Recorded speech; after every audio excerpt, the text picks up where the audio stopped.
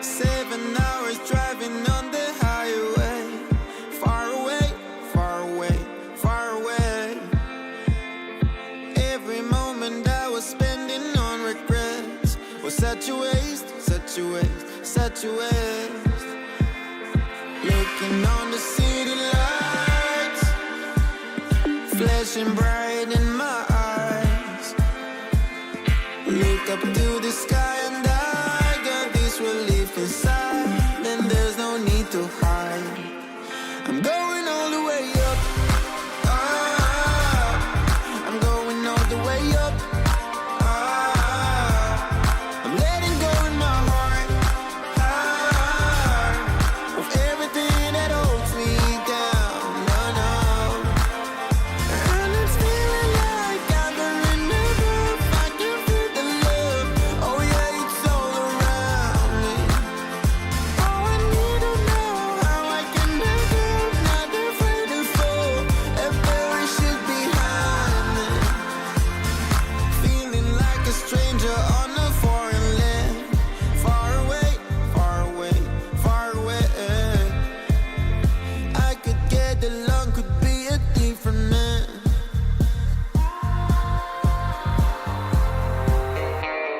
Looking on the city lights, flashing bright in my eyes.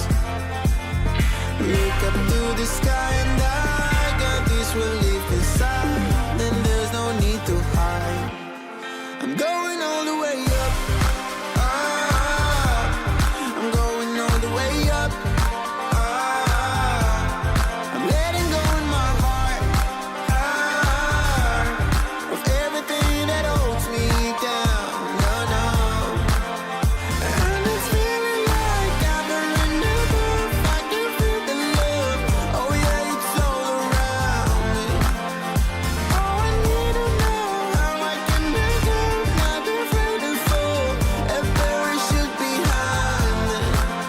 It's a clean slate. Got a reason. The horizon is closer than it was. I will be there if you need me. I believe that we can grow. It's a clean slate, got a reason. The horizon is closer than it was. I will be there if you need me. I believe that we can grow. And it's feeling like I've been enough. I can feel the love. Oh yeah, it's all around me. Oh, I need to know how I can make up. Not afraid to fall. A parachute behind me.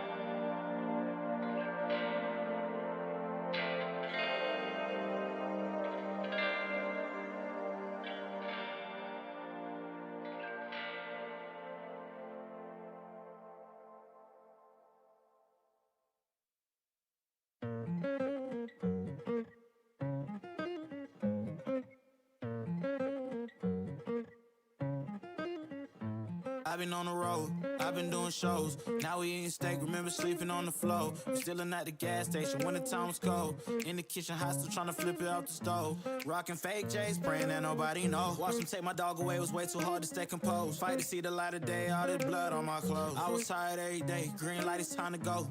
I don't wanna live life fast or die too young. Die too young. 100 miles per hour, I might crash, cause the good die young. Yeah, the good die young. Push it to the limit, I can't go no more. Red light, no way, I'm coming back home. Long dirt road, all on my own. I'ma be the greatest, write my name in the stone. Write my name in the stone. Yeah, I'm coming back home. Yeah, I'm coming back home. Write my name in the stone. Cause I'm coming back home. Cause I'm coming back home. Right back where I left because I know my people needed me. Diamond in the rough, I don't know what it is they see in me. Go down as a legend in my city cause we beat the streets. Trying to spread the wealth around the block, no I can't keep from me. Told me I should leave. I see the bigger picture and it's way bigger than me. Can't be living like a king, but my people need to eat. If I got it, then you got it, we gon' get back on our feet. And I put that on me. I don't wanna live life fast or die too young. Or die too young. 100 miles per hour, I might crash cause good die young. Yeah, but here I come. Push it to the limit, I can't go no more. Red light, no way, I'm coming back home. Long dirt road, all on my own. I'ma be the greatest, write my name in the stone. Write my name in the stone. Yeah, I'm coming back home.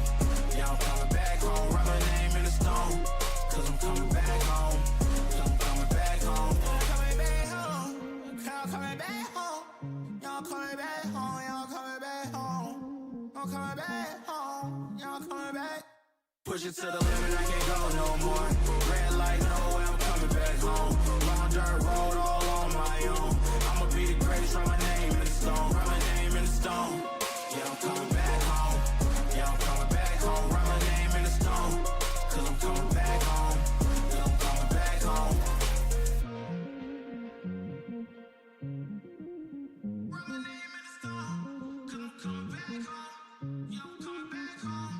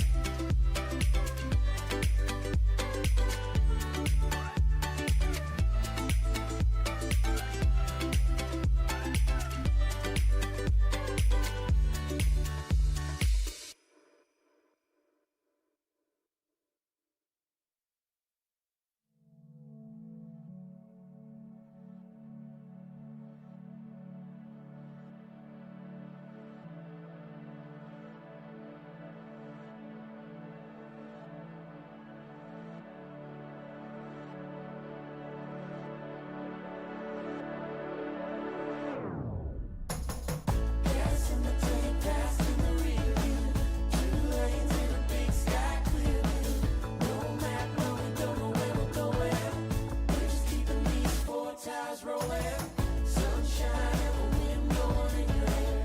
I don't care, baby, you can take me anywhere. Pedal down, hearts racing to 100. All we gotta do is keep the engine running. Oh, let it wind, let it curve, every now and now, singing love to a summertime song on the radio dial. You and me is all we need, soaking in a little wild and free. No love, we don't know where we're going, we just wanna get going. Hey, we don't know where we're going, we just wanna get going. We don't know where we're going, we just wanna get going. Stars on the moon on our side, going past that welcome sign. So breathe it in, baby, close your eyes tonight. The stars on the moon on our side, going past that welcome sign. So breathe it in, baby, close your eyes tonight. Oh, let it wind, let it curve, every now and now, singing love to a summertime song on the radio dial. You and me is all we need, soaking in a little wild and free. No love, we don't know where we're going, we just wanna get going. Hey, we don't know where we're going, we just wanna get going. We don't know where we're going, we just wanna get going. We don't care where we're going, we just wanna get going. We don't care where we're going, we just wanna get going.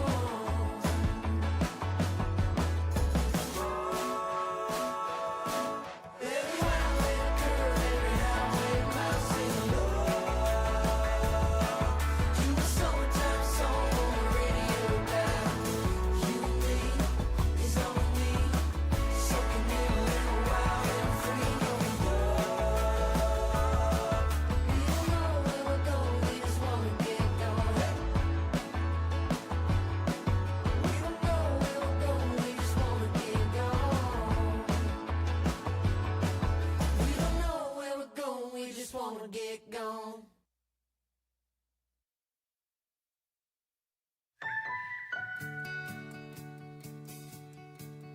The road ahead, it twists and turns, and the sun it beats down and it burns. But I keep on pushing through. And every step quicker than the last, my feet tread down this beaten path, and I keep on pushing through. 'Cause I get up,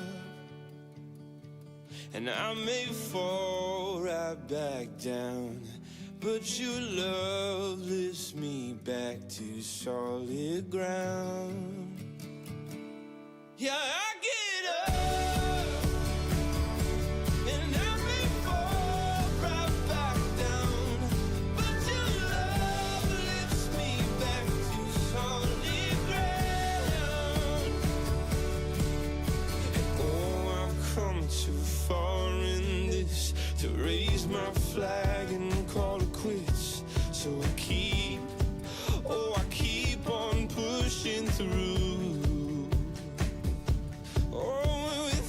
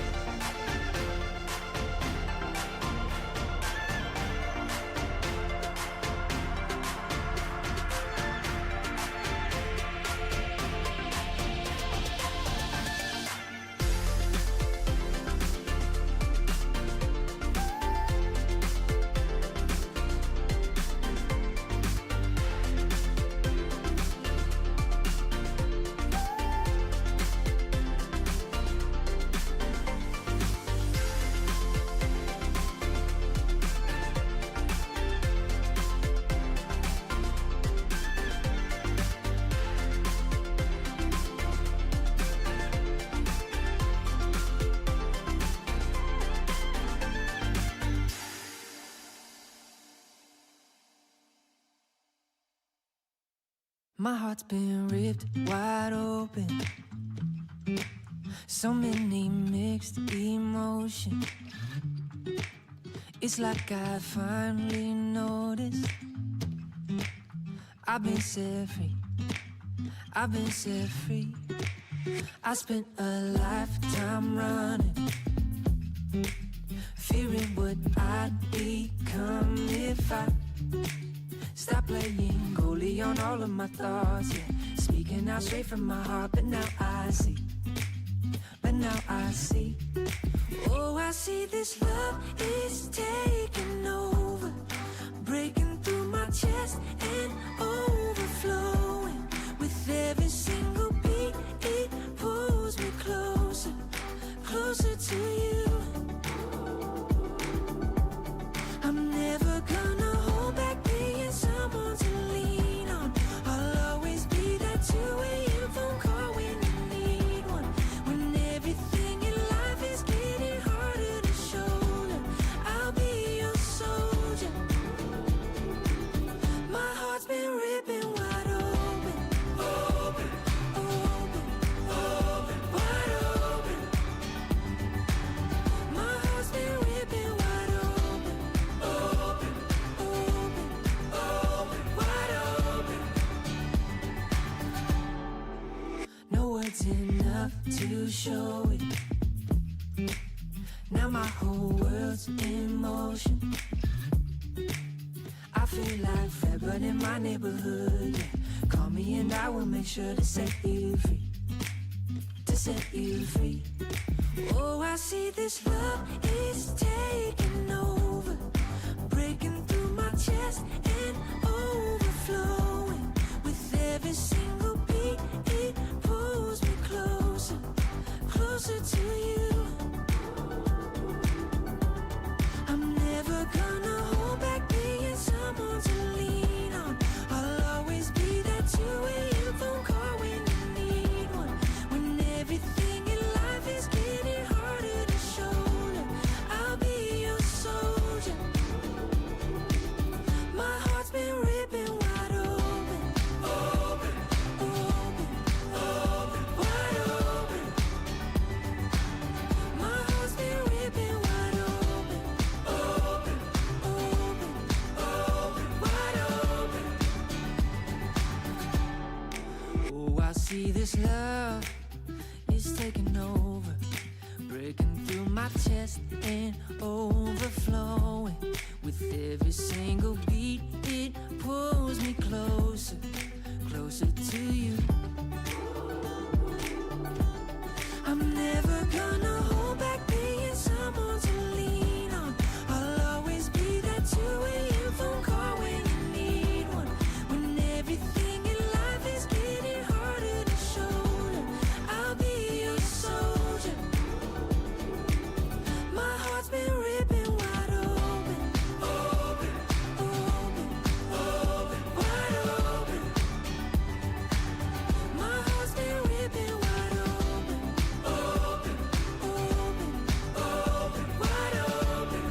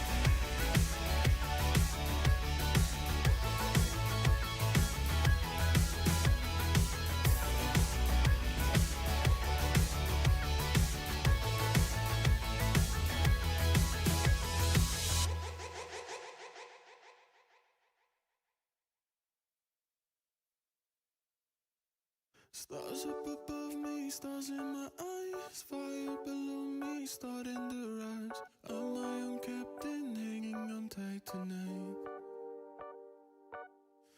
Pointless to try and turn back the time. I've never been this old in my life. Load up my spaceship, tear through the sky, I might leave regrets and wishes and hopes and bets and wondering what would happen. Think I'll leave it all behind. I don't wanna wake up and let my dreams die. This moment I'm making mine. Don't tell me I'm wasting time. I'll show you what I'm made of and give my dreams life. I'll put it all on the line, just like I'm young, wild and alive.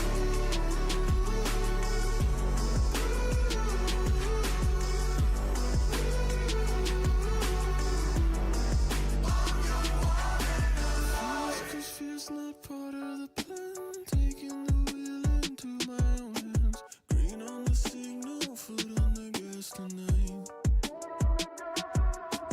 If I want to, I'm never there.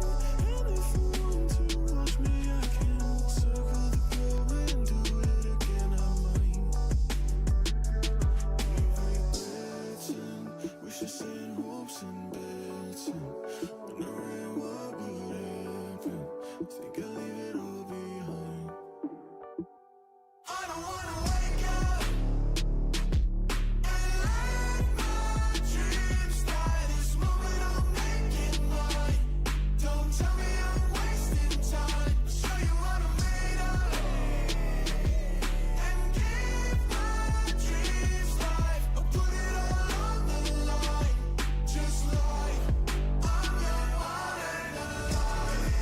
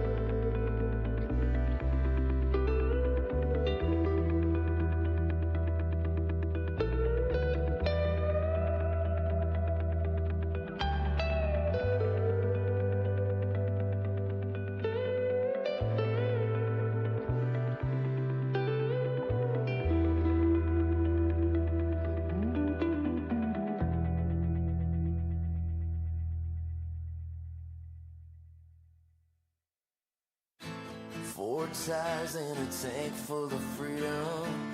Threw my worries out the window, who needs them? Exit sign flying by on a Friday night, going fast. Wasting gas never felt so right. Slowing down feels like we're giving up. Full moon, left foot, can't get enough. Pull off, find the exit on the interstate. Take a 2-way, 2-lane getaway. Drive till my heart starts beating. Windows down, wanna feel that feeling.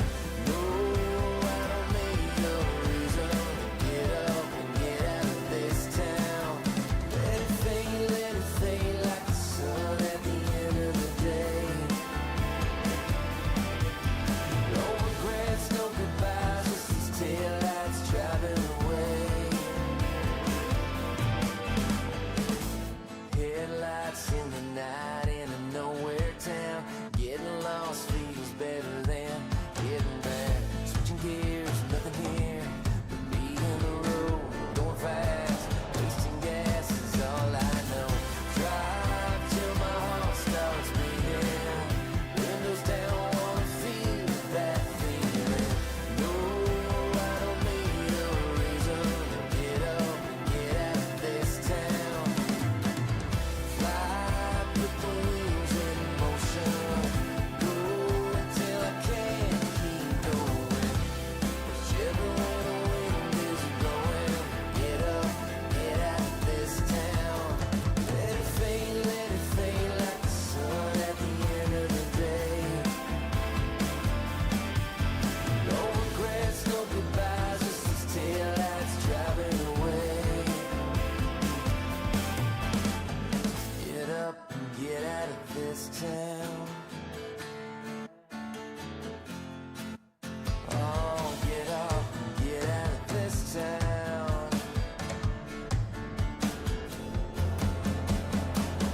Drive till my heart starts beating. Windows down, wanna feel that feeling. No, I don't need a reason to get up and get out of this town. Fly, put the wheels in motion. Go until I can't keep going. Whichever way the wind is blowing. Get up, get out of this town. Let it fade like the sun at the end of the day. No regrets, no goodbyes, just these taillights driving away.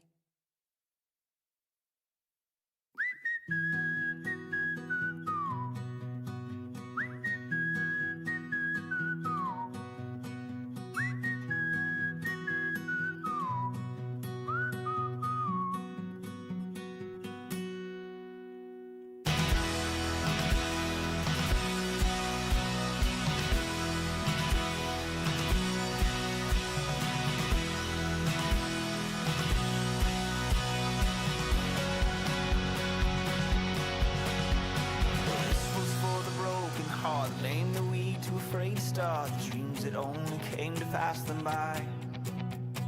Here's to the broken man who stood and walked when he heard you can't. 'Cause it shows me that faith is more than sight.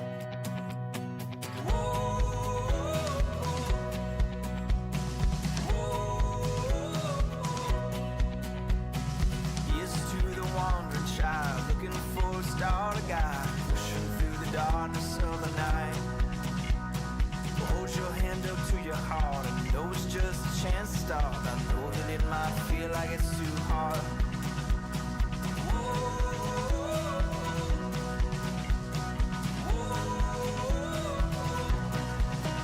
Oh, love is where you are. Just know that love is wherever you are. It will never be too far. Oh no. Oh, love is where you are. Just know that love is wherever you are. It will never be too far. Oh no. Oh, raise your voice to sing along. This is not the time to watch. We're grab a hand and make this day our march. Pulling down the walls we cross, fighting through the wars we lost, looking for the day when we have won.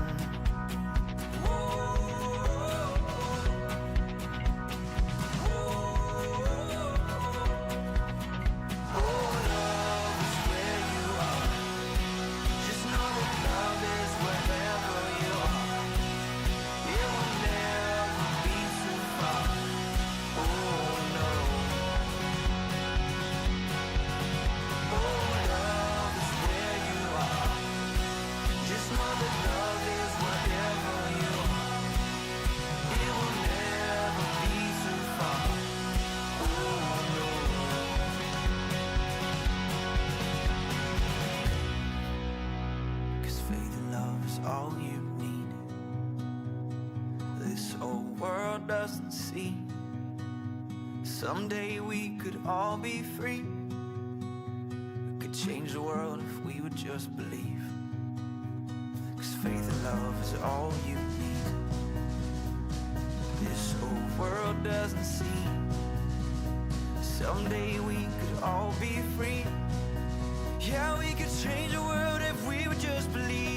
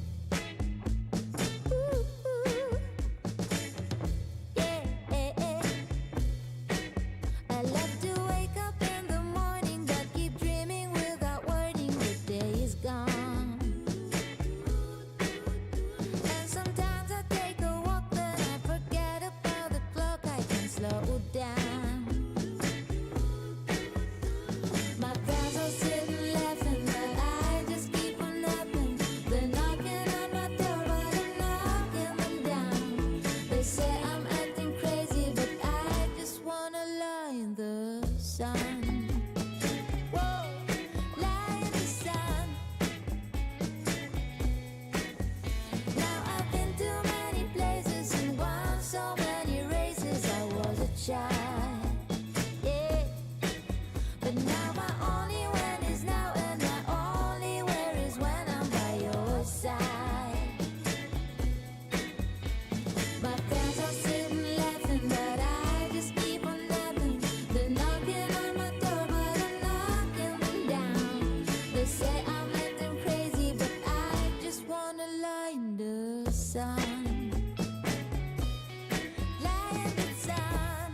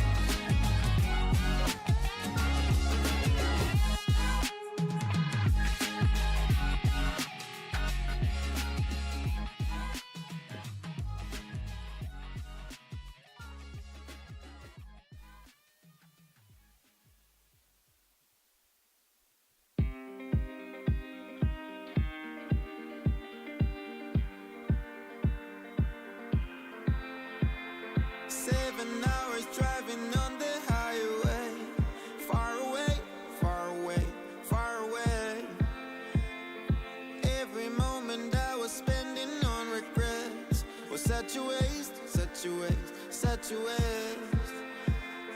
Looking on the city lights, flashing bright in my eyes.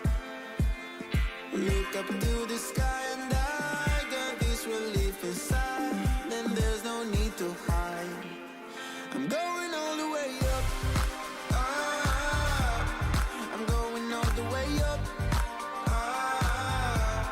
I'm letting go in my heart, heart, of everything that holds me down, no, no.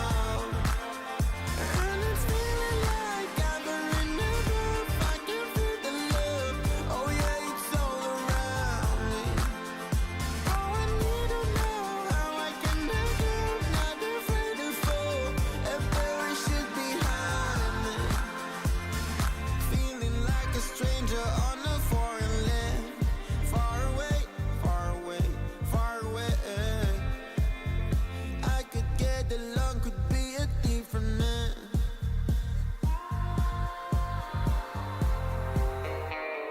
Looking on the city lights, flashing bright in my eyes. Look up to the sky and I got this relief inside. Then there's no need to hide. I'm going all the way up, up. I'm going all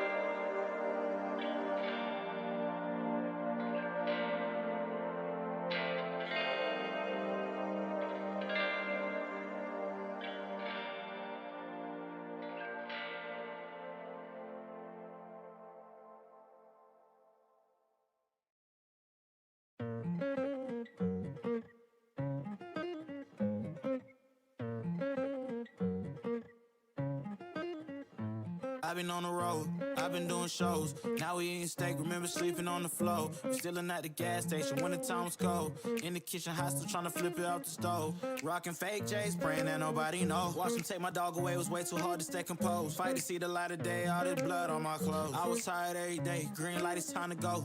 I don't wanna live life fast or die too young. Die too young. 100 miles per hour, might crash, cause the good die young.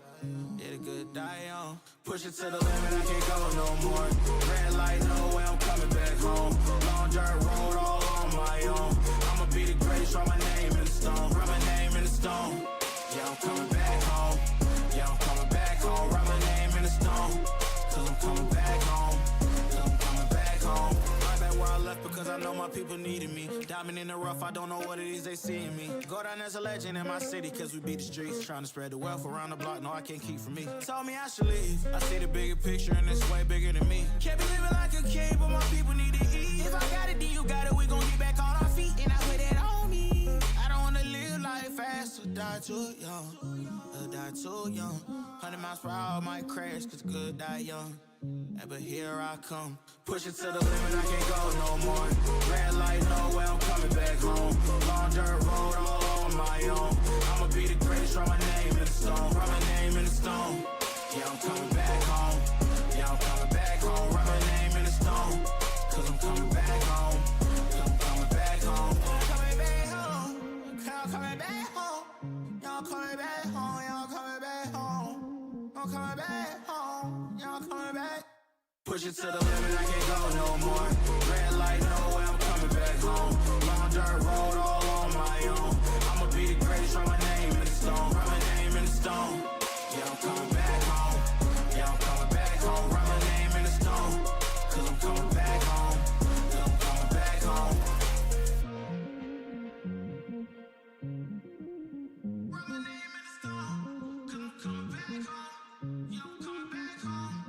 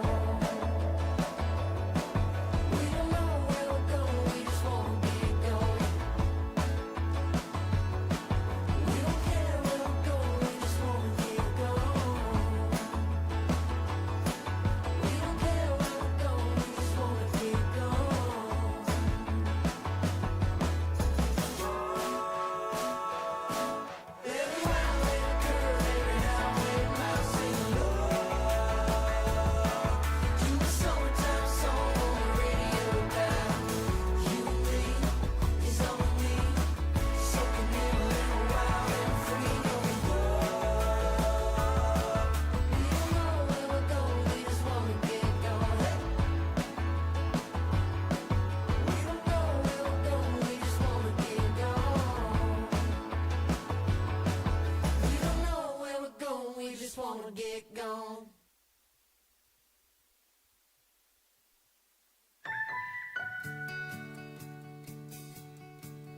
The road ahead, it twists and turns, and the sun beats down and it burns. But I keep on pushing through.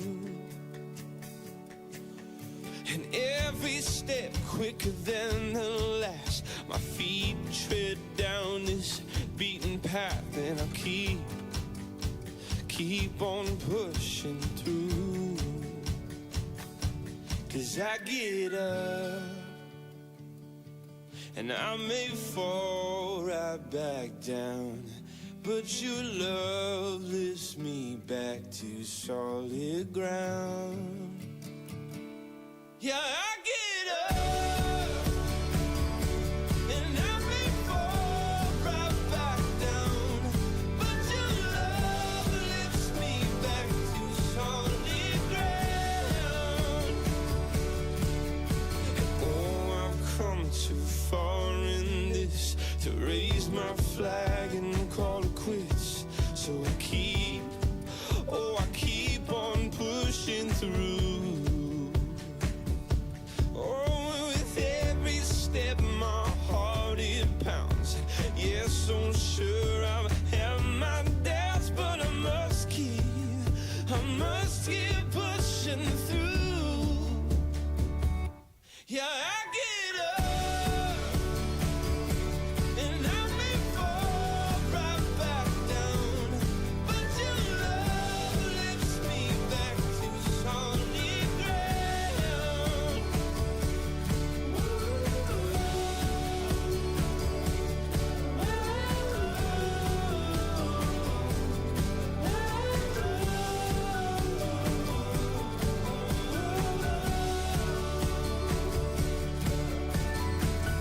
I keep on running from the things I don't understand. I'm chasing down the reasons, answers for what makes this man.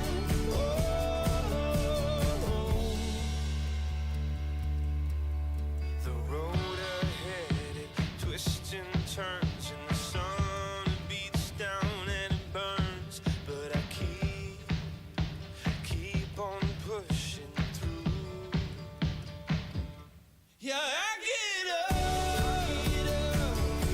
and I may fall right back down, but your love lifts me back to solid ground. Love you. Yeah, I get up and I may fall right back down, but your love lifts me back to solid ground. Oh,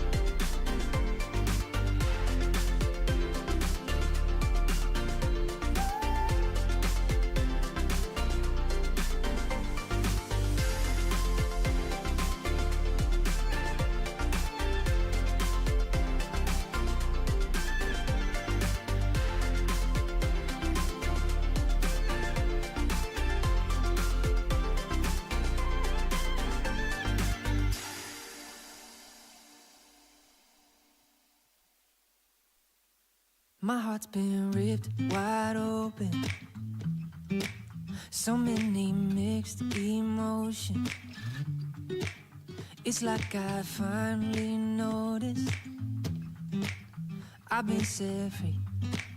I've been set free. I spent a lifetime running, fearing what I'd become if I stop playing goalie on all of my thoughts, yeah. Speaking out straight from my heart, but now I see. Oh, I see this love is taking over, breaking through my chest and overflowing. With every single beat, it pulls me closer, closer to you. I'm never gonna hold back being someone to lean on. I'll always be that 2 a.m. phone call when you need one. When everything in life is getting harder to shoulder, I'll be your soldier. My heart's been ripping wide open, open, open, open, wide open. My heart's been ripping wide open, open, open, open, wide open. No words enough to show it. Now my whole world's in motion.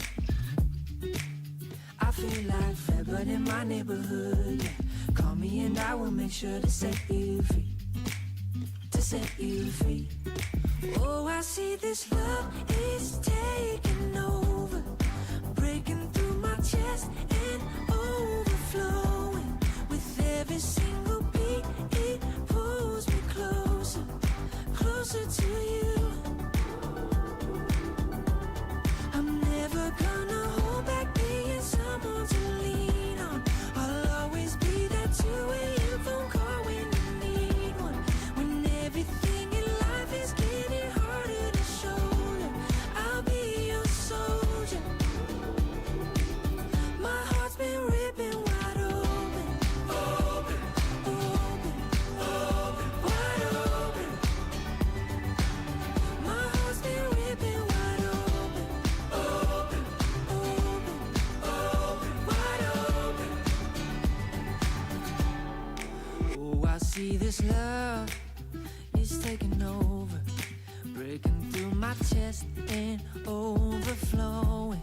With every single beat, it pulls me closer, closer to you. I'm never gonna hold back being someone to lean on. I'll always be that 2 a.m. phone call when you need one. When everything in life is getting harder to shoulder, I'll be your soldier. My heart's been ripping wide open, open, open, open, wide open.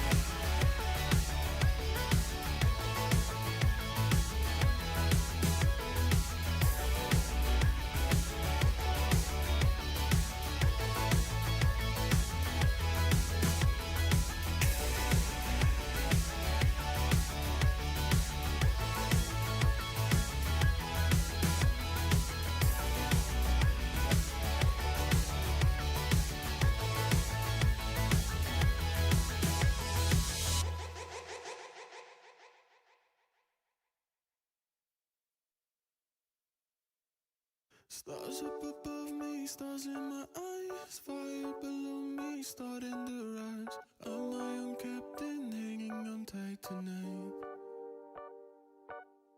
Pointless to try and turn back the time. I've never been this old in my life. Load up my spaceship, tear through the sky, I might leave regretting, wishing, hopes and bets, and wondering what would happen. Think I'll leave it all behind. I don't wanna wake up and let my dreams die. This moment I'll make it mine. Don't tell me I'm wasting time. I'll show you what I'm made of and give my dreams life. I'll put it all on the line, just like I'm young, wild and alive.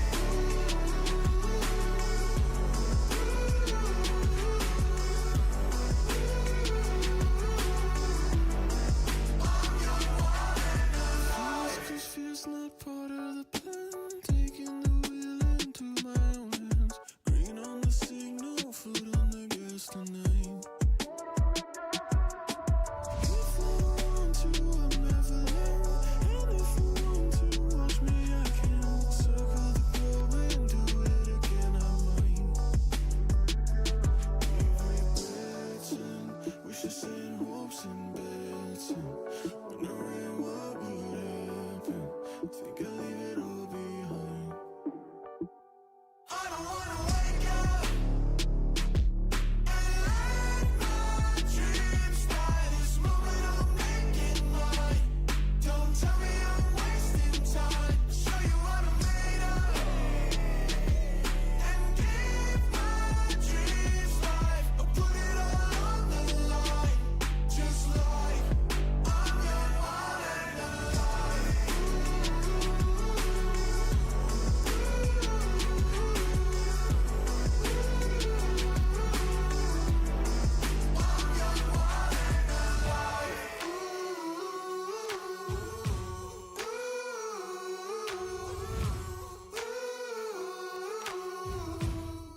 I'm young, wild and alive.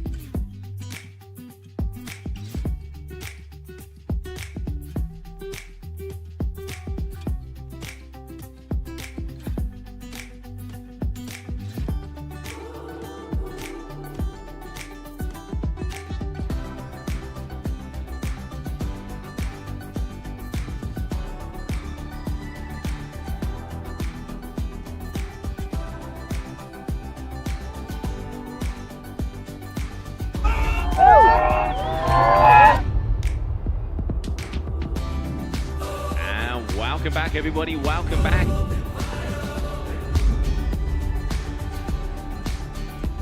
World champions will be crowned, legends will be made. This is going to be epic.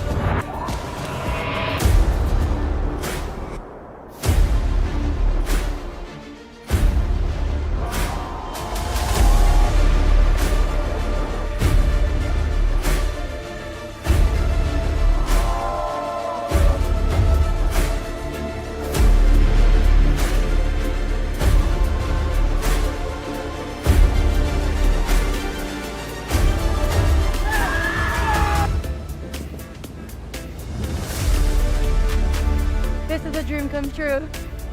And let's go for the next one.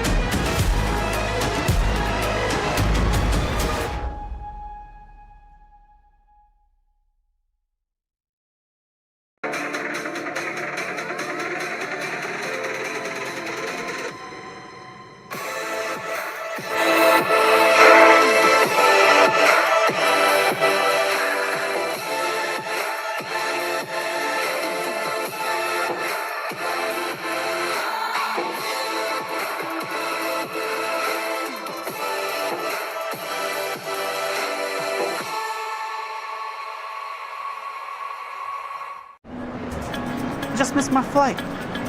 Didn't do it on purpose. Yeah, don't worry. I'll keep it safe. Okay, bye.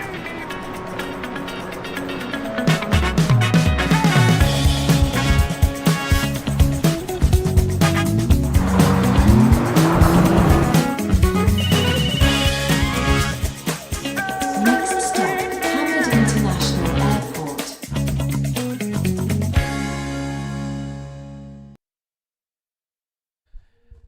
And good afternoon, everybody, and welcome to Dunkirk here for the first event of the freestyle season. I'm Josie Ashler, and joining me, Yuri Zhu. Yuri, good afternoon, mate. Good afternoon. Happy to be back again on tour after a while.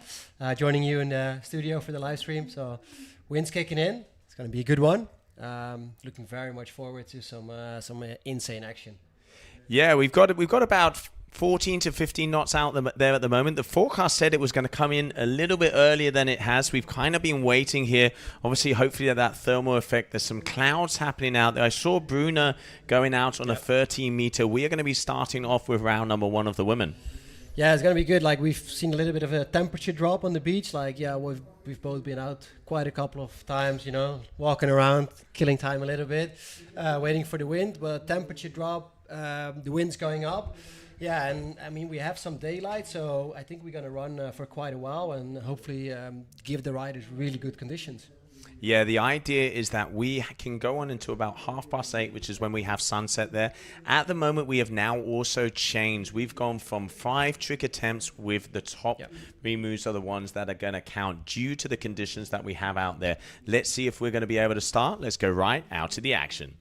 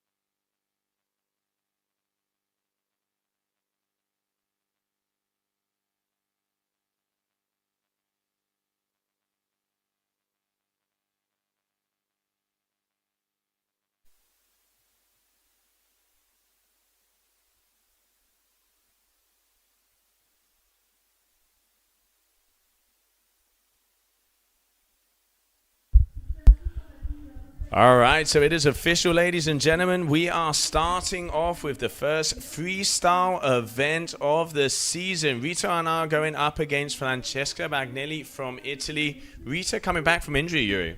Yeah, she's back, and she's super happy to be back. And directly first heat of the event. Well, basically the first freestyle heat of the year.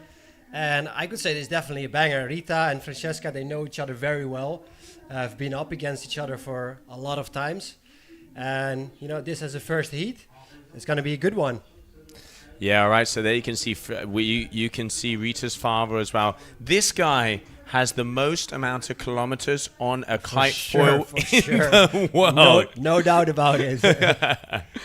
he definitely takes whatever wind he could get. He gets out there and he's riding.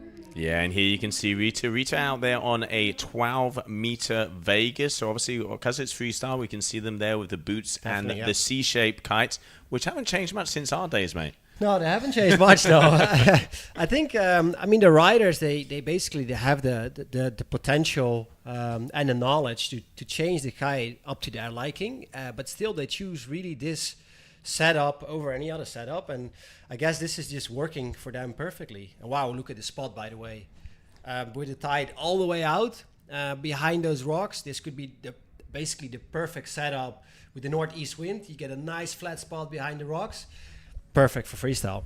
Yeah, looking good. Obviously, we're coming to the, let's say, the middle of the afternoon. We've got light here until about 8:30. So we've got about 9 hours of competition. As we mentioned before, they're going to have the top 5 scores. Yeah. Only their top 3 are going to be the ones that is going to count. Normally, we have 7 attempts with the top 4 moves going in. But obviously, as we're coming to, let's say, the final 2 days of competition, decision has been made to squeeze it in a bit, which... I guess for some athletes is going to be an advantage. For some athletes, not so much of an advantage. But obviously, round number 1 of the competition, one thing is that for sure, that nobody goes home. Yeah, nobody's losing in the first round, so that's definitely a plus.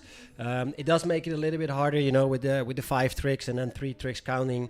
But yeah, what you said, nobody is losing. So it's just about your sheeting, where you're going to be in the next rounds. So yeah, 5 tricks. Yeah, we've had it back in the days, quite a lot of times. Exactly.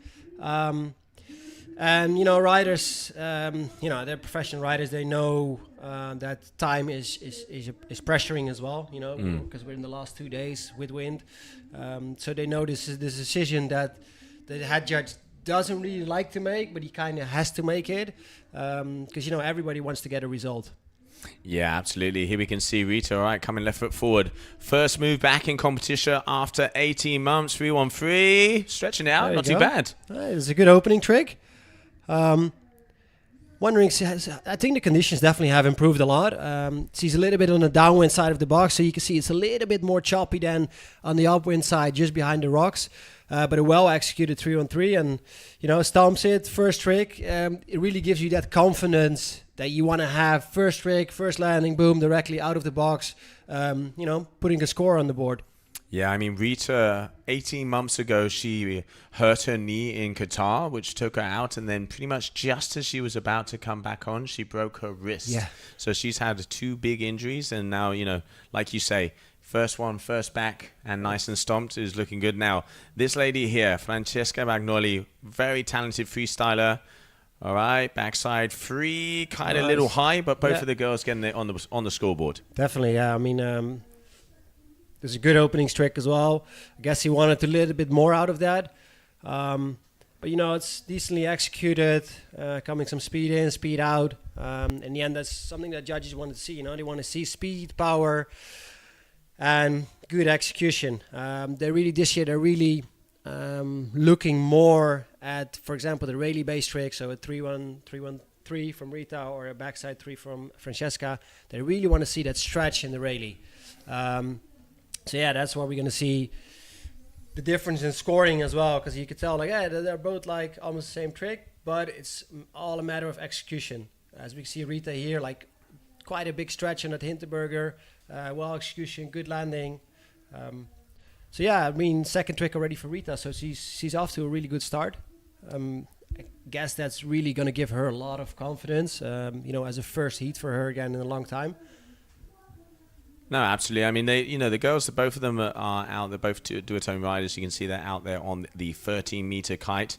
One of the things that it's about 5 o'clock when the tide switches, and at the moment, as it is going to low tide, the current goes to the left, so it goes all the. Let's say it doesn't help them because it's taking them even further downwind. When that tide switches around, the current starts to go the other way, so it may be a little bit easier for them to stay outwind. But hey, so far 2 for 2 for Rita. We call her Miss Consistency, so it looks like she's still got that name. But Francesca here, left foot forward. What's it going to be? All right, maybe looking like an Esmo. Oh, nice. Gets the landing. I will say kite high. Yeah, kite high. Not as high, I think, as she wanted to be. I think she rather has a little bit more wind. She has a good speed in, but doesn't really get the height out of it. Does stop the landing. Not sure if she was really happy with that. I think she really wanted to, have a little bit more wind, go a bit higher. But yeah, so far, the conditions are only going to improve over the next couple of hours. The forecast, we're a little bit later than what the forecast said, but it is filling in. It's supposed to go up all the way until sunset. So we are on a good track, and hopefully we can run as many heats as possible. And then we run the rest of the heats tomorrow. And tomorrow the forecast actually looks, prime conditions. Yeah, and we had a little chat with our head judge, Alvaro Nieva, not so long ago. Obviously, what are they looking for? What is kind of the judging criteria that we've got down here?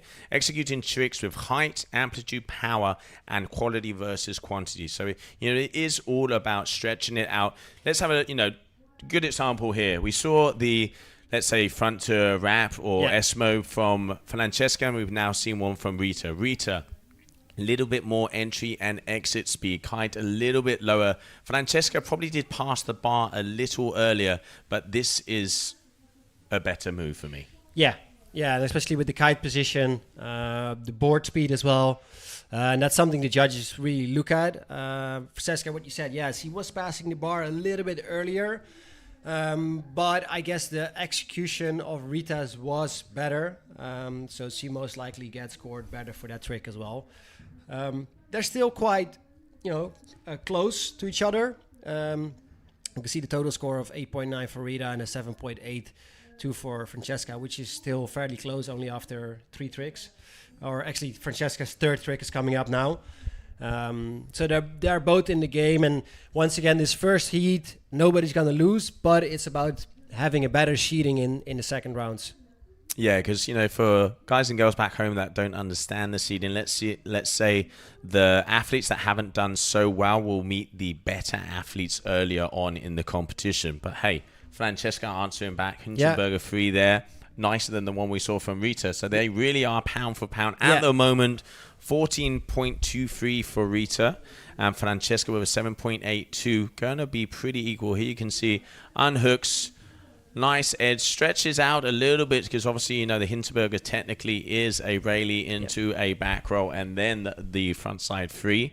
Kite a little higher, but I guess it's going to come down to the wire for these two girls. I mean, they're both 3 tricks back to back, all landing them, all pretty consistent. So far, nothing crazy yet. But yeah, what we said before as well, it is the first round. So sometimes in the first round, you don't want to get too much fireworks. Get warmed up. It is a heat where you're not going to lose. So it is a perfect heat to try things as well. Just to get confident, get to know the conditions. Little combo there. There we go. All right. S-bend into a back to blind. Yeah, back to blind, yeah. Yeah, nice there from Rita. S-bend into a Rayleigh to blind, excuse me. But yeah, just I reckon she was maybe going to be going for the hard attack, but now adding the combo in, mixing it up, and like you're saying, Yuri, it's getting loosey-goosey, kind of getting ready in the water one more time. Here we can see the drone with all of Dunkirk there in the back. Dunkirk, the club here, the Dunkirk Fly Surf Club is the first kiteboarding club in the world from 1999. That's why it's called Fly Surf, because before kite surf was kite surf, it was called Fly Surf. Oh, no way. There we go, a little history lesson here. A little bit of history. So obviously, we've seen some of the greats come out from these bitches, and then also, the World War II, Dunkirk has such a huge history in that. So, a lot of history down in these waters, but both of these girls very, very close. But it is the Spaniard, Ana, at the moment in the lead. Left foot forward here for Magnoli. Let's see what she's got. We're going to see those combos. We're going to see them more and more as well. Judges really liking them. It's also a matter of the execution on the combo. So they really want to see you land the trick and you go straight into the second trick. Francesca is not entirely happy about the conditions yet. It seems like she has the power, but what Joe said before, with the current going with the wind, it makes it a little bit harder. So sometimes you feel that power, but it doesn't give you, the grunt, the pop that you want to have. So hopefully when the tide turns around, current going into the wind, it's going to give the riders that little bit of extra boost to pop. All right, so having a little look at the scores here, it does look like Rita Naz is still in the lead. Athletes, they have about 45 seconds to 1 minute to be able to perform that maneuver. Obviously, that isn't down to the second. Judges are going to be a little lenient out there because conditions are challenging. So they are, obviously, if they see, but you can't go out there and mow the lawn. If you're just going back, forth, you will be what we call tricked out. Yeah, so now, like Francesca before, she didn't really have the wind. As we said, the wind is filling in. So it's not 100% yet, but it is good, but not there yet. So she's taking her time a little bit longer. So she does 2 tags. And there she does another trick. She's trying to get into that combo. Right, but that's actually a fairly good example of a combo that, she does a trick, the Hinterberger. She lands. You see, she wants to go, but she doesn't have the right landing, the right power, the right speed in order to take off again. So if she would have done a trick, I'm not sure if the judge would have actually counted that as a combo. Yeah, you kind of, like you said, you yourself were one of the first guys to actually start putting the combos into the mix. It is all about landing pretty much with the same amount of speed. So it does look like a combination, not one move, a little chill into another. Exactly, yeah. So I'm really happy actually to see the combos coming back again. So I really hope the guys are really performing some crazy combos out there, and I think it's for the show and for the riding, and it's definitely a big plus. So yeah, hopefully we're going to see some big combos there, and it's nice to see that the girls are pushing them as well. All right, Rita also going for yet another Hinterberger. So obviously trying, I think she's going to be trying the same thing as Francesca. So that's going to be a good example. Yeah. Even she took longer than we expected going straight into the replay. So that shows that would probably not be counted as a combo. No, she's really pumping to get going again. So yeah, technically that's, so there's no space or time to it. So what does count for as a combo? But you can clearly see that she's pumping, and then she's trying to take off. So that just, it doesn't reflect as a combo. A combo needs to be full speed landing, boom, straight into it, and your next trick. That would be a combo. And there we can see, obviously, let's not forget that we have the live scoring. If you want to go check out the live scoring, go to www.gkakiteworldtour.com/live, and you will be able to see those numbers that we can see here on the top left-hand corner. One of the really cool things about this live scoring is that the caddies, friends or families that are on the beach can tell the athletes, hey, you need to get a groove on, or hey, you can chill. I think it's some athletes like it, some athletes don't want to know. What kind of athlete were you, Yuri? Did you want to know exactly what you had to do, or was it kind of like, hey, you're behind or you're in front? Well, I was always a kind of athlete that I wanted to show what I was capable of, and I was doing that in the first heat, in the second heat, all the way whenever I made it up to the final. For me, it was just showing what kiteboarding for me is all about. So I would just show everything I got.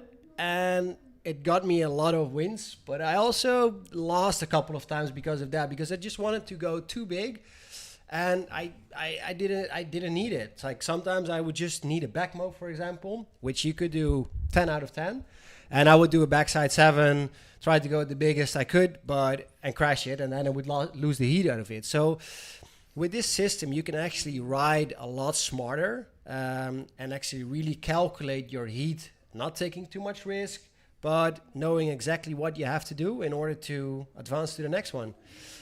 Oh, you can see a really well executed combo, actually. I mean, the wind is still light, so that really makes it harder.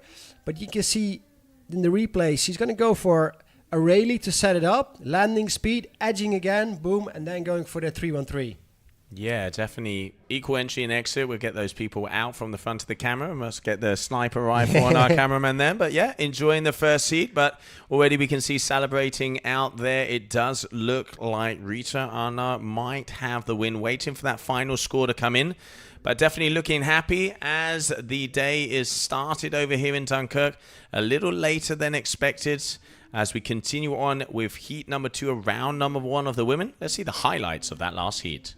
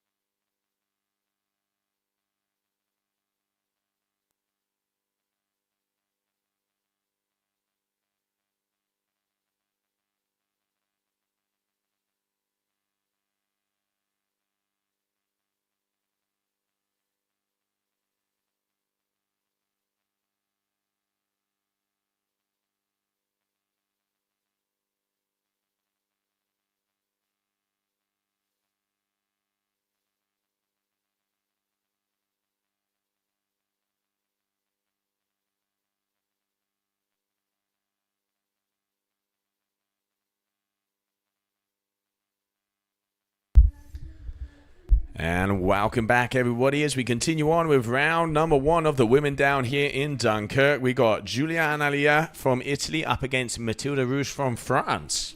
There we go. I think two young girls, I guess, new to the competition. So yeah, hopefully they're gonna put up a good show here in the second heat of round 1. Yeah, we've already seen that it is official that it was Rita who took the win in that heat number 1. So she's going to be happy coming back and back on top. Directly with a win. Yeah, and here we have also Julia getting ready out there with the red lycra. Only 2 athletes in the water for this round number 1. And then we're going to move over to round number 1 of the men. 3 athletes in there. And as we mentioned before, 5 trick attempts, top 3 moves are the ones that are going to count. Over rotating and saying hi to Sebastian there.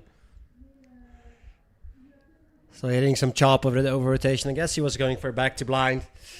Back to blind is always a little tricky when you hit on your takeoff. If you hit a little chop, it sometimes over rotates you, and there was a typical case here. There we have Matilda with the French coach Nico Damas.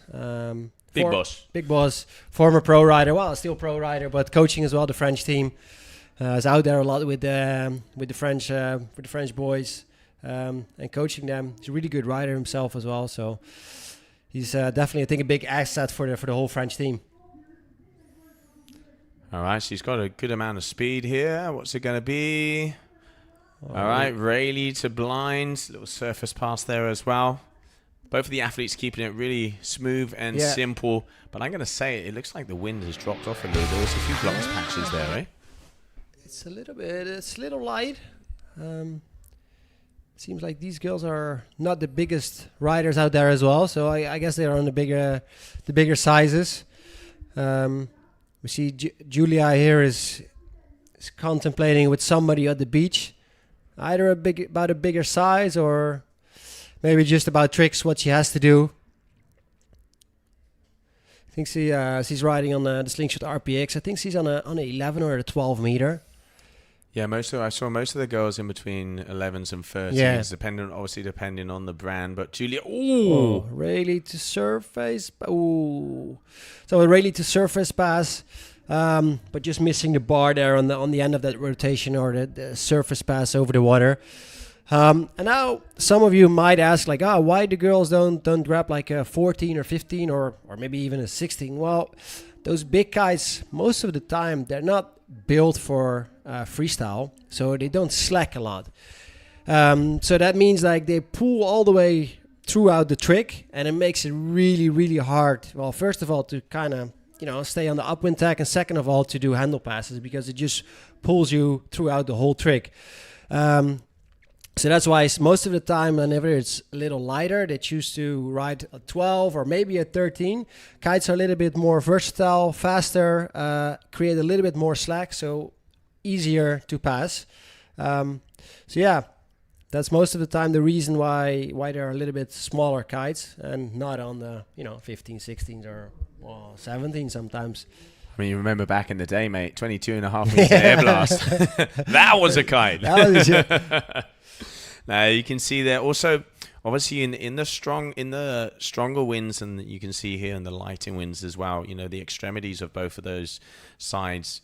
Some kites work better than others, and especially when the wind is really light. One of the downsides of it being a kite that pulls a lot is exactly what Yuri's saying here, is it doesn't have the slack. So we can see on some of the lighter athletes, it's hard for them to be able to edge against the kite to create kind of that little slingshot where it can slack out. And as soon as they go to pass that bar, the hand just goes to the sky and not be able to get it behind their back. And it's kind of one of the things you do see when the wind is light. And there we can see some of the organizers running around. And that man in the half green Qatar logo there, our race director, Rui. Rui also one of the boys from Down Under. Back in the days, yeah.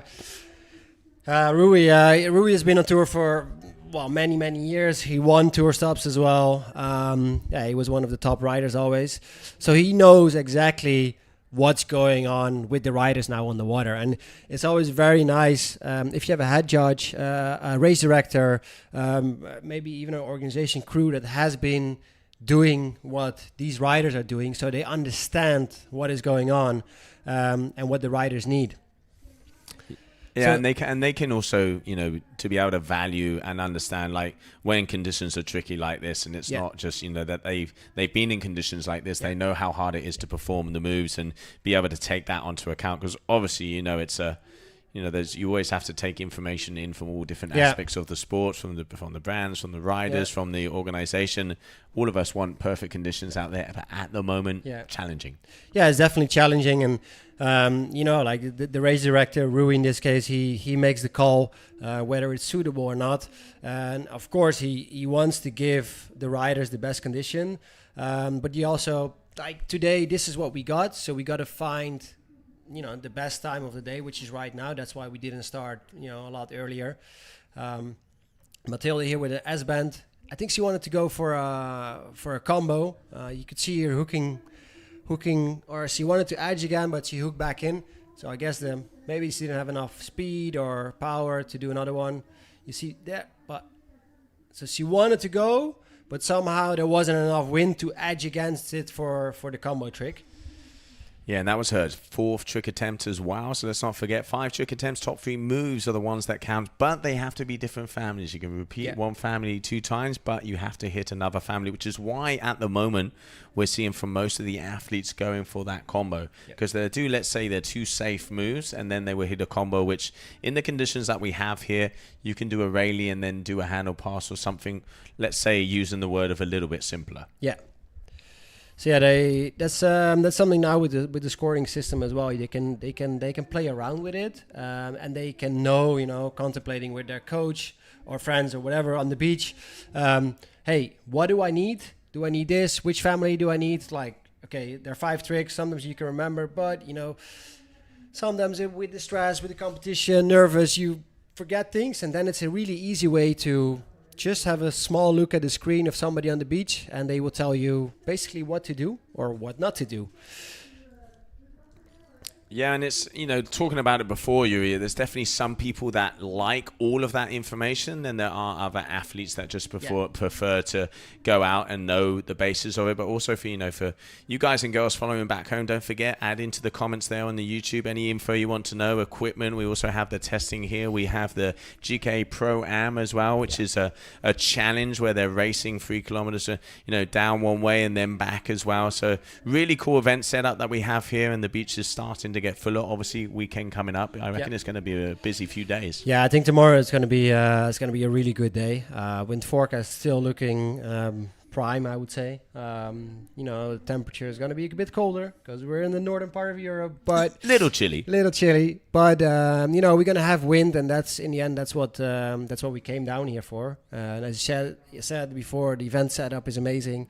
We had a really big and good testing area with a lot of the brands involved. So yeah, if you're around, come down here, have a go on the latest gear, and have a subscribe for the Pro-Am challenge as well. It's always a fun one.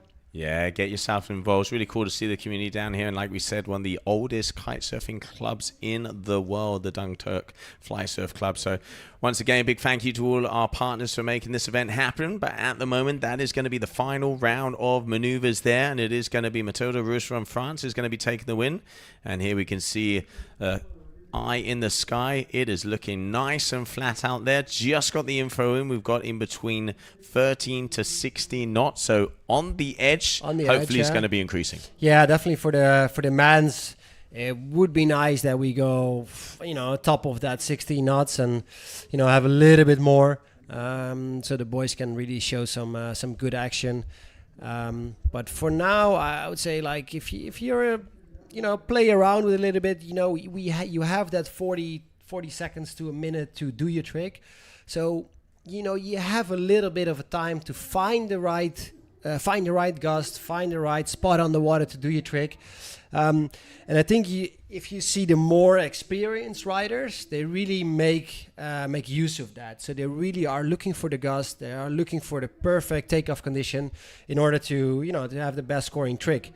You could say like 40 seconds. It might not sound a lot, but once you're out there, it's a fair bit of time. Yeah, and also, in the end, competition riding isn't like free riding. Oh, you do have to, it's 2 different animals, and you see it both, on the riding styles and, the athletes that are on the water. It is very important to know and play the cards that you have dealt to you. You know, Definitely. like conditions out there, you want to think of the maneuvers that you can do when you don't have that much power. Here we are now moving in and continuing round number 1, heat number 3 of the women. So let's see what is going to be going down. Julia Hackinson, Niels Balbinot, and Estefania Rosa from Kumbuko. There we go.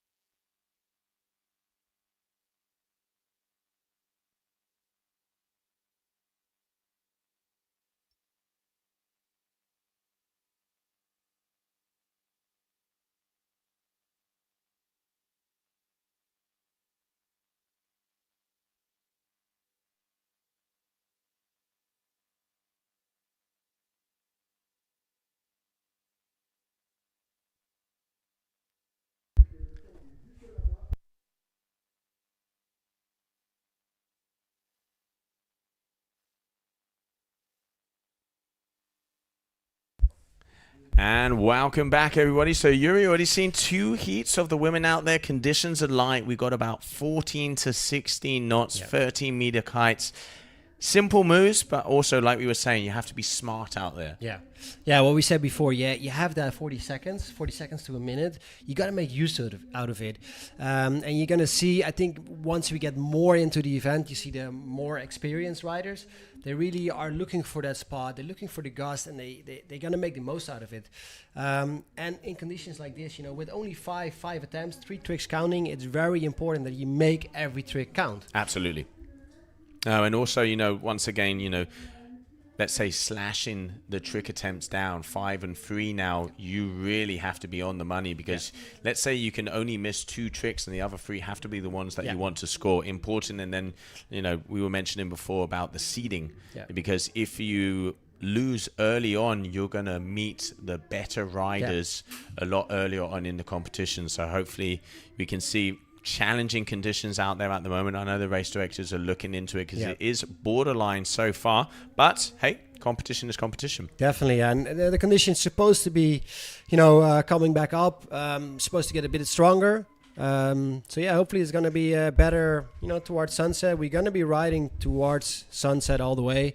Try to ride as long as possible. And we've started with this 3rd heat already of round 1, and we have 3 girls in there. We have Julia from Germany, Nais from Italy, and Estefania from Brazil, which we can see actually on our screen right now. Yeah, Stefania, local from the Kawipi Lagoon, and with moves like that, you can definitely tell she uses that lagoon quite a lot. That looked like a big, backside one, I would say. Yeah. Looked big from the top. I think she has a good amount of speed, has a good takeoff, nice rally, stomps the landing. Good enough for me, I would say. I would be like Mr. Potato with that one, mate. That's yoga. That's yoga right there. But yeah, making the land in there. So unfortunately, Nai's missing her first attempt. So this is the round number 1. It was a heat number 3. And here we are going to be seeing going out one more time is Julia. She's got a 3.10. So in the lead, it's going to be pretty even up with Estefania. All over rotating there a little bit. Same thing as we saw one heat earlier, you know, on a back to blind or KGB. She over rotated a little bit, wanted to go, but you know, once you're in that over rotation on the KGB, it's really hard to get back and land that trick. So this you see sometimes when the kickers aren't really lining up with the wind. You see this happening quite a lot. And then it's very hard to make something out of it. And we here see Nais in the red lycra, riding for Nash kiteboarding, going out. You can see they're all behind. She doesn't go too far out. She's turning back in, so they're all behind that rocks, playing in that flat water. Now trying to go really far back upwind again. And staying in the flat water. As you can see, she is taking her time. She does not attack. Now she's going out. You know, you can do 2, 3 tacks, but at that point, you know, time is start running out slowly, and you got to do something, which she's doing now. Nice, really stretched out, going for that backside 3-1-3, but missing out on the bar, and unfortunately not scoring her second trick as well. So next up in the blue lycra again, we Estefania Rosa, currently leading this heat with the 3.57. So yeah, hopefully, I think she is definitely in here to get a good result and try to win this heat, get a good seeding for the next round. Yeah, she's taking her time. I think she's on a big kite as well. She seems like she has some power. She is on the F2, the black kite, you can see from the top. Moving out, right foot forward. There she goes, taking off. Oh, has been too blind. Oh, I'm just missing out on that bar on the landing. That would have been, that's a shame, because now, you know, she has another three trick attempts left, but already, you know, crashed one, so... For Nais is the same thing. It's you know, those first kind of tricks you really wanna get in the bag, get some scores on the board, try to take an early lead in the heat, because that gives you a lot of confidence as well. Once you get the tricks in, like the first heat we saw with Rita and Francesca, you know, they're both putting down the scores back to back, keeping the heat with the total points close to each other, and then the difference is being made towards the end of the heat. It gives you a lot of confidence. That confidence you can use to, you know, to throw bigger tricks at the end of the heat. White lycra, we see Julia back to blind, fortunately crashing that again. The first attempt she was over rotating. Now she did the rotation right, but she crashed on the landing, on the blind landing, and missing out on that bar. So unfortunately, that's a crash for her. Going straight back in, red lycra, Nais from Italy.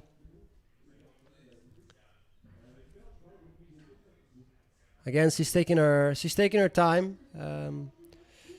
to find a good spot. You can see on the left side, you see a little bit more chop because it's coming around the big rocks, and inside of those big rocks, it's a nice flat spot. That would be my preference to do the tricks as well.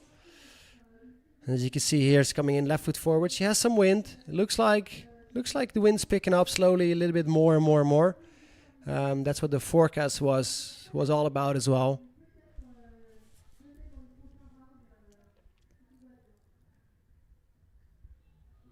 It's a really long and flat beach here in Dunkirk. So once the tide is coming up, it creates a really nice flat part as well. Oh, I think she wanted to go for that back mope here. Just missing out, so it's a back to toe side. She is putting some scores in. I guess it's not really the scores he wanted to put in, but currently see that will be enough for her to take the second place. Back to Estefania again. You can see the current a little bit on the outside as well, so they're trying to stay in, and I think slowly the current is starting to change as well. So the current is coming from the south, going to the north, and that's going into the wind. So that is definitely going to give them a little bit of an extra push, because the wind, it is coming in. It's still on the light side, but it is definitely coming in. So hopefully by the time we get to the men's, we got to get more, and they're going to do some good stuff. That's what we want to see.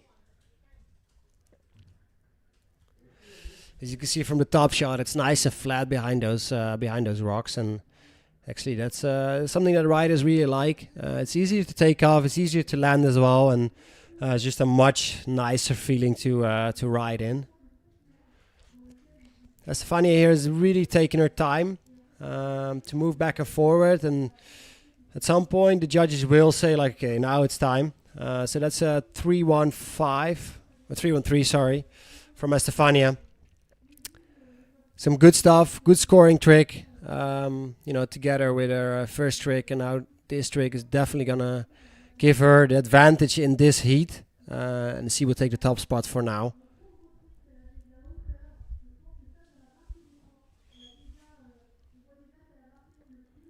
So we have a few more attempts left in this heat. And so one of the reasons why we went from 5 or 7 tricks to 5 trick attempts is because of time. As we said before, the wind started a little later. We were hoping that we had a 2 o'clock start today. But that was a 4 o'clock start. So that pushed us back a little bit with the timing. So that's why we decided to, or not we, the judges, the head judge decided to move the trick attempts from 7 to 5 in order to shorten the first rounds in time. So we have enough time to completely finish the event by tomorrow.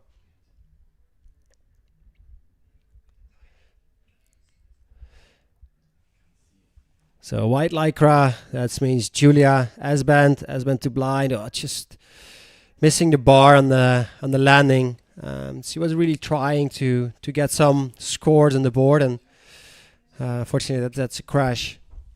But once again, this is first round for the ladies. Even if you win or lose in this heat, nobody's going to be kicked out of the event. So they all have a second chance. It's just a matter about sheeting.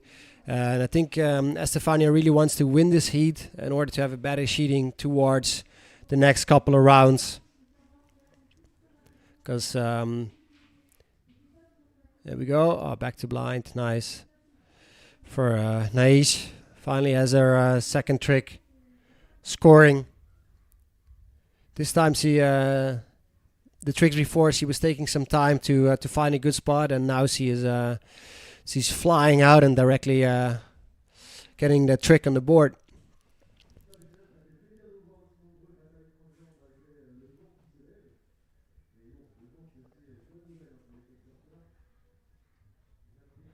So we're going back to the number 1 for this heat for so far, Estefania. She is looking and talking with somebody at the beach of what she has to do. She is leading. I think she's leading by quite a decent margin. So then it's a matter of like, what is she gonna do now? Is she gonna do something big, or is she just gonna do something smaller that she knows she can land, put another score on the board, and then use that last trick attempt to really, to really take a lead and do something nice. But if you miss your second trick, for example, it's always nice that you score make some scores with your third and fourth attempt, so you have like your full scoring trick list, and that it's what you need to advance to the next round.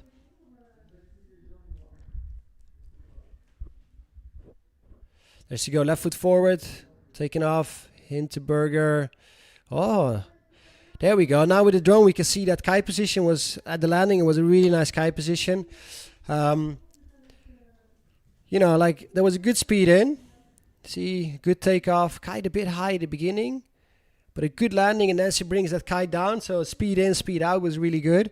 I think that's going to score really well, and that's something that really is going to push her to the win for this heat for sure.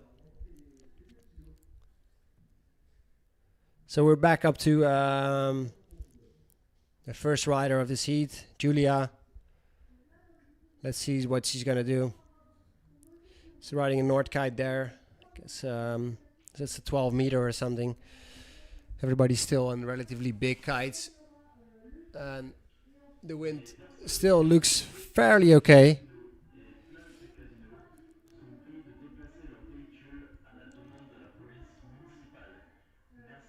Hopefully with the after this heat we're gonna be moving to the next round. I think that's gonna be we're gonna move to the boys, first round of the boys, and that's gonna be some interesting because then the sheeting obviously is gonna be very important as well. So you want to do, you're not gonna get kicked out, but you do want to do well to stay. So if you lose your first heat, you have a bigger chance that you meet the top guys in the next round. So every heat counts. You're not going to get kicked out, but it definitely counts to have a good sheeting into the next round, and maybe you get a easier way towards the final. Although from round number 3 of the men's, it's all going to be very, very difficult. There's a lot of guys that have been training very hard, and they could all, be on the top of the podium and eventually be on top of the championship at the end of the year. So we have a little bit of a later start in this season, and some of the riders they like it, so they have a longer period of time to train for the event and really come here and be in the best shape possible. Other riders, they rather have events back to back and have as many events as possible, and you can kind of grow into the events. Every event you get a little bit better.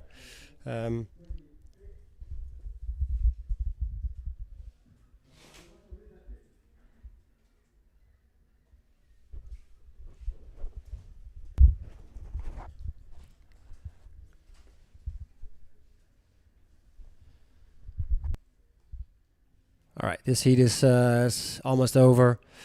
So yeah, we have a pretty big lead from Estefania. She had 3 really good tricks. She has one trick attempt left. Nais here with her last trick attempt as well. Finally nailing another score on the board.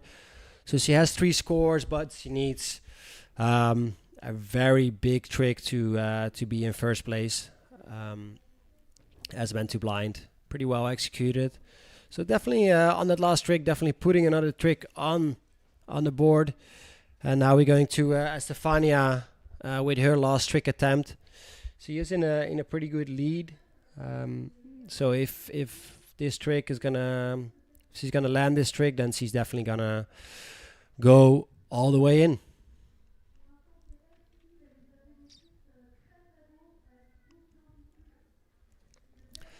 So for those of you asking, we have roughly about like 14 to 16 knots. Nice little combo there. Oh, just missing out on the bar. You could definitely see she's bummed out about it. That's the end of the heat. Nice S-band. Going into the combo. Well executed combo actually, but just missing out on the bar, and that's not gonna count, unfortunately.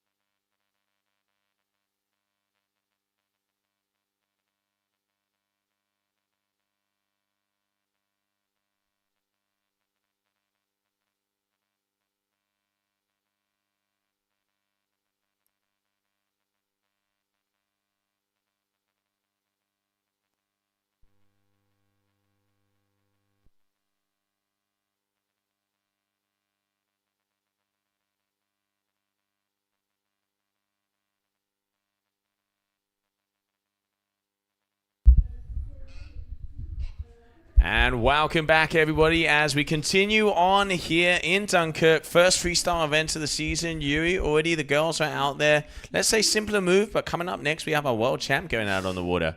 Yeah, she was actually one of the first ones today to actually go out, test the conditions, and I think she was warming up, pushing a little bit, warming up for this heat. So round 2 of the girls, Bruna Kajia, world champion, defending world champion. I think everybody wants to beat her, but I think she's on fire. She's on form. She's been training very hard. So I would say she's probably one of the favorites here to take the win. We're gonna watch her now, first heat. Let's see if she puts down the action. Yeah, let's see if she puts on a show. Obviously, you know, Bruno, a lot of the freestyle athletes, we've been seeing them hanging out in Greece. You've trained there quite a bit as well. Another little paradise? Yeah, it's definitely a paradise. The spot is amazing. It works from both sides. You have a west wind, you have an east wind, and it's just water flat, steady winds. You know, there's a really cool small community. The spot is quite small, but you know, the freestyle is just absolutely perfect, and it's the perfect summer getaway. You know, obviously more towards autumn. You know, we have Brazil. It's coming up. We're gonna have the stop there as well. But yeah, Greece is perfect summer training location. Yeah, great location, great people, great food. Yeah, definitely one of the ones to look at. And there you can see Bruna out there on her 30-meter rush razor, one of the freestyle sites, and we can also see Kaya Lehmann there as well. So your 2 athletes getting ready here, round number 1, last heat, heat number 4. Let's see, and let's not forget, obviously, dingle elimination. What that means is the winner of round number 1 goes straight into round number 3. Yeah. So we saw Bruna with a big asthma coming in as a first trick, but Kaya, she already also puts in a very good first trick. See here, second trick, Hunterberger Mope. You know, with a 4.88 against Bruna with a 6. Those are 2 high-scoring tricks as being their first trick. So this heat is going to be a good one.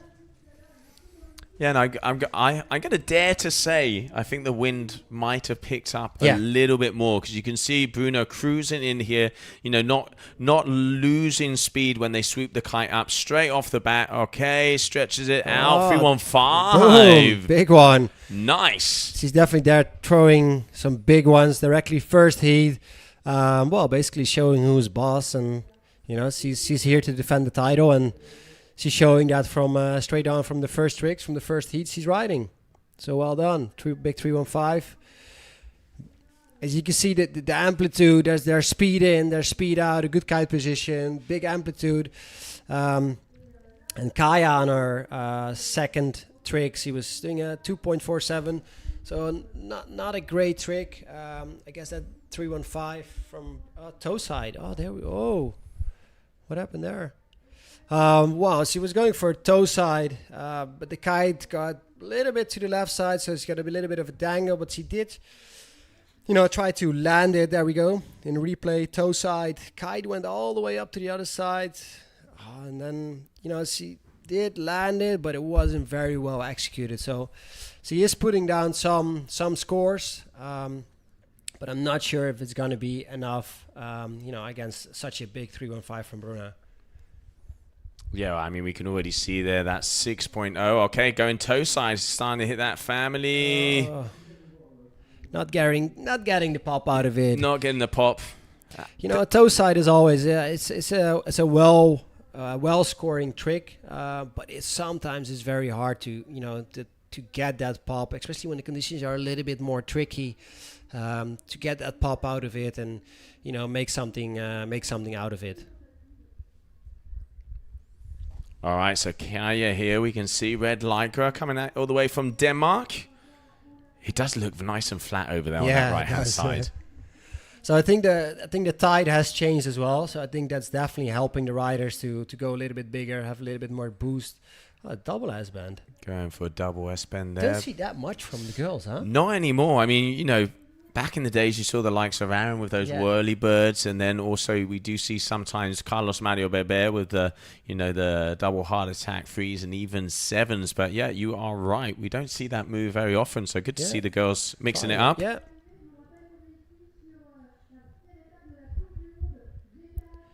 So fourth trick attempt already for Bruna.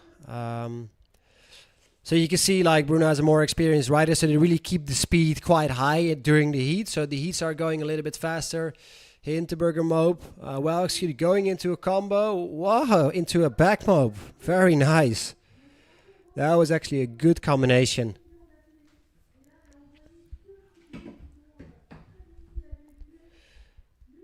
So Kaya, she's talking with friends, family, coach. We never know. Sometimes we don't see everything, but she is talking with somebody on the beach what she has to do. I mean, that combo from Bruna is definitely going to score very high. So she needs to really pull something off big, very big.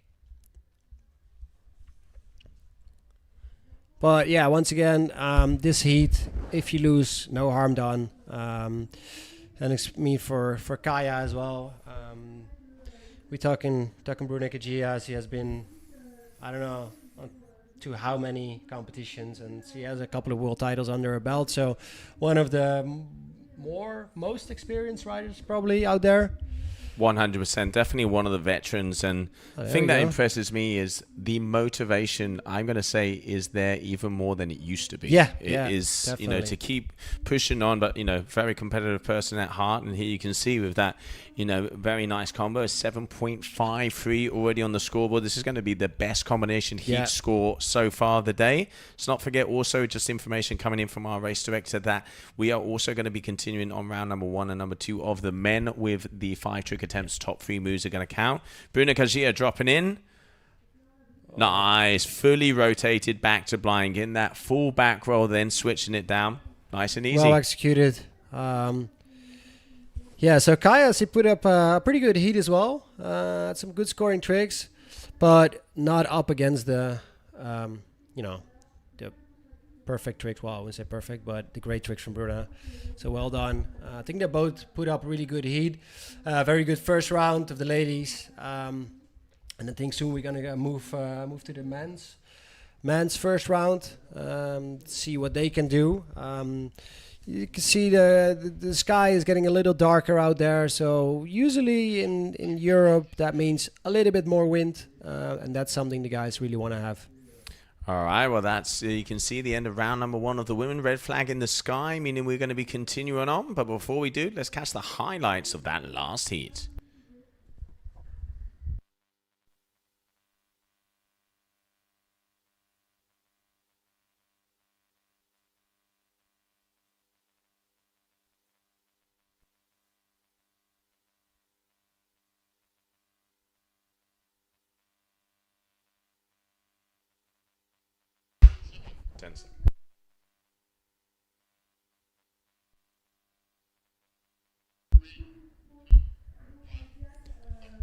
And welcome back, everybody. There we just saw the highlights of that last heat. We can see the scores up there. Bruna Kajia taking the win. Looks like she is on top form and obviously in pursuit of another title.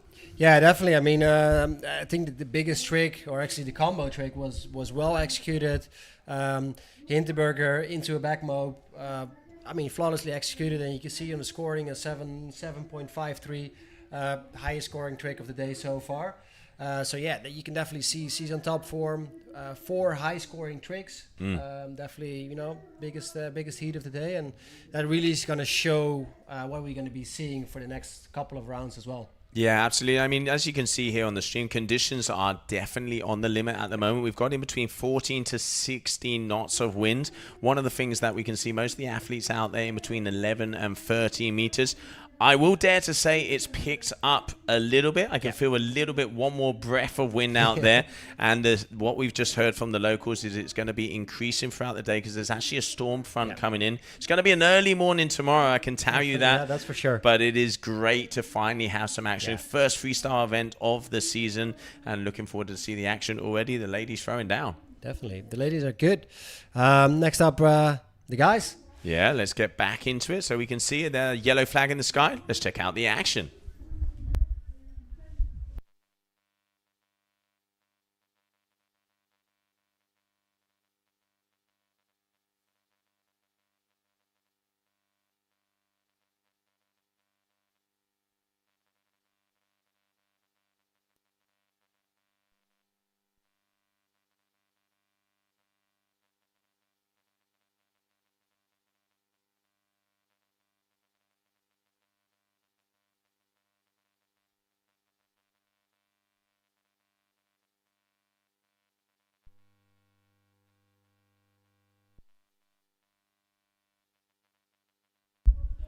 All right, green flag is up for the first men's heat out there.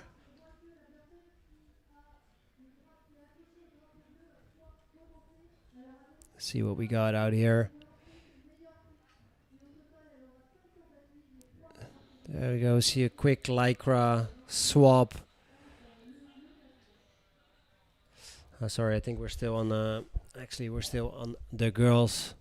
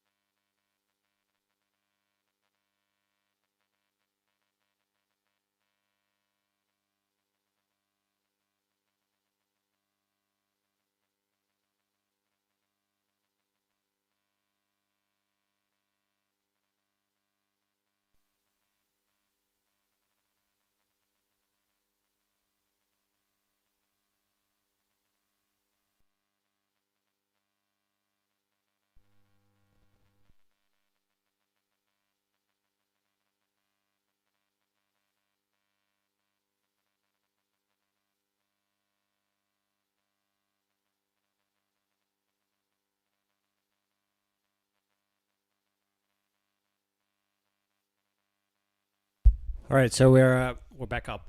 So round number 2, heat number 1 is on already. So we can see Julia with the white lycra. Right now we have Kaya in the blue lycra. And we talked before about not losing, but about just the sheeting. So you could see on the last heat, heat number 4 of round number 1, we had Kaya as well. And right now, because she lost from Bruna, she had to go straight into the next round. So she didn't have time to rest like the other girls, and she had to go straight out there. So in the beginning of this of the live, you saw her just changing quickly the lycra. She went from a white lycra to a blue lycra. So that's why, you know, winning a heat is sometimes very important as well. So you know you're cheating, so you have more time going into the next round.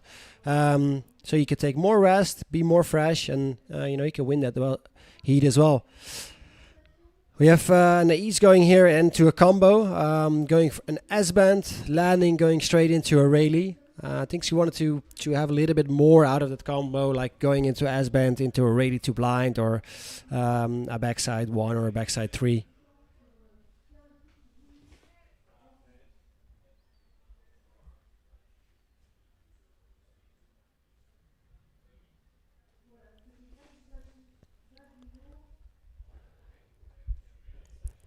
So currently we have Kaya leading with a 5.10 over Nais. Kaya here with the Hinterberger mope, just crashing Oh, that's a shame. Small butt checks, judges can still count, deduct quite a big score. But this is something that the judges will count as a crash, unfortunately.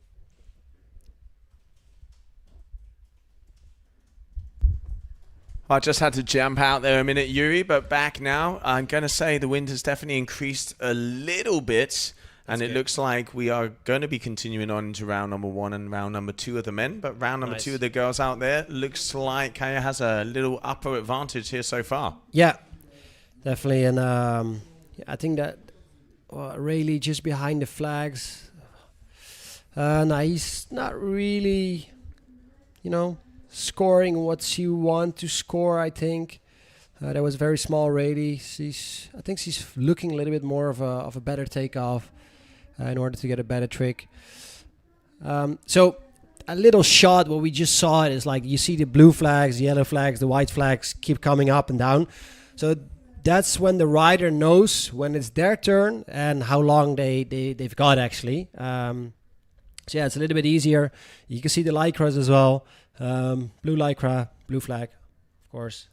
Pretty easy. Pretty easy, yeah. But bulletproof. Bulletproof, yeah.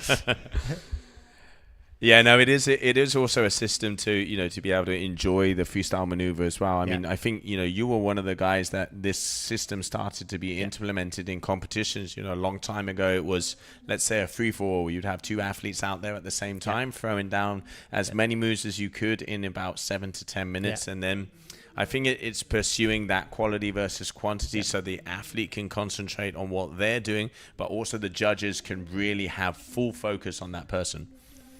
Yeah, indeed. Like we put, we made this system. Well, we didn't make the system. A system like this has been around for many years, and in many sports they are using it. And for kiteboarding, it works as well. The judges can really focus on that one person. If that person, in good or in bad, right? Okay, if a person has like a small butt check, they can really see like, okay, how big was the butt check? But if the rider does a grab, they can also really see like, okay, hey, he did a grab. And if 2 riders or more riders jump at the same time, there's bigger chances of missing out on a trick. So I think it's a lot more fair for the riders. They get judged way more fairly, and they can really see what they need and where they're standing in that heat. Yeah, and you can see everybody there with the phones as well, trying to find out how it's going. So it's quite a close one at the moment. Nais here going for a 4th trick attempt. S-bend, blind. Oh, but going over that front edge and crashing out. I think screen time from a lot of people is going up this week a lot. Definitely, yeah. I mean, we've had about 3 days of it has been no wind here, but the event's set up. We've got a lot of different activities, and actually outside the live stream booth, we've got a huge screen where there's loads of deck chairs in front. There's beers on the side, so starting to enjoy the show. That is the freestyle kiting here, and also you can see how nice and flat it is on the right hand side. And here we go, going for a toe side maneuver. Maybe Crow Mode. Nice. Got it. Not bad at all. Nice. I think she's happy with that. A little bit of a small claim. Yeah, nice there with nice. That is gonna be Kaya there with a very nice crow move. There we go. She's happy with that. Stable rotation all the way through. Lands it. Didn't even get the pinkies wet. So that's going to be a good score for her. Already in the lead. So it's going to be do or die here for Nais. Let's not forget round number 2. Unfortunately, only one can go through. So let's see if she's going to be able to continue on. But still, round number 2 of the women heat number 1. Your first day of competition down here in Dunkirk. And also the first freestyle event of the season. Already seeing some big moves. Definitely, yeah. So in that first round, the rider that wins the rider that wins that heat will advance straight into round number 3. The losers of that heat will go into round number 2, and then the winner of this heat in round number 2 will go into round number 3. And from round number 3, it's also, if you lose, unfortunately, that's you're out. So now it's all in order to advance to the next round, and hopefully you make it to the final. All right. I Oh, going for the back move. I guess that's her last trick attempt. Yeah, that's her last trick attempt. Unfortunately, that's a crash. And that's the end of this heat as well. Yeah, so that's going to be that final move. Here you can see the red flag in the sky. As we can see, the tide is going further and further out as it's just about starting to be turning around now, which means, as we mentioned before in the early surges, is we could see that the current will go the other way, so it will maybe be a little bit easier for them to stay upwind, but we will soon find out. Let's check the highlights of that last heat. I just missed my flight. Didn't do it on purpose. Yeah, don't worry. I'll keep it safe. Okay, bye.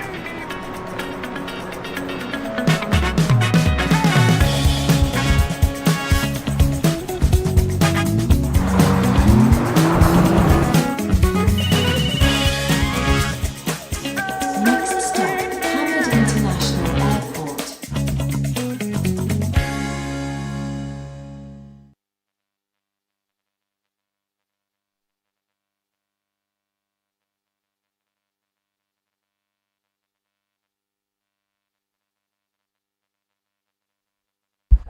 All right, so there we have a round number 2, heat number 2, just getting ready to go. As we can see, the flagman, meaning that they are just about to put that yellow flag in the sky.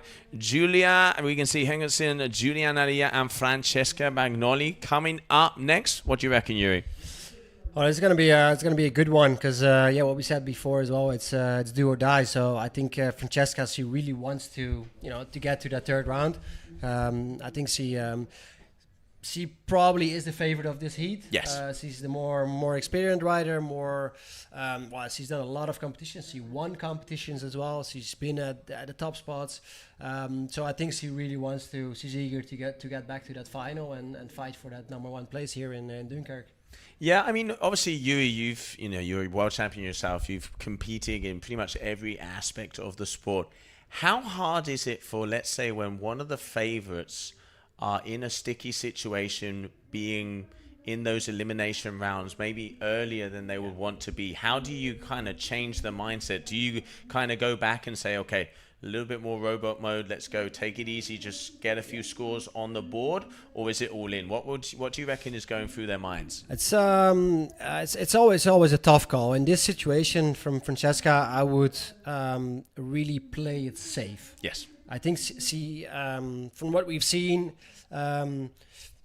she probably is the better rider in this case, but you still need to land your things. Yeah. So in this case, I would be just go, like you said, a little bit of a robot mode. Just do your things. Keep watching the live scoring. What do I need? Okay, just do what you have to do in order to make it to the next round. Because then when you go to the next round, you have to go all in because you're up against Stefania, Rita, Bruna, all these girls. So that's where you really have to go all in. But right now, she probably has a bigger trick repertoire. She has more advantage. And I think she has to use this in order to win. But then, you're also up against 2 younger girls, maybe less known, less experienced. So you never really know what they can do. And that's always something that makes it a little bit tricky. What we had in the past as well, sometimes if the Dominicans or the Brazilians, they came, if they had a good heat, they would be dangerous. They would be so good. And that's when you really have to, okay, what are they doing? And that's when you have to go all in, because if not, you're going to be out. Yeah, no, absolutely. You got to choose your moments, basically. Yeah. And I think you can really see that in the experienced riders. Of course, there are so many young riders coming in that you could come to an event, not know the name, not know the person, and then suddenly they throw down and put in those big surprises. Yeah. But one of the things you can always tell from an experienced athlete is that when it gets to those situations, they've been there before. Yeah, definitely. So they know how to overcome them. So, hey, the wind is light. Let's have a little look around. What are they doing? Yeah. Okay, S-mode, back to blind. Okay, I'm going to keep it easy. Oh, wait a minute. This person's going for a back mode. I'm going to have to step it up again. But just to do enough to make sure, like you say, because you can do the best move, but if you don't land it, it's still a crash. It's a big 0 to kind of, do what you have to do to get through. Yeah, or you can play the, you can play the confidence card and just go out with a massive trick. I used to do that at some points as well. I just start off with the backside 7, and as soon as you land that, it's a big risk. But if you land it, for yourself, it's just an insane confidence boost, and for the other guys, it's like, oh, I got to step it up. And he either can do it or he can screw up. So it's, it's always a little bit of a game you want to play. But yeah, and I think in this heat, it's I would probably say like if she plays it safe, then she has a good chance of advancing. Yeah, I think it's important as well is the psychological aspect. Yeah. If you, like you're saying there, if suddenly, you come out, you do a backside 7 and, give your opponent a little grin in between passes, that puts the pressure on them. Definitely, yeah. And also, pressure could come back because if they answer back with an even bigger move, it's like, oh, there you go, there's the tennis ball right back in your court. Yeah. It's, it's not just the physical aspect, the mental side of competition is so big as well. And we've seen here on the beach at the beginning of the day is everybody has their little ritual. You've got people with their headphones on, people that like to be in a crowd, some people that set all their stuff up away from everybody else. It's interesting to see, let's say, the different characters that you have out there on tour. Yeah, you can really see, people that can do, like myself, I was doing interviews, laughing, joking around until like literally 30 seconds before the heat. And then there were other riders, they were, completely zoned out with their headphones, sitting under the kite, like you cannot even talk a single word with them. And that's how different riders and type of riders are out there, and that's nice how to compete as well against each other. All these riders, I mean, they have a huge amount of respect for each other, but everybody's doing it at their own way, and that's something nice to see. Backside 3 from Francesca. Francesca starting off nice and easy. Backside 3-1-3.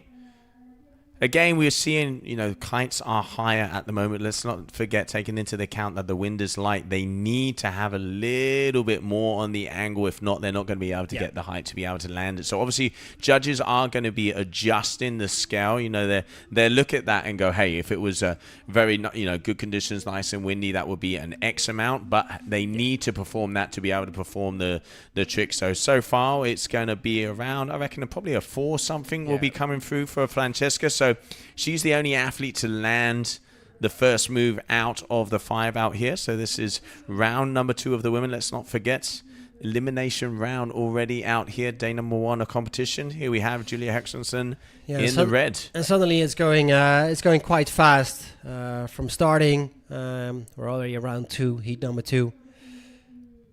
And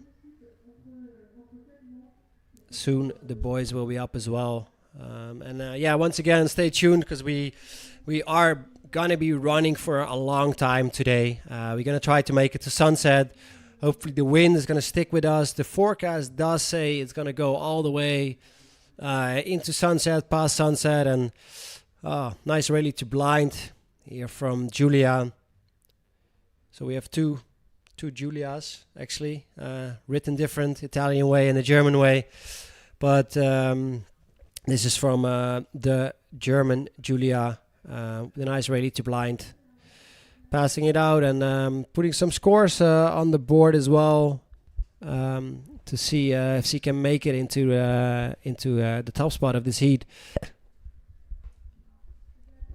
And if I'm correct, Joe, the first place is only going to advance, right? Yeah, we can see here round number 2, so elimination round, like you're saying there, Yuri. So do or die. Yeah, it's those kind of moments. Obviously, no one wants to be in the what I like to sort of call down in the dungeons, because you can have that possibility of getting a one-way ticket home. But that's how competition is. Obviously, the winner of round number 1 went straight in. The bottom 2 riders went into round number 2, and they join up with the next heat. And now we're going to see who is going to be advancing on into round number 3. You can see out here in the slingshot, Giuliana Nia, also coming from Italy, together with Francesca. See what she's got. Just looking, maybe trying to go for Hinterberger or back to toe side there, but not quite getting what she needed. She's on the 11 meter there, and on the back is Francesca. No, sorry, is it? Yep, that is Francesca. Yeah, yellow lycra. There she is, yeah. So wind has definitely picked up because she was on a 13 before. So that looks definitely a lot better. She's on an 11 here, so those are good signs. good signs for the guys as well. Well, most of the time the guys are a little bit heavier, so they want to have a little bit more wind. They need a bit more wind in order to get some big action tricks. Big S-mope there, boom, stomping it, just a little butt check there. She's definitely gonna get some deduction on that, but she's gonna get a little bit of a score, I think.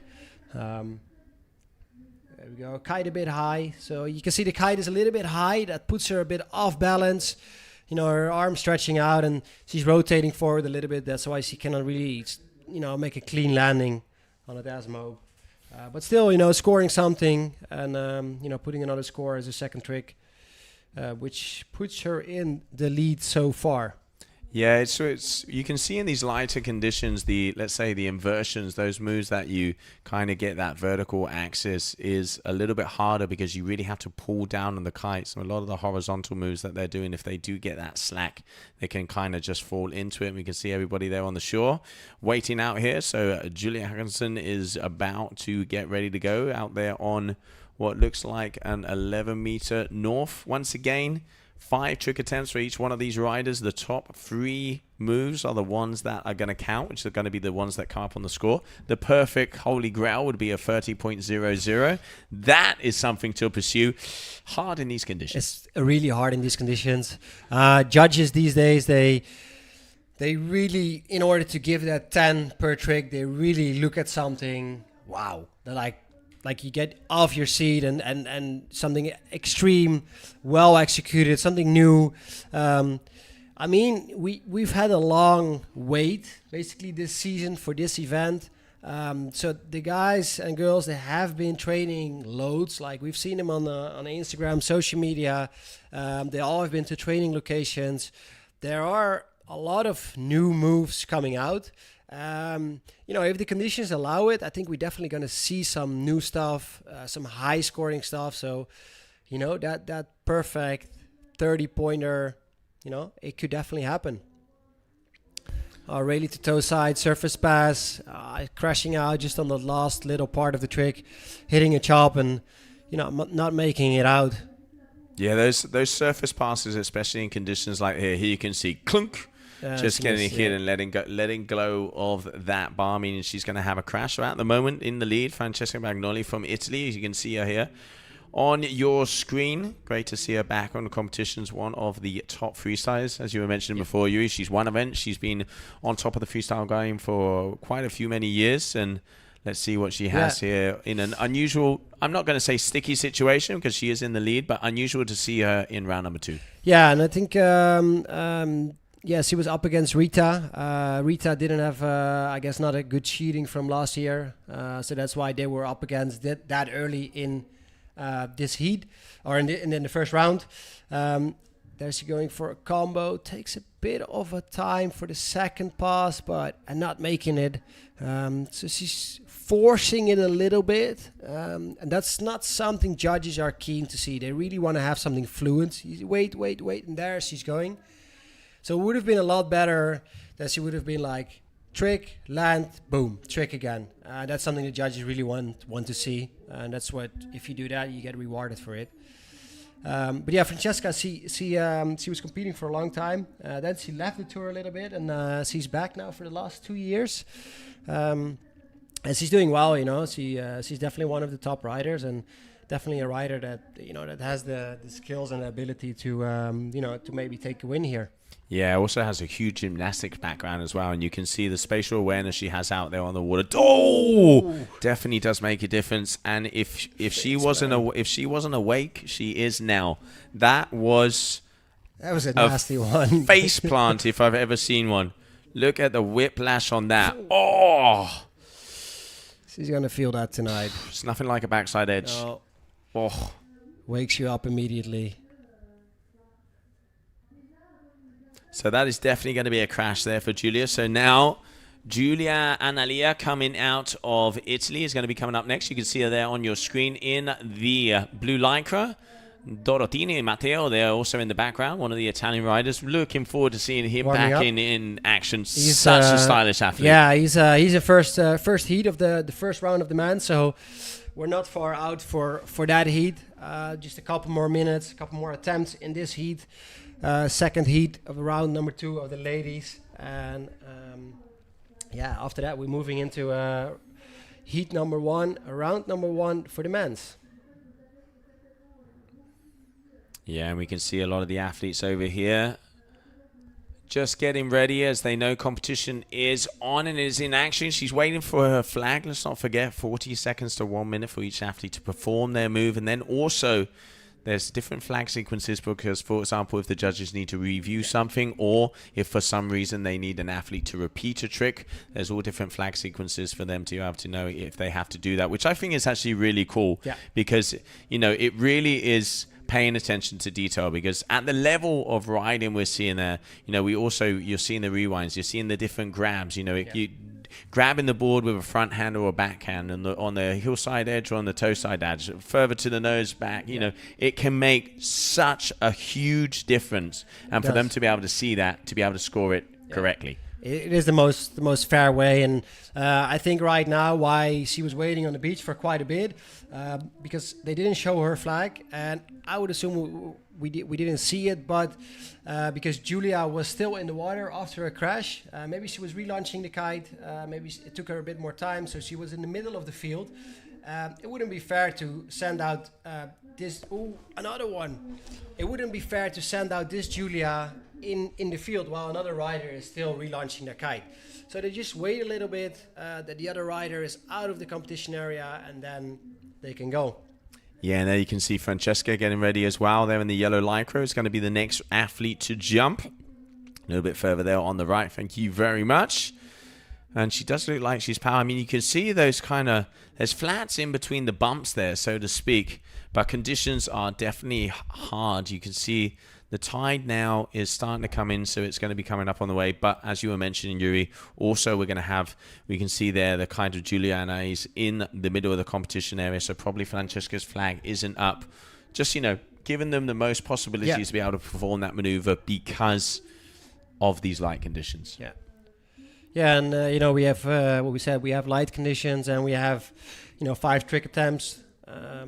So it's not the most ideal combination, but riders know how to deal with this. It's not uncommon. It happens more.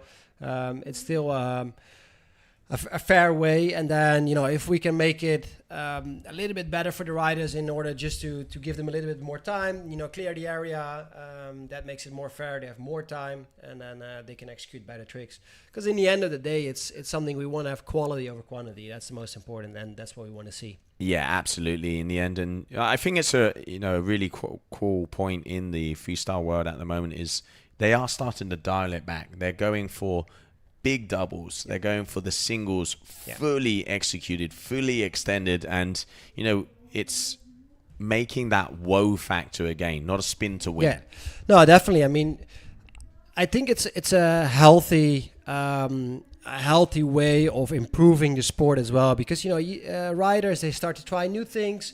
Okay, you have to try in a way that sometimes isn't the nicest way, but you're trying something new, and then over the years you start working on those tricks, making them better, making the quality better, and then eventually, you're having really well executed doubles as well.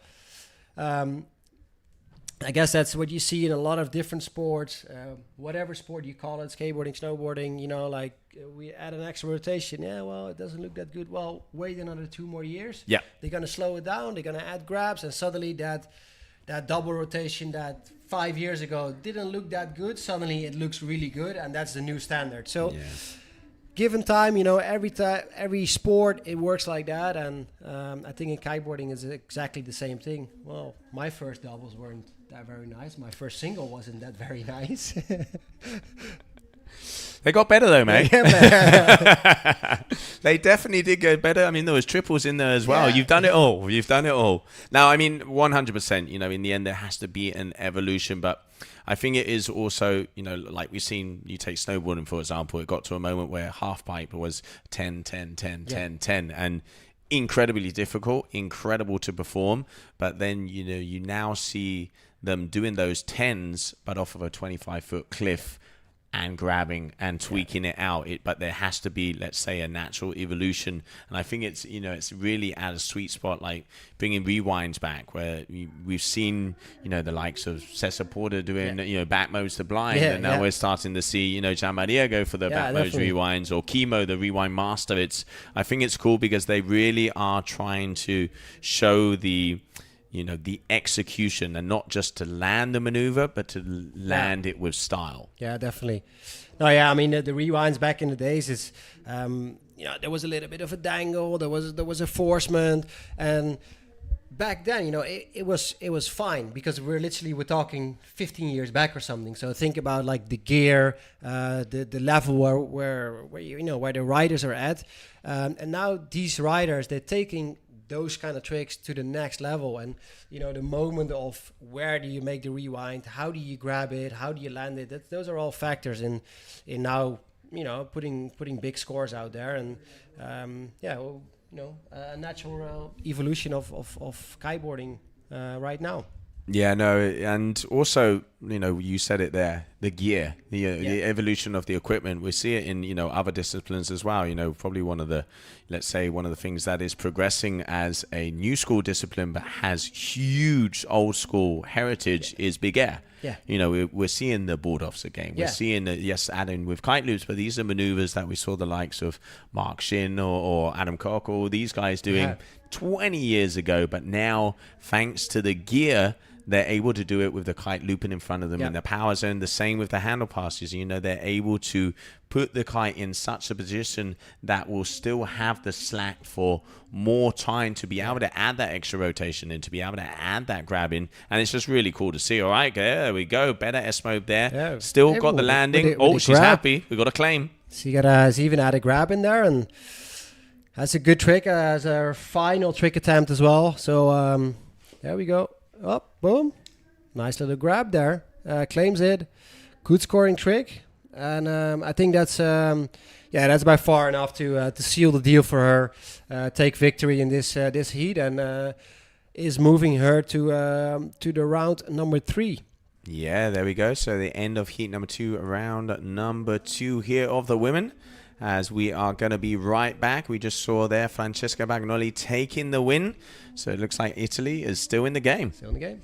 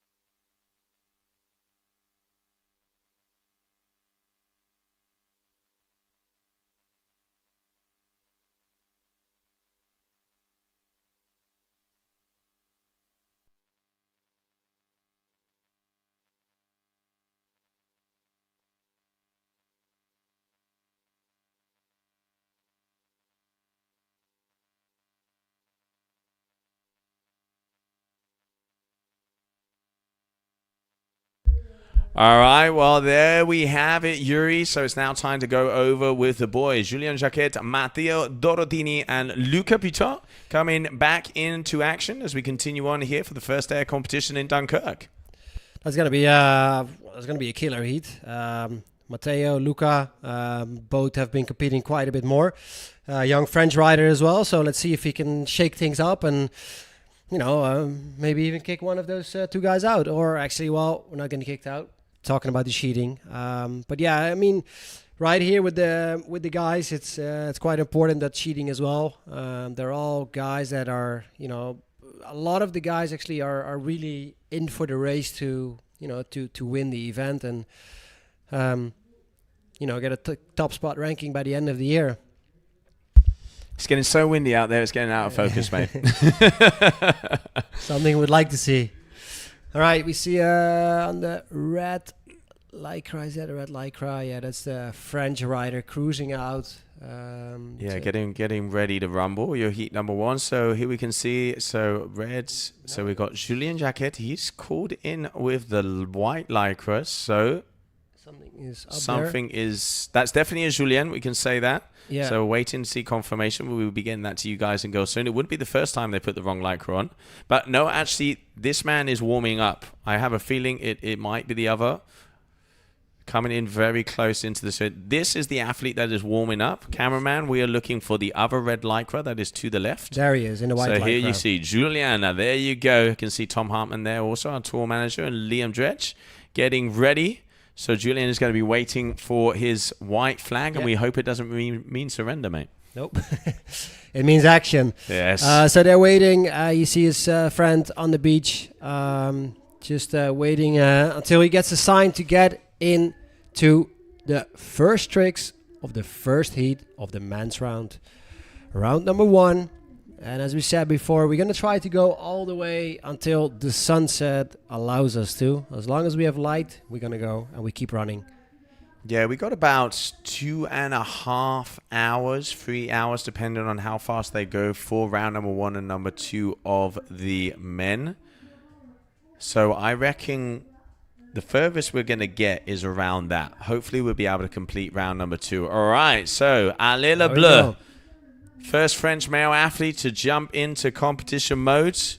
Let's see what Julien here has for us. Home turf. At least he's in his home country. Yeah. He's got the speed. He's doing a big tack out, getting some more wind. There's definitely some bit more wind on the outside. Well, he's going far. Easy boy. We're competing in France and not in England. Yeah. Let's not forget. Don't go too far out. Only 50 miles away from the UK over here. A lot so of maybe history. he's going left foot forward, coming in. What's it going to be? What's it going to be? He's got the speed, Yuri. There we go. 3, 2, 1, go. 315. Oh. But get in. Whoa, Even get in. His Lycra wasn't happy with that. Lycra was not happy. All right, so that's going to be a crash for Julien for his first maneuver. He just popped out by the looks of it. Just landing on a little chop and a slap from his Lycra. Yeah. All right, so Matteo Dorotini. This guy is one of my favorite athletes. He's been injured for a while, and it's great to see him back in action. So much style. It is always all beans in and all cards out on the table. Let's see what his opener is going to be. He seems like very chill. Look at that hand. Hands on the bar and just easy cruising. Tranquillo. Tranquillo, yeah. Ah, you know, Italian. Yeah. Let's see if he brings the fire into his tricks. Yeah. Yeah. So he's out there. He definitely has a rider with some innovative tricks. So hopefully he brings that to the table today as well.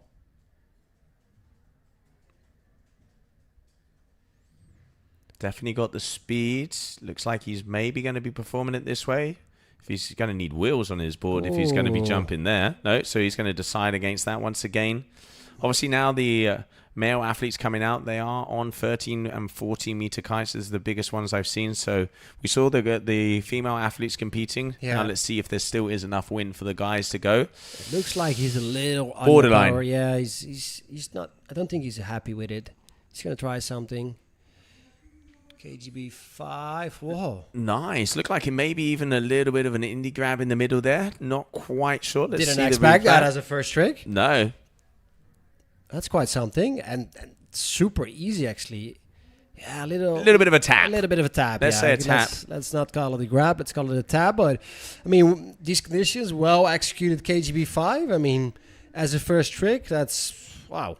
That's quite impressive. It's quite a hard trick with a lot of risk, actually, to start off with. But yeah, he knows that Luca, for example, he's up against, he has those tricks in his bag as well. So he kind of knows that he has to pull something good. Very good toe side rider as well, Luca. Very good toe side. KGB 5. Oh, he was going for it. He was going for it. Grabbed the bar on the wrong side, unfortunately, there. But still getting the KGB, but you could see... Obviously, with the 5s, you normally see them go a little bit more inverted so they can kind of fall down and roll onto it. Oh, he got lucky there. I mean, it's definitely not what he wanted. He wanted to go for that 5, but you know, he still has a trick. So with these 5 trick attempts, it is important that every trick basically counts. And he still, he has a KGB versus a KGB 5. I mean, that is a big difference though, but. it's only the first trick. Yeah, it's not how you start, it's how you finish. But obviously, like you're saying, with those limited amount of trick attempts, you really do want to get a good one to start off. So here we have Julien Jacquet. He's going to, okay, so, he was going for the same move, but again kite too high, bar getting pulled out. There's a fine line when it's light wind to put your kite higher or lower. Yeah. I mean, yeah, he just sent it back a little bit. I mean, it depends a little bit on the weight of the rider, of course. But Matteo, he's not a small boy, and he's doing, he did a really nice KGB 5 that we see the score now as well, 7.3.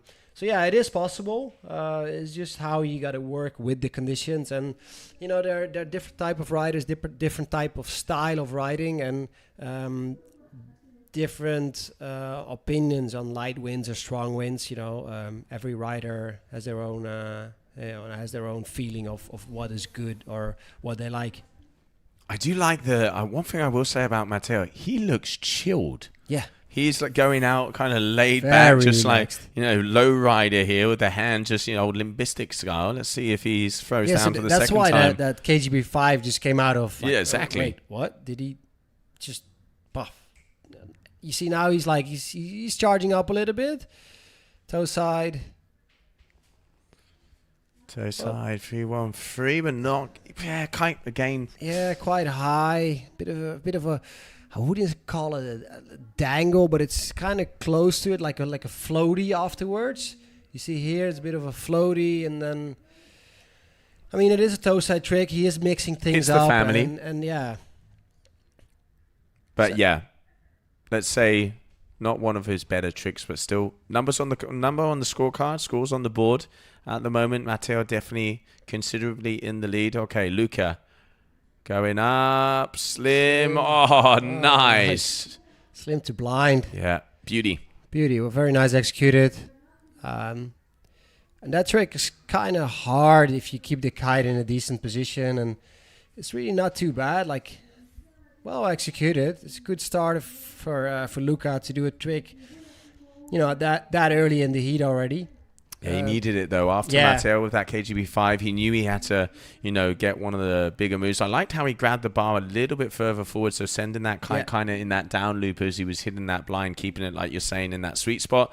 Some decent scores coming up on the judges panel, so it's going to start to get quite close in between Matteo and him, waiting for those numbers to be dropped. There we can see Julien Jacquet out there, the French duotone athlete. 3 for 3. Let's see if he can start to get some numbers. He needs to now, because he needs to land every single one of his moves if he wants to have a score. There goes kite loop. Oh. Old school. Oh, kite loop handle pass. There we go. That's not something you see every day. No. Nice one. Good, he's mixing it up. I reckon he knows you're in the booth, mate. Yeah. Oh, nice one. He's mixing things up and get a good kite loop handle pass given the conditions. Big kites, not crazy strong winds. So well executed there. And I think it's something that he really needs to get going. As we see scores from Luca, a 6.87 and a 4.03 against Matteo with a 7.3 and a 4.53. Giving Matteo a 0.9 lead over Luca. So that means after 2 tricks, it's really close, and those 2 riders, they've taken a big lead over Julien actually, and they're going to be up against. So Matteo here for his 3rd trick attempt, backside 5, stomping the landing, a little forced especially on the first pass, and then the landing as well. It has a decent rayleigh, that is like kind of stops a little bit in mid-air. Pushes the rotation. Yeah. But yeah, I guess the conditions are, he likes it stronger. Yeah, no, for sure. And like you're saying there, Yuri, one of the things that all of the judges were saying on the rayleigh-based executed tricks is they want to see that rayleigh extension. You can see Matteo, not too bad, but not getting the full extension. And also, when you get that full extension on the rayleigh, you put your body into a horizontal position where you can do the passes kind of on that axis. Yeah. When you stop that rayleigh a little earlier, you're nice. kind of going on that vertical, but dancing off on the water and mixing it up. Luca Pitor. The double half cap roll was that, I guess, and Yeah. then into a toe sides, landing toe sides straight into a chromo. Like good combination. Maybe even a good save. I don't know. That he wanted to go a little bit more in that double half cap, maybe go into a double half cap mobe or something. But you know, basically fixing it, getting it into a toe side landing, and you know, going for a chrome up. So decent executed combination. Hitting the other families as well, Yeah. because one of the things the athletes they have to do is to get, you know, they can have maximum of 2 of the families. If not, they're only going to increase and improve on their score by hitting what you saw, for example, Julien here with the kite loop.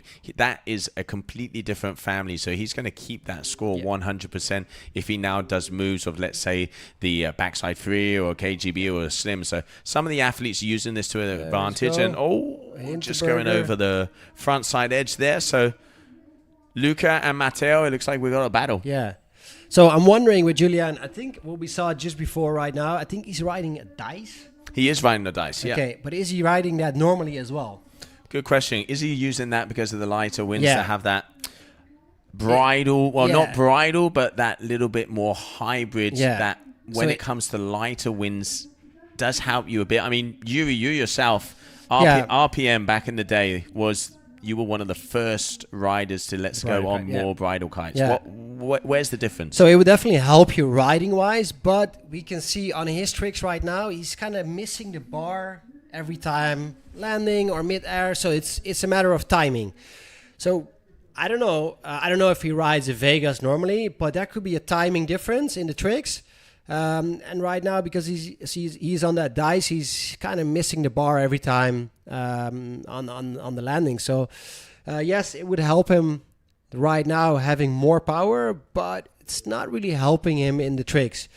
I'm not sure. It will be my. I assume that's the story behind it, but I don't know 100% sure. But yeah, pure sea kites or bridle kites, they have a different timing, they have a different slack, they have a different way of riding. So yeah, you gotta make sure that you know what you're riding in the competition, and you gotta test everything before.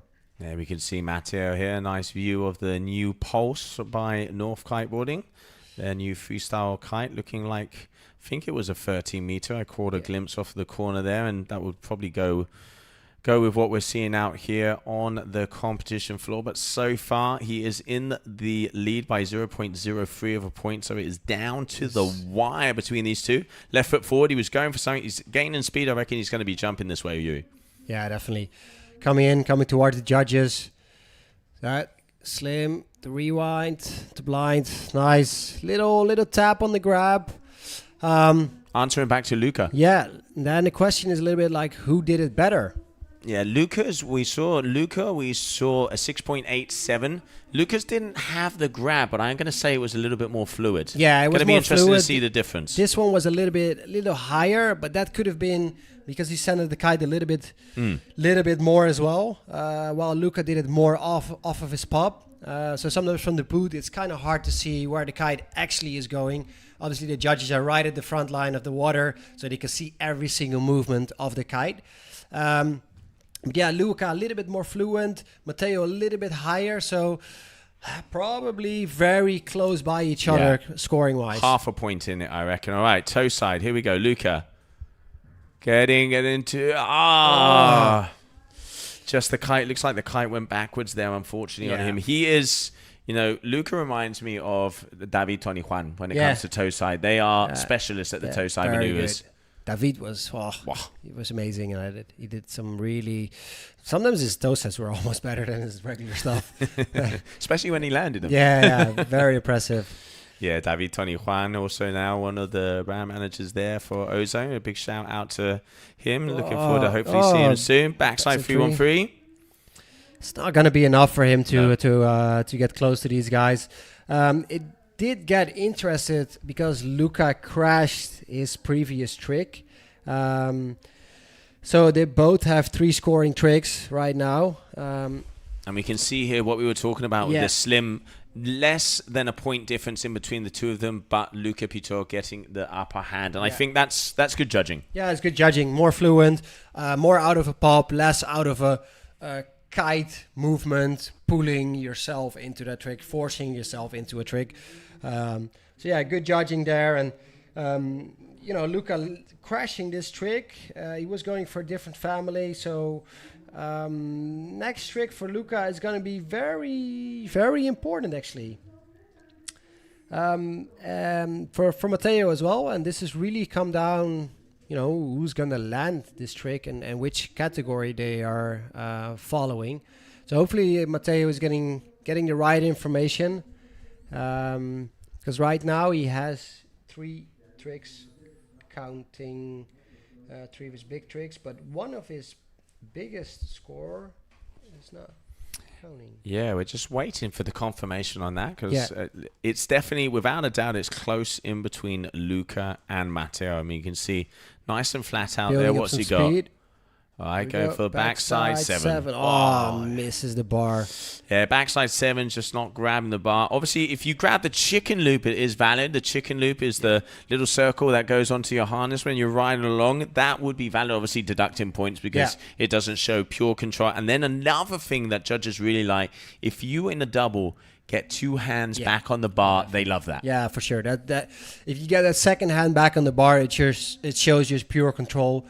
And usually that means as well that the trick is well executed, because if it's forced, hardly getting that second hand on the bar.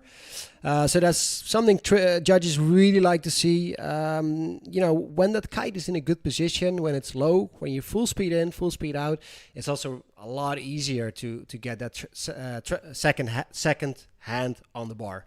And that trick will score really well. You saw Matteo, he wasn't that powered. He was kind of forcing himself a little bit into that second rotation of the backside 7, and eventually missing the bar. So Luca Pitot, his last trick, and this is actually, if he lands this trick, it could give him the win over Chromope 5. There we go. Very well executed Chromope 5 just before the beach. So I think that actually is give him what he needs to take this win home. Yeah, no, nice and well executed. Calm, cool, and collected as well. And you can see even a little puff of the chest out. He landed completely nice and flat on the board. It probably sounded down there on the beach. There's nothing bad there when you hear a. It's like, right, that's like, okay, I definitely took this. Let's have a look at the highlights coming up of that last heat.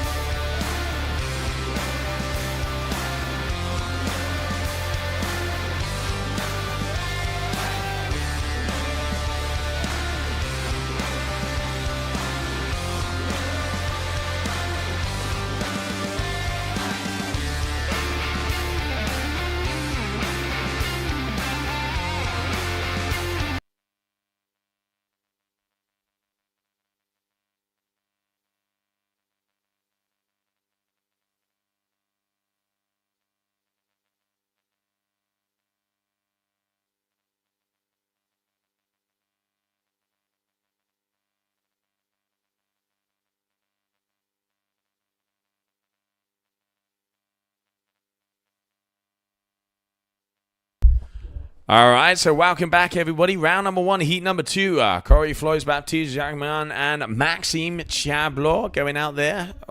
About 14 to 16 knots. It pretty much seems like it's maintained. Green flag in the sky means we are going to be starting off. And it is going to be Corey who is going to be jumping out first. Can see a lot of support from the man from Florida down here on the stream. So thank you, everybody, for tuning in. Looks like local boy is out on the water. There we go. Yeah, man, Corey a long time ago. We have a little selfie from the two of us roughly 10 years ago back in Florida. So it was good to see him here back on tour and competing. I think this might be his first GKA competition actually. Yep. In the freestyle. So good to see him here, and hopefully he's going to do the whole year. Starting off his first trick, back mob 5. Nice. Old school. Nice, good stuff. Had a little bit of a fight with his leash, if I see it correctly. A little bit of a leash wrap around him. But, first tricks, back mob 5, scoring well, well executed. And there we go. Good opening from Corey. Hopefully that win's going to stay. Next up, French rider, Baptiste. In the red lycra. We saw him already warming up before, and if I see it, he is on straps. So that might give him a little bit of an advantage right now, because if the wind is a little bit lighter, double Hinterberger 5, yeah. Or as the kite was high, double spin 5. Yeah, we could say that as well. There you can see just that kite completely up above him, so spinning completely under. Because obviously, Hinterberger technique is a rally into a backspin, so you want to stretch it out. Now, Maxime, bucket hat is in. Yeah, he's always riding with his hat, his Red Bull hat. Coming in, left foot forward, full speed. Let's see what he pulls off. Back, nose grab, back mob 5. Stylies, well executed. Trademark. It's almost disrespectful to say, well, it's not disrespectful, but it's easy for him. He's got a back mob 7. This is his opening trick. It's a signature trick. He knows 99% sure he's going to stomp it. He's going to get a good score for it. That's the way to open. That's how you want to open this heat. Slowly building it up, your repertoire. But if you see the first trick from Corey, the back mob 5, scoring a 4. So Maxime's trick should be like a 6-5 or something. Yeah, it would be. I reckon it would definitely be around in that vicinity. And we were talking about it earlier, Yuri. You can see the experience. Maxime going for a, let's say, simpler trick for the repertoire that he has. He knows he lands it. He can land it pretty much in his sleep, or as they'd say down under, he has that one on tap. And, we'll just be building up. And also, one of the things that they were saying in the skippers meeting today is that they're looking also for the evolution of the maneuvers. So we're also seeing, for example, Jean-Maria Coccoluto posted not so long ago an Osmosis back mode 5. So instead of that being an innovation and saying, hey, it's a completely new maneuver, no, it's an evolution in the execution. So it's just pushing it that one way forward. But Maxime, I mean, he's been a world champion in multiple disciplines. Yeah. He's a world champion skier as well. Very, very talented athlete. And, at the moment in the lead. Yeah, he knows how to ride a competition. So, well, I said 6-5. So I wasn't, luckily I wasn't far off. So kind of know what I'm saying. You've been there. Yeah. So a really good score from Maxime starting. Nice. Grabbed slim 7. Kite was a bit high. But he's making it look like effortless basically. Second trick already a grab slim 7. Wasn't a massive grab, but it was a grab, so that does add up. Execution in these kind of conditions, well executed. So that's another high scoring trick. So I mean it's what they're looking for, and the judges are gonna he's setting the tone early in the heat, so he's setting the pace, and it's he's going, okay, listen, this can be done. We want to see these kind of maneuvers, and I want to get those scores. And like you say, not holding on to the grab, but obviously lighter conditions, just making the tap, but clean landings in and out. Or, dotting all the I's, crossing all the T's. At the moment, still in the lead. And Corey going for a back mode. Now, that looked like he grabbed the chicken loop. Chicken loop, yeah. So it's going to be counted, but obviously execution, Yeah. he's going to have a deduction. So it's an interesting choice from him to go for another back mob, because he had that back mob 5 already. That scored a 4 for him. So it's obviously it's not the highest scoring trick, but it's a You already had it. Yeah, you had it. Yeah, so it's a good starting point.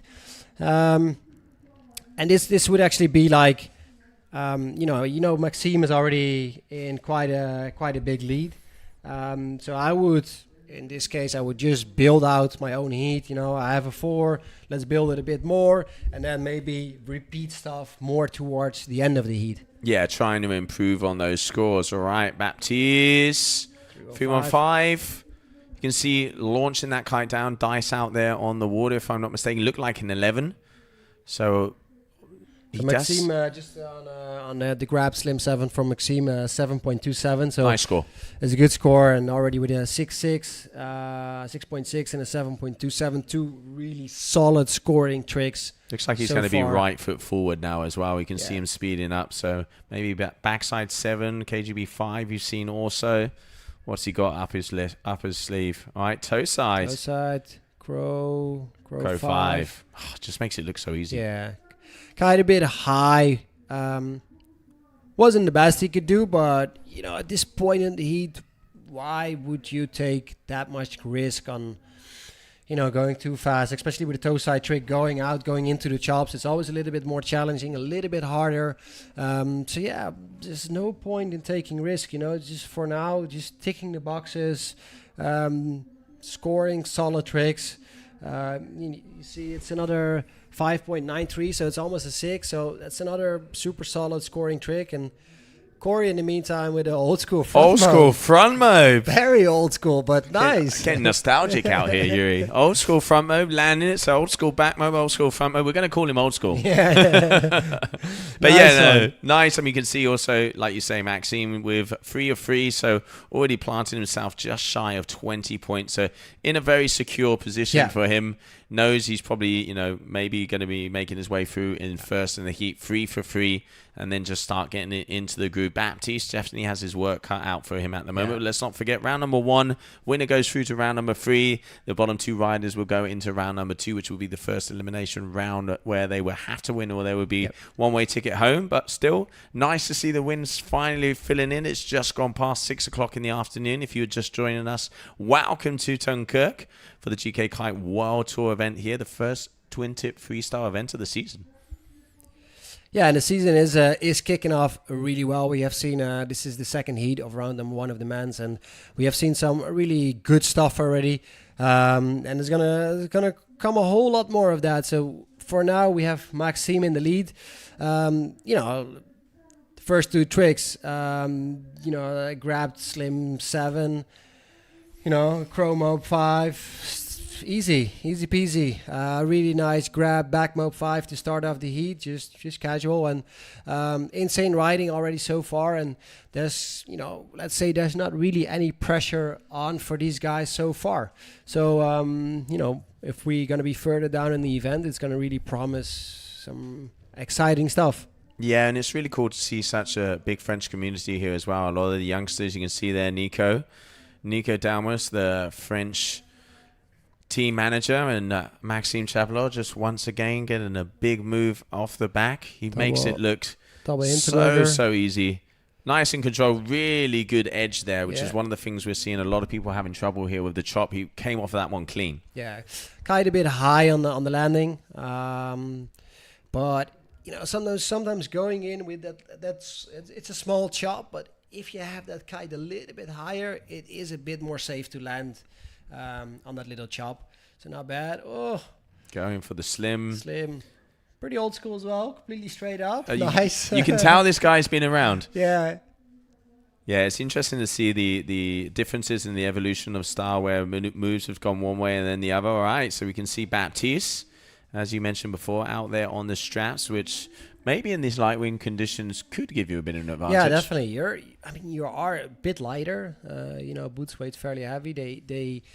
They restrict you a little bit on the movement. While straps, they give you a little bit more flexibility to move around. And maybe in these light winds, it can give you a benefit and give you a benefit of doing different tricks and scoring better.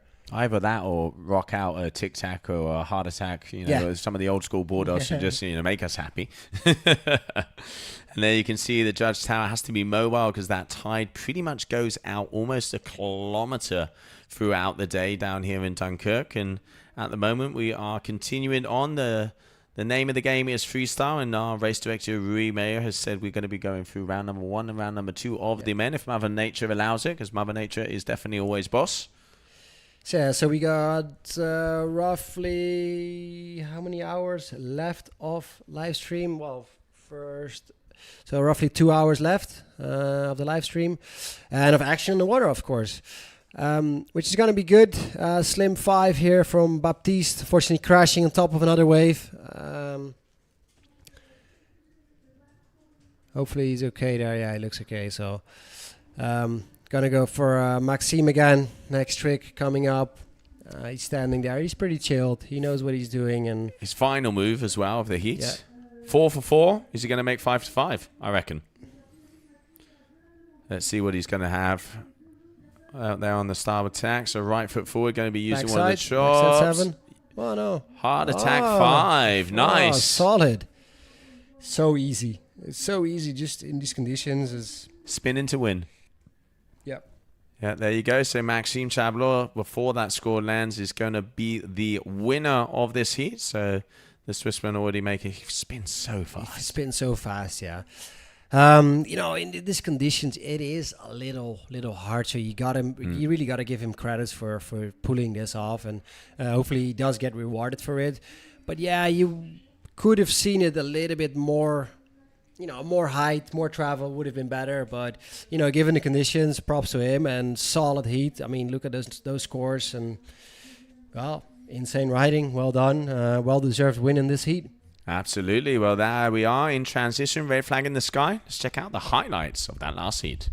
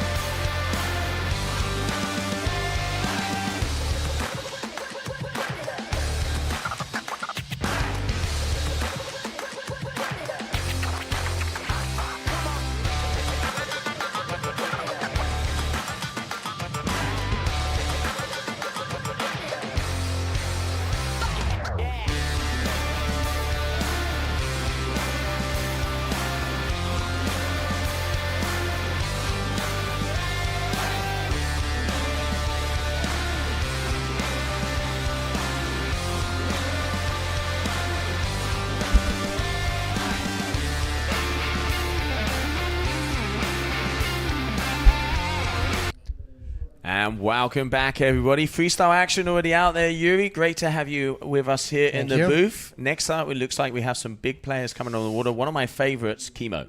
Yeah, Kimo, he's a master in rewind stuff, and that's definitely the new stuff we want to see. Previous heat as well, Maxime Chablot putting up a master play, throwing tricks down and making it look so easy. Heat scored just under 20, 19.9.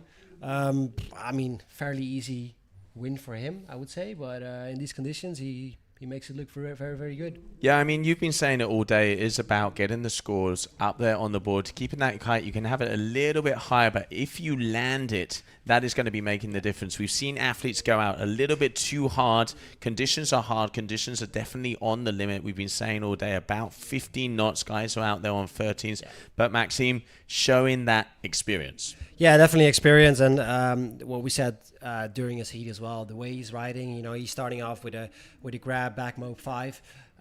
It looks like super easy the way he does it. It costs him no effort, but it's a high scoring trick the way he performs it, because he performs it flawlessly. So a really easy trick for him maybe, but flawless executed, high scoring trick, perfect to start off your heat with. Yeah, no, and here we see already starting off the heat. So we've got Dale Fermant, Manuel Suarez, and Karim Mahmoud is already going to be starting out. Karim, as we said there, Chemo, one of the best athletes when it comes to some of those new moves. The rewind's been seeing him do an absolute killer of a KGB rewind. Let's see what he's going to be starting off with here for his first maneuver. Your duotone athlete sailing out of Egypt. All right, already there you go. Hitting the first rewind there, adding the grab as well. But coming down a little bit too tail heavy.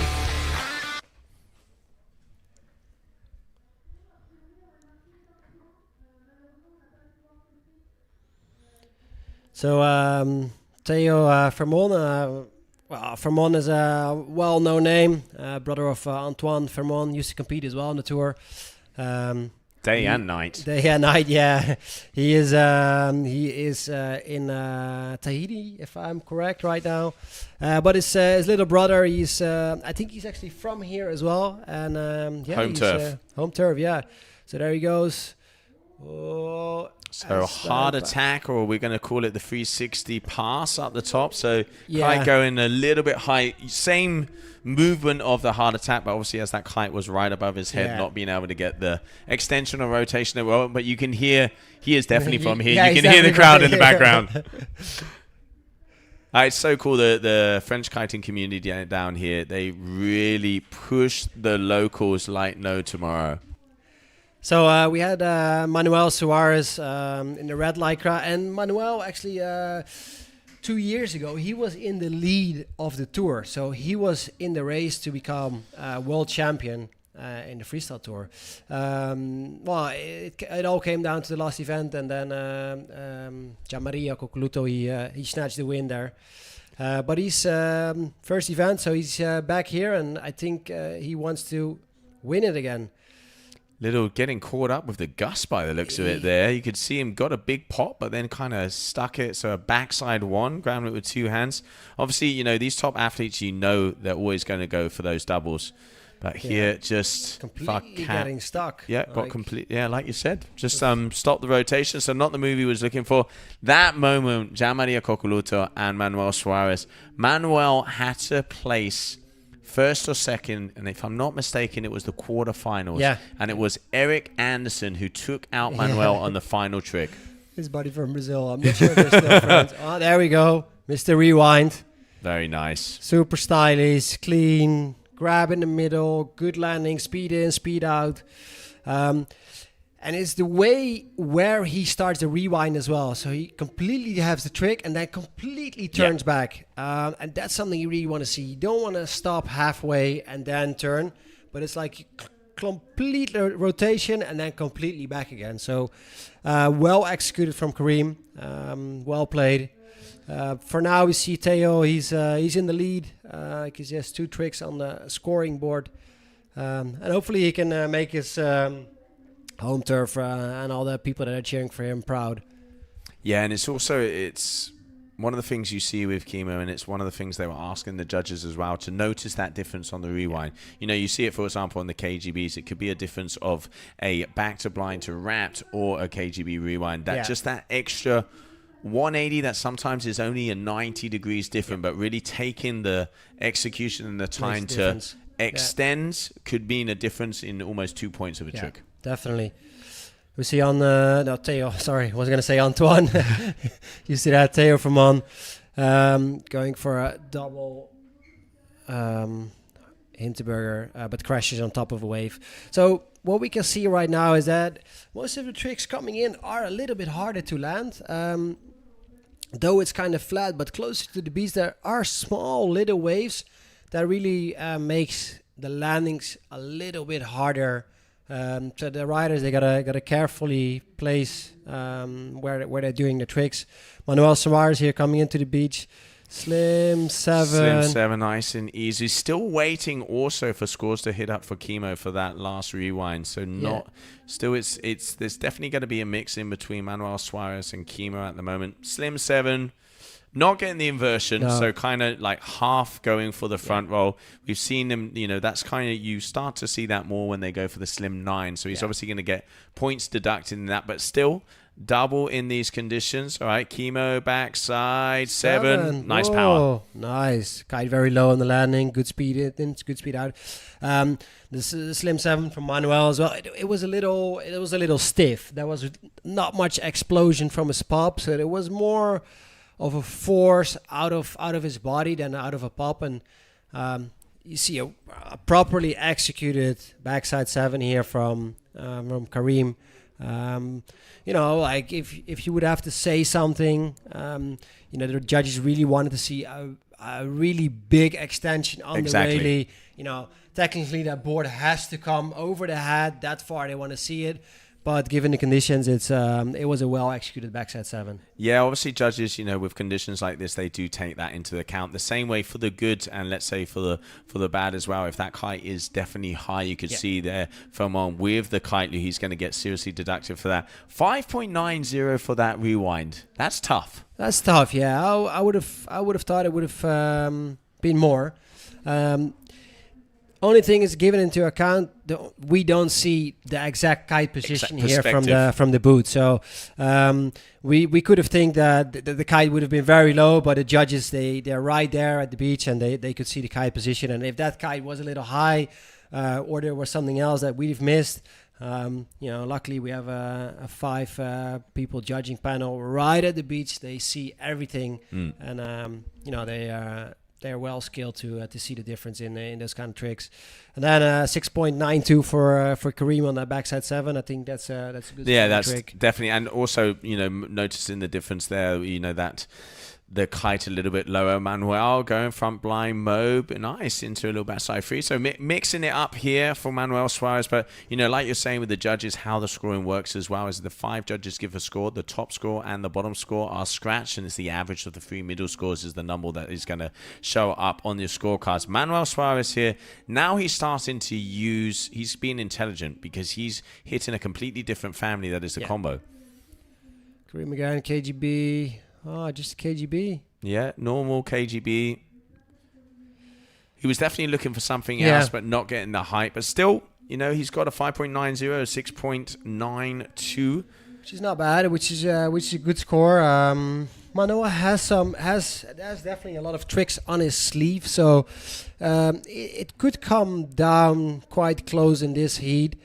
You know, that combo is gonna score. Is gonna come in with a good score. It wasn't the best executed tricks, even if you it was playing it safe. Was playing it safe, yeah. You could tell. It was definitely a front line mob into you know, a backside 3, which is a backside 3 and a combo for the guys. You know, the backside 3 has to be a big one. Yeah. It was a fairly small one.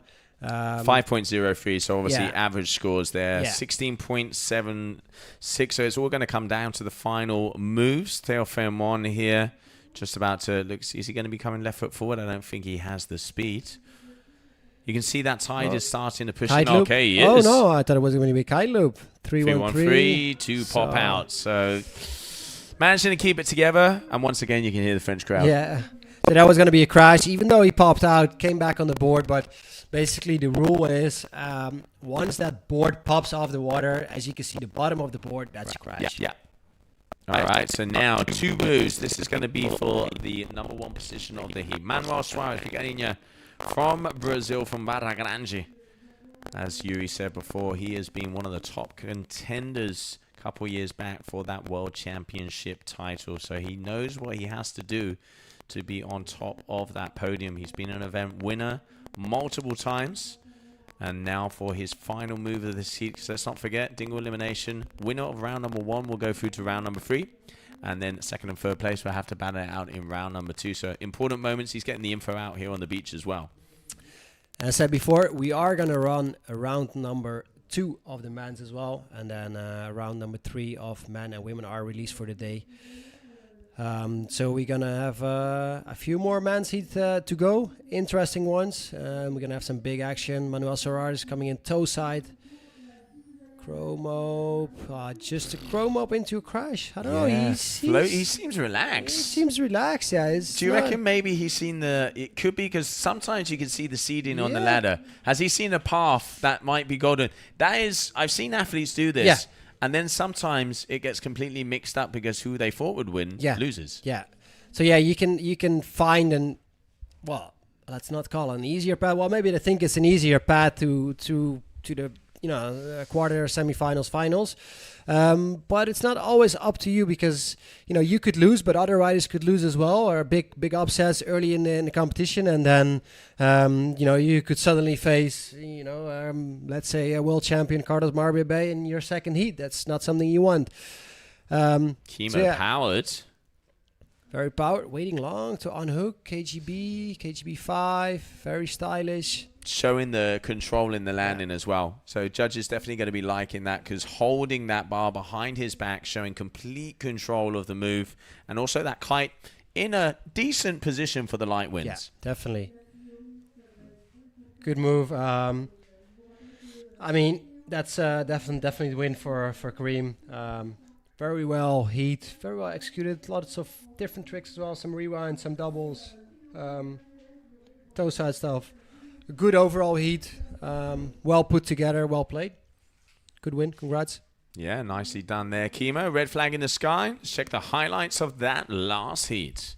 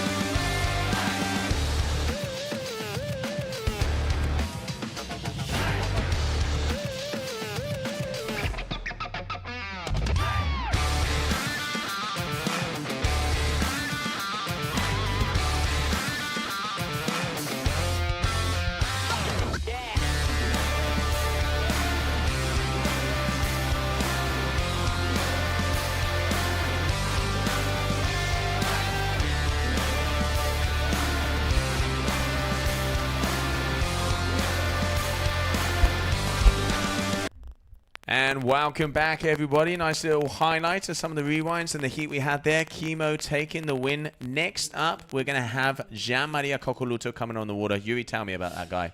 Yeah, I guess right now, one of the biggest names, I would say, probably.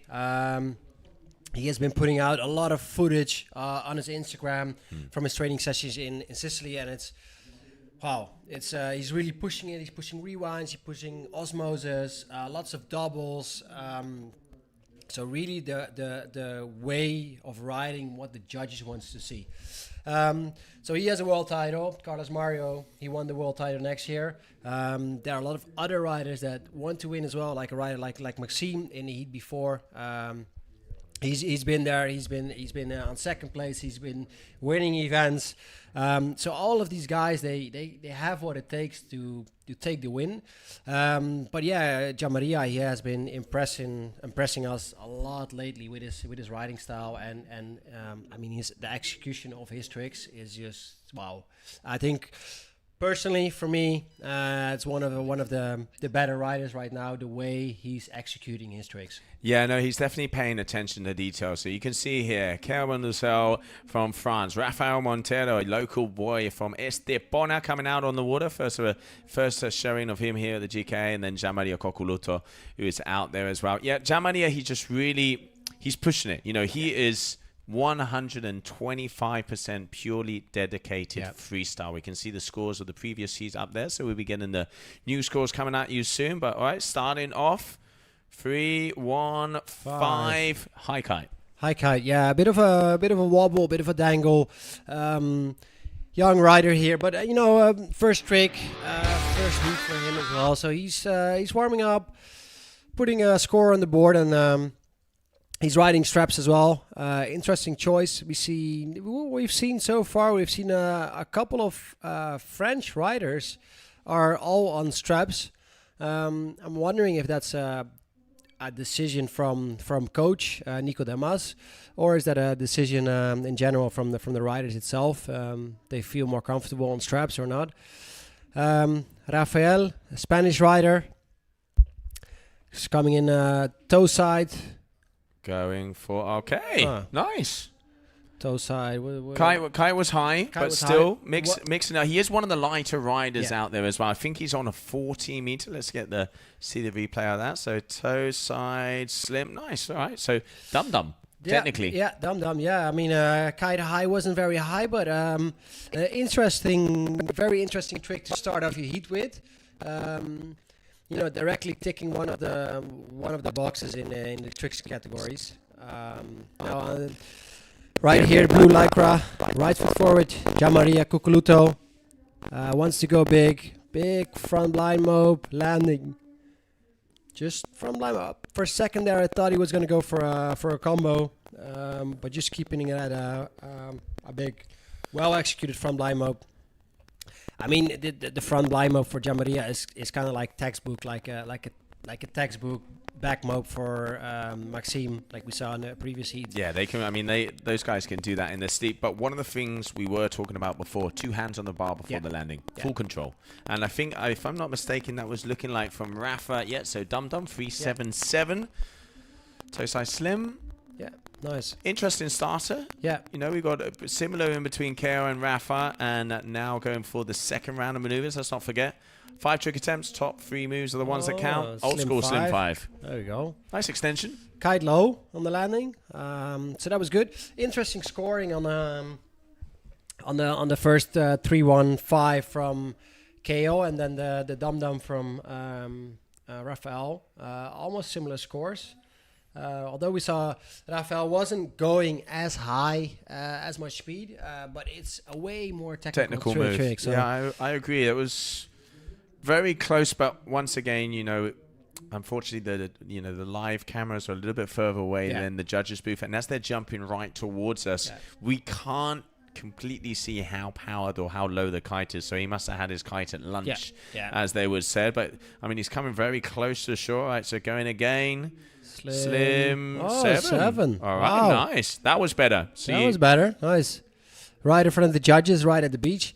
Didn't expect that to be a slim 7 actually at this takeoff. But yeah, pretty well executed. Had a little bit of a splash. Like his takeoff wasn't 100%. No, but still pulling it off. Well, slim 7. There you go as a second trick. Yeah, and not too bad at all. I mean, it's actually funny to say that a Sim 7 not too bad. You look at this 6 years ago, and everybody would be up on their feet and jumping around for a 10. It's incredible to see the evolution. Yeah, you wouldn't see a Slim 7 as a second trick. Like that would have been like one of your last tricks to seal the deal, or if you would be far in advance, or you needed something really big, then you would throw a Slim 7. But you would never see a Slim 7 as a second trick. And and now Gianmaria, I'm pretty sure he's still quite relaxed. But if you see somebody doing a slim 7 just the attempt before you, you have to answer with something. You cannot answer with just a back mobe,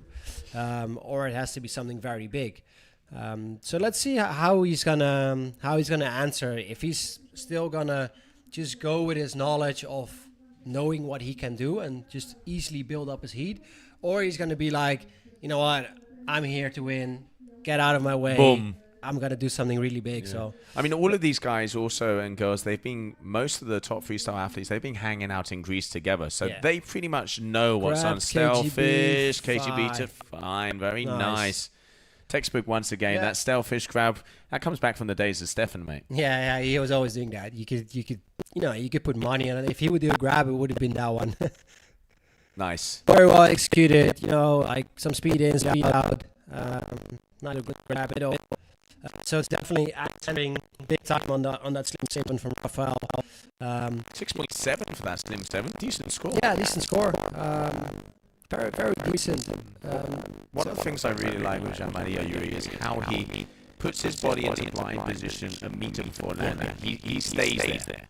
It's very it's very nice how he does it. It's so stylish, and the way he lands blind as well. He can land so hard from such a height into blind, and he just dumps it. There we have the 7.23 for the KGB 5. Well executed, like a direct response on that slim 7. Extending his lead. Now with a solid 3-point lead. So that's he's going into a very good lead. Like KO really has to step it up right now. Yeah, that's 5 trick attempts, so he needs to land every single move if he wants to be counting. And they have to be quite big as well, just to have a chance to get into the win. 3-1, going over the 9. He's going for it. He is not holding back at all. This kid has improved so much over the last year. Greece has gone down well, so not even a bad, tweak out in that first one. Go for it. Very good. I think he knows as well. I mean, he's up against a former world champion, so he knows he has to. You have to throw down. You cannot knock on the door at somebody on Pluto like, hey, I'm gonna do the back. No. Go big or go home. Yeah, go big or go home. If he does the back, then this guy has taps in his pocket, so it's kind of like grinning at you. Yes. So you gotta give it a try. You gotta go big and backside to line.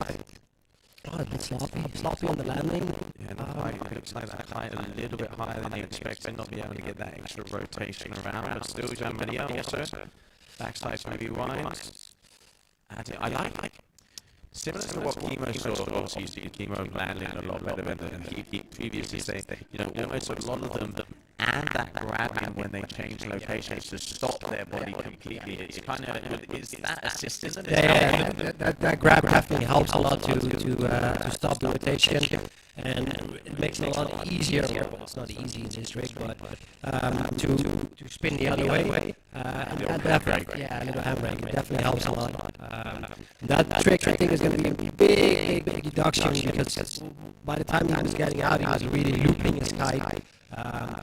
Once you have to loop your kite to get out of a trick, that really shows a lack of control, basically.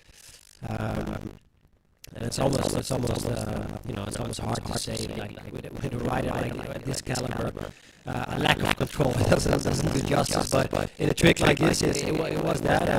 And the thing is, you are judged on what is shown at the water, not what you can do in free riding.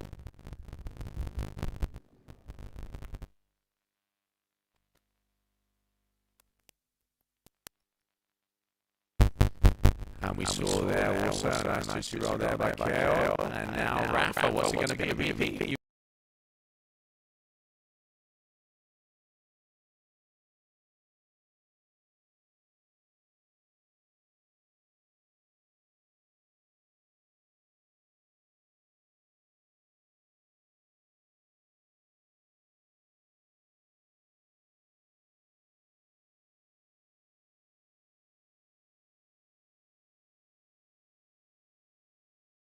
Because at the moment he is in second place And it's still possible. It's still possible, but if he starts to, you know, get into that dark zone, that's where it can.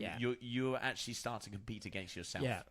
I mean, right now, Gianmaria's fourth trick, that's definitely going to be a decision maker of what's going to happen in the ranking of this heat. Toe side, Chromobe. Chromobe. Okay, he's keeping it easy. Didn't have the speed. No.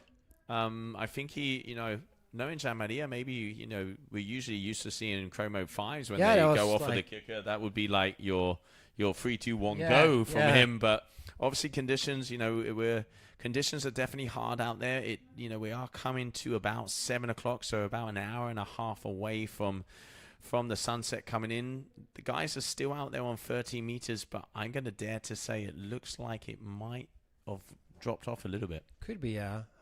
It's hard to tell from here. So that Chromobe, you know, it's still open for Rafael and Gianmaria. It's going to be tight.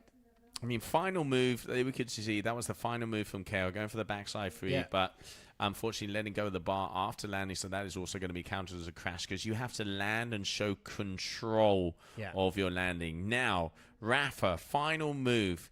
If he hits another 6, he could put Gianmaria into a position of having to go to you know, get a bigger move to be able to take the win.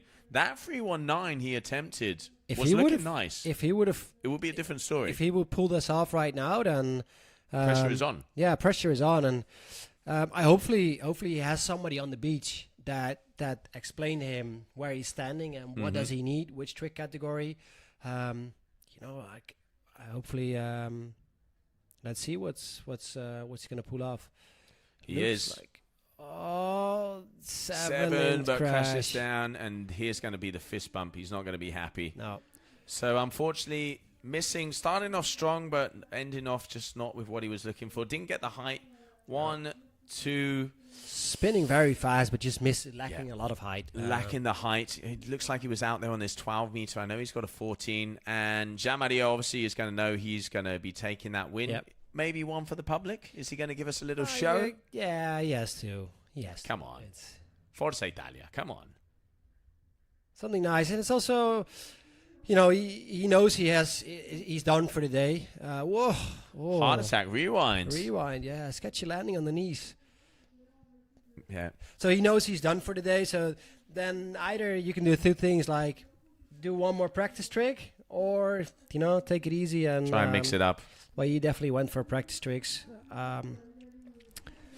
So yeah, I mean, Gianmaria takes this win fairly easy. Yeah, with Rafael being had a chance there for a second. Yeah, definitely had a chance. Okay, so pink flag in the sky.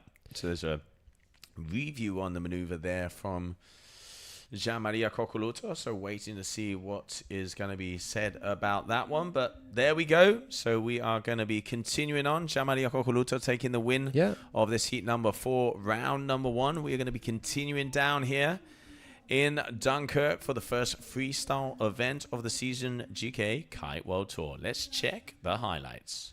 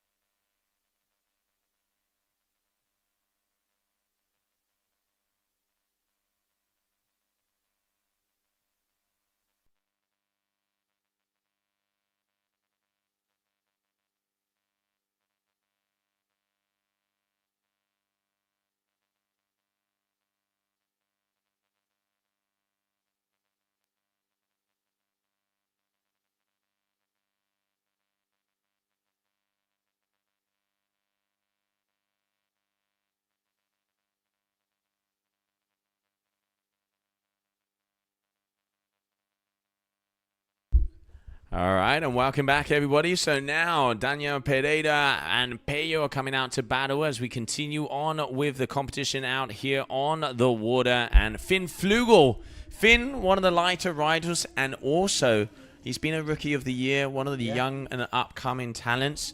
Maybe a little advantage in these conditions, Yuri. Yeah, I would definitely say so. I mean, I think he's definitely one of the lighter, smaller riders, and that should play in his advantage big time in these kind of conditions. You can put up a smaller kite, while the other guys are on the big kites. Big kites means a lot of pull, a little less slack. If he rides maybe a 10 or an 11 versus a 13, it's going to be much more versatile, much more slack, so it's going to be a lot easier for him to do stuff on. Yeah, I mean, one of the things, Finn, we see him always out there with a variety of kites, and he's what I like to call a water boy. Yeah, you see him on the foil, you see him on the surfboard, you see him on the twin tip riding as well. Hangs out a lot with Nico Dalmas. We've sort of seen him in Greece as well. So getting ready. So we have an AP flag in the sky, meaning that there's definitely is something up. Hopefully our sports crew will communicate what that is. But as you can see there, AP flag in the sky as we are waiting for information, Yuri. Okay, I know what the issue is. So it was that toe side slim, so a Tootsie Roll that we saw from Kale. So there wasn't a Dum Dum. It wasn't. No, the Dum Dum was from Rafa. Okay, yeah. So there was a difference on the scoring. So there was a mistake in the scoring as a review of the trick, which was what the pink flag meant, and it was due to the fact that what the athlete did was a Tootsie Roll, so a toe side slim, and he was only scored a slim. So great to see the live scoring there, helping out and making sure everything is in place. So the AP flag will be coming down very shortly. But while we do, check out our event set up down here in Dunkirk.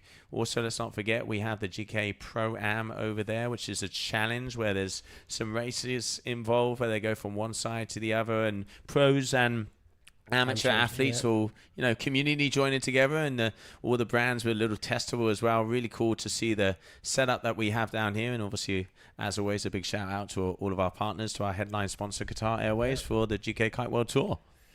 So yeah, we have a lovely event. Come down, have some testing. You can leave your own gear at home, which is always quite nice. Just grab it here at the beach, sign up for the Pro-Am, and have a good time on the water. That's what the Pro-Am Challenge is all about, and just have a good time.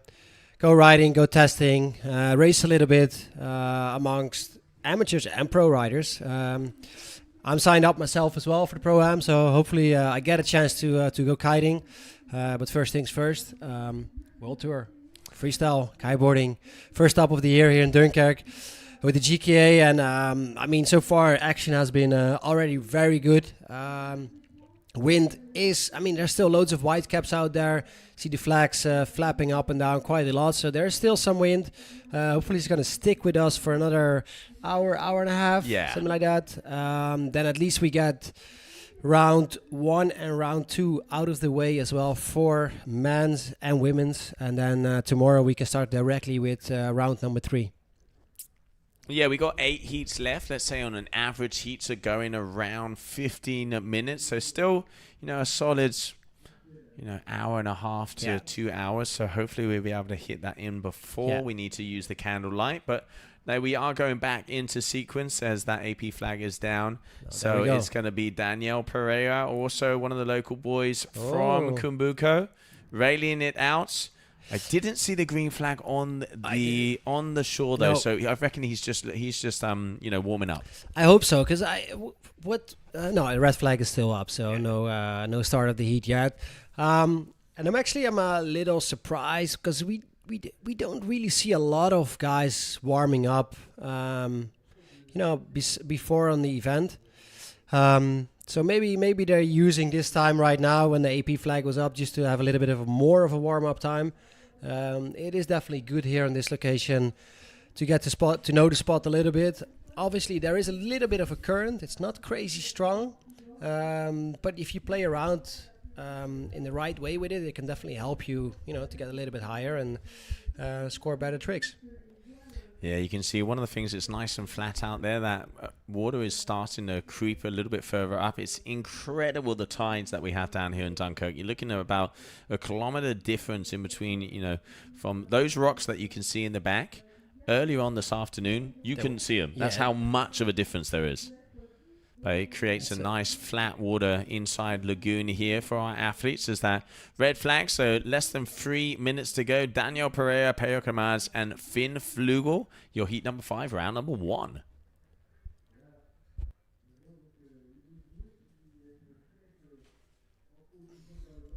So Daniel Pereira from Brazil has been around for quite a while as well. Has done loads of competitions. You know, in Brazil, most of the freestyle competitions in Brazil, he was always there, and he has been to quite a lot of competitions in Europe as well.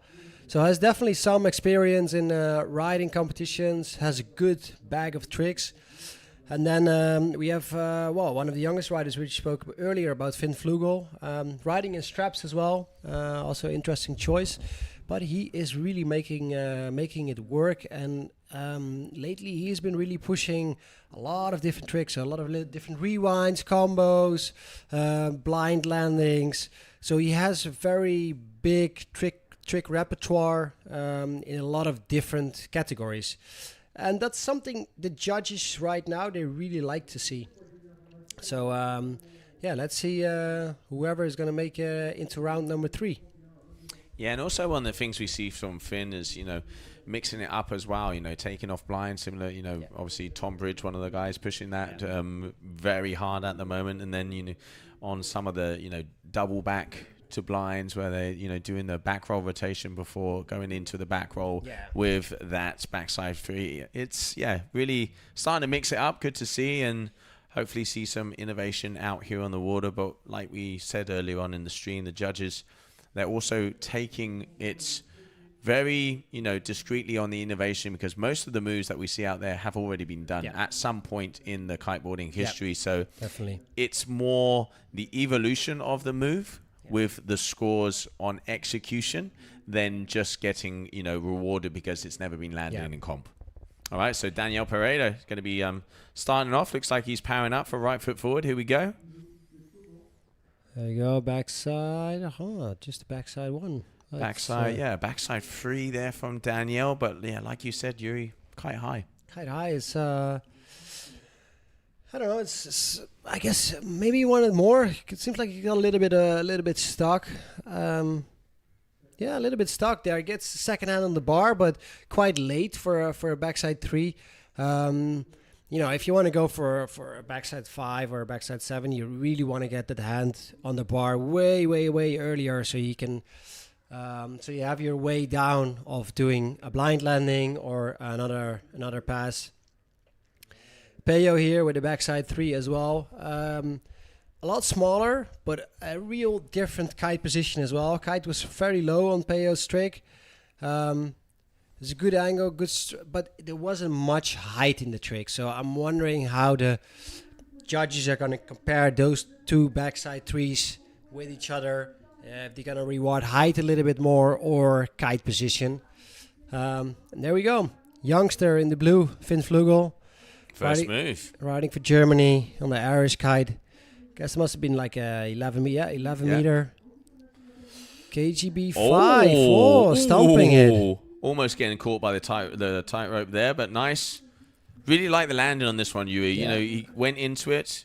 Maybe a little tap. Couldn't quite see from the drone. Nope. No tap. Speed. Very fast. A little wobble, but like very good kite position towards that end. And that's a banger of an opening. KGB 5, kite position very low on the landing. So well done for the young rider.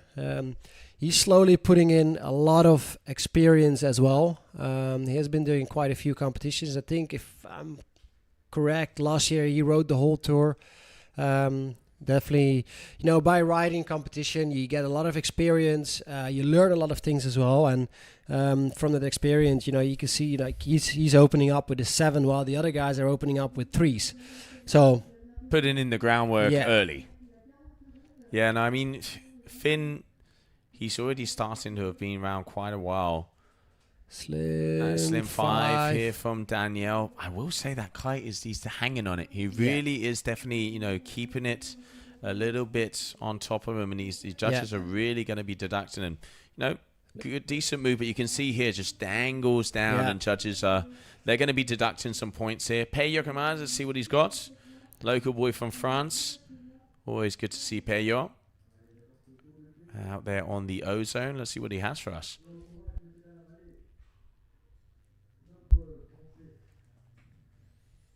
So round number 1 of maneuvers already in the bag for all of them. Finn Flugel so far, 7.0 for that KGB to blind. Very nice opener. One of the highest scoring moves of the day. Yeah. Oh, I mean, definitely very good, especially as a first trick. That's that's, well, let's say ballsy. To open up with a trick like that. I mean, we spoke about it before. If you open up like that, boom. Confidence, and the other riders are like, shit, I gotta step it up.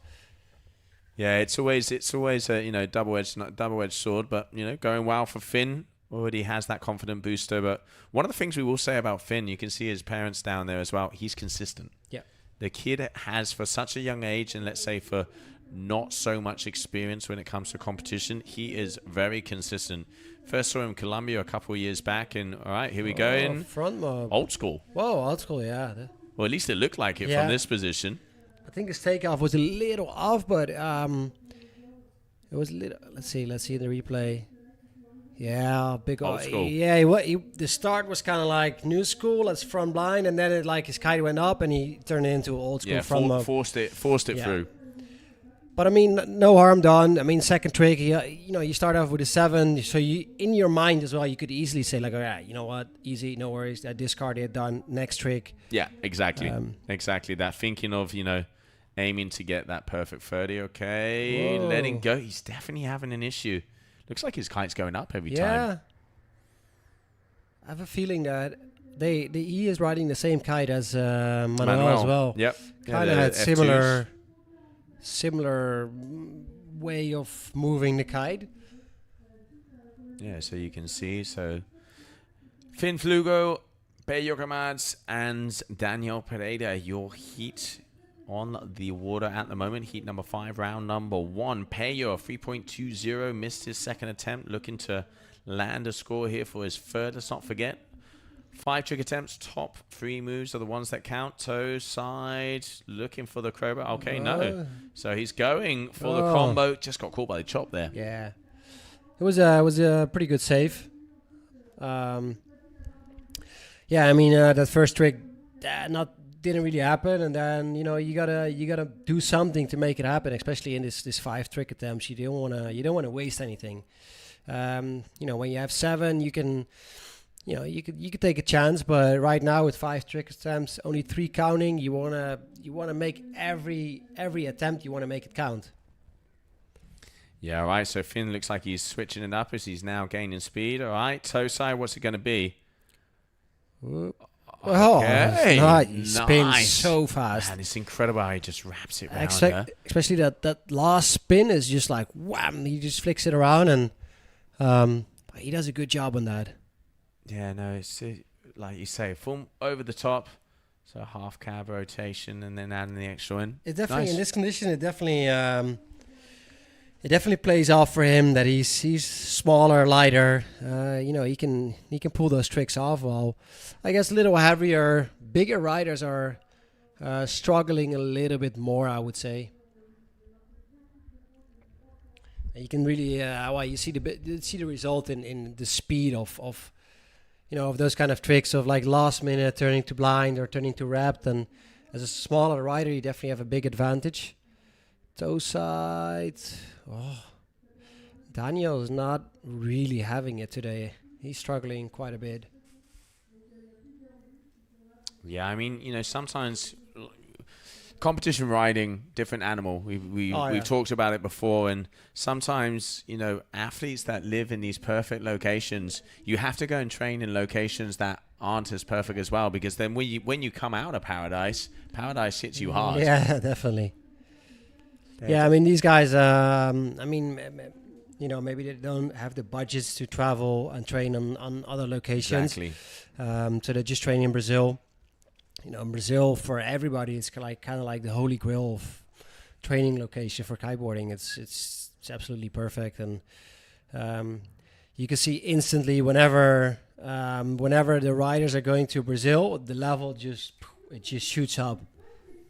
Yeah, I mean, also, like, you can see sometimes they land moves there that they don't land in the other place. It really is just like a freestyle haven, and that holy grail, like Yuri is saying. And, you know, competitions here, we can see conditions a little harder on the lighter side, but it does look like the wind is there now, because you can see Finn already powering it up. Looks like he's going to be going right foot forward. What's it going to be for us? Okay, so another old school front mode. motor blind. Yuri, how many of those have you done in your times? I've done 100 thousands of them. Nice one. It's good to see it back. Yeah, it's a big old front mope to blind. Finn, you're making Yuri cry. It's nostalgic in the booth. Come on, do 7 next time.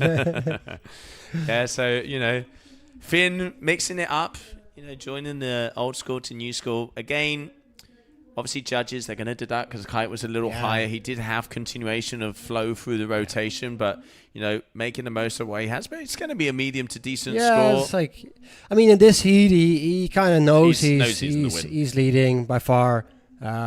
He's already on his 4th trick attempt, and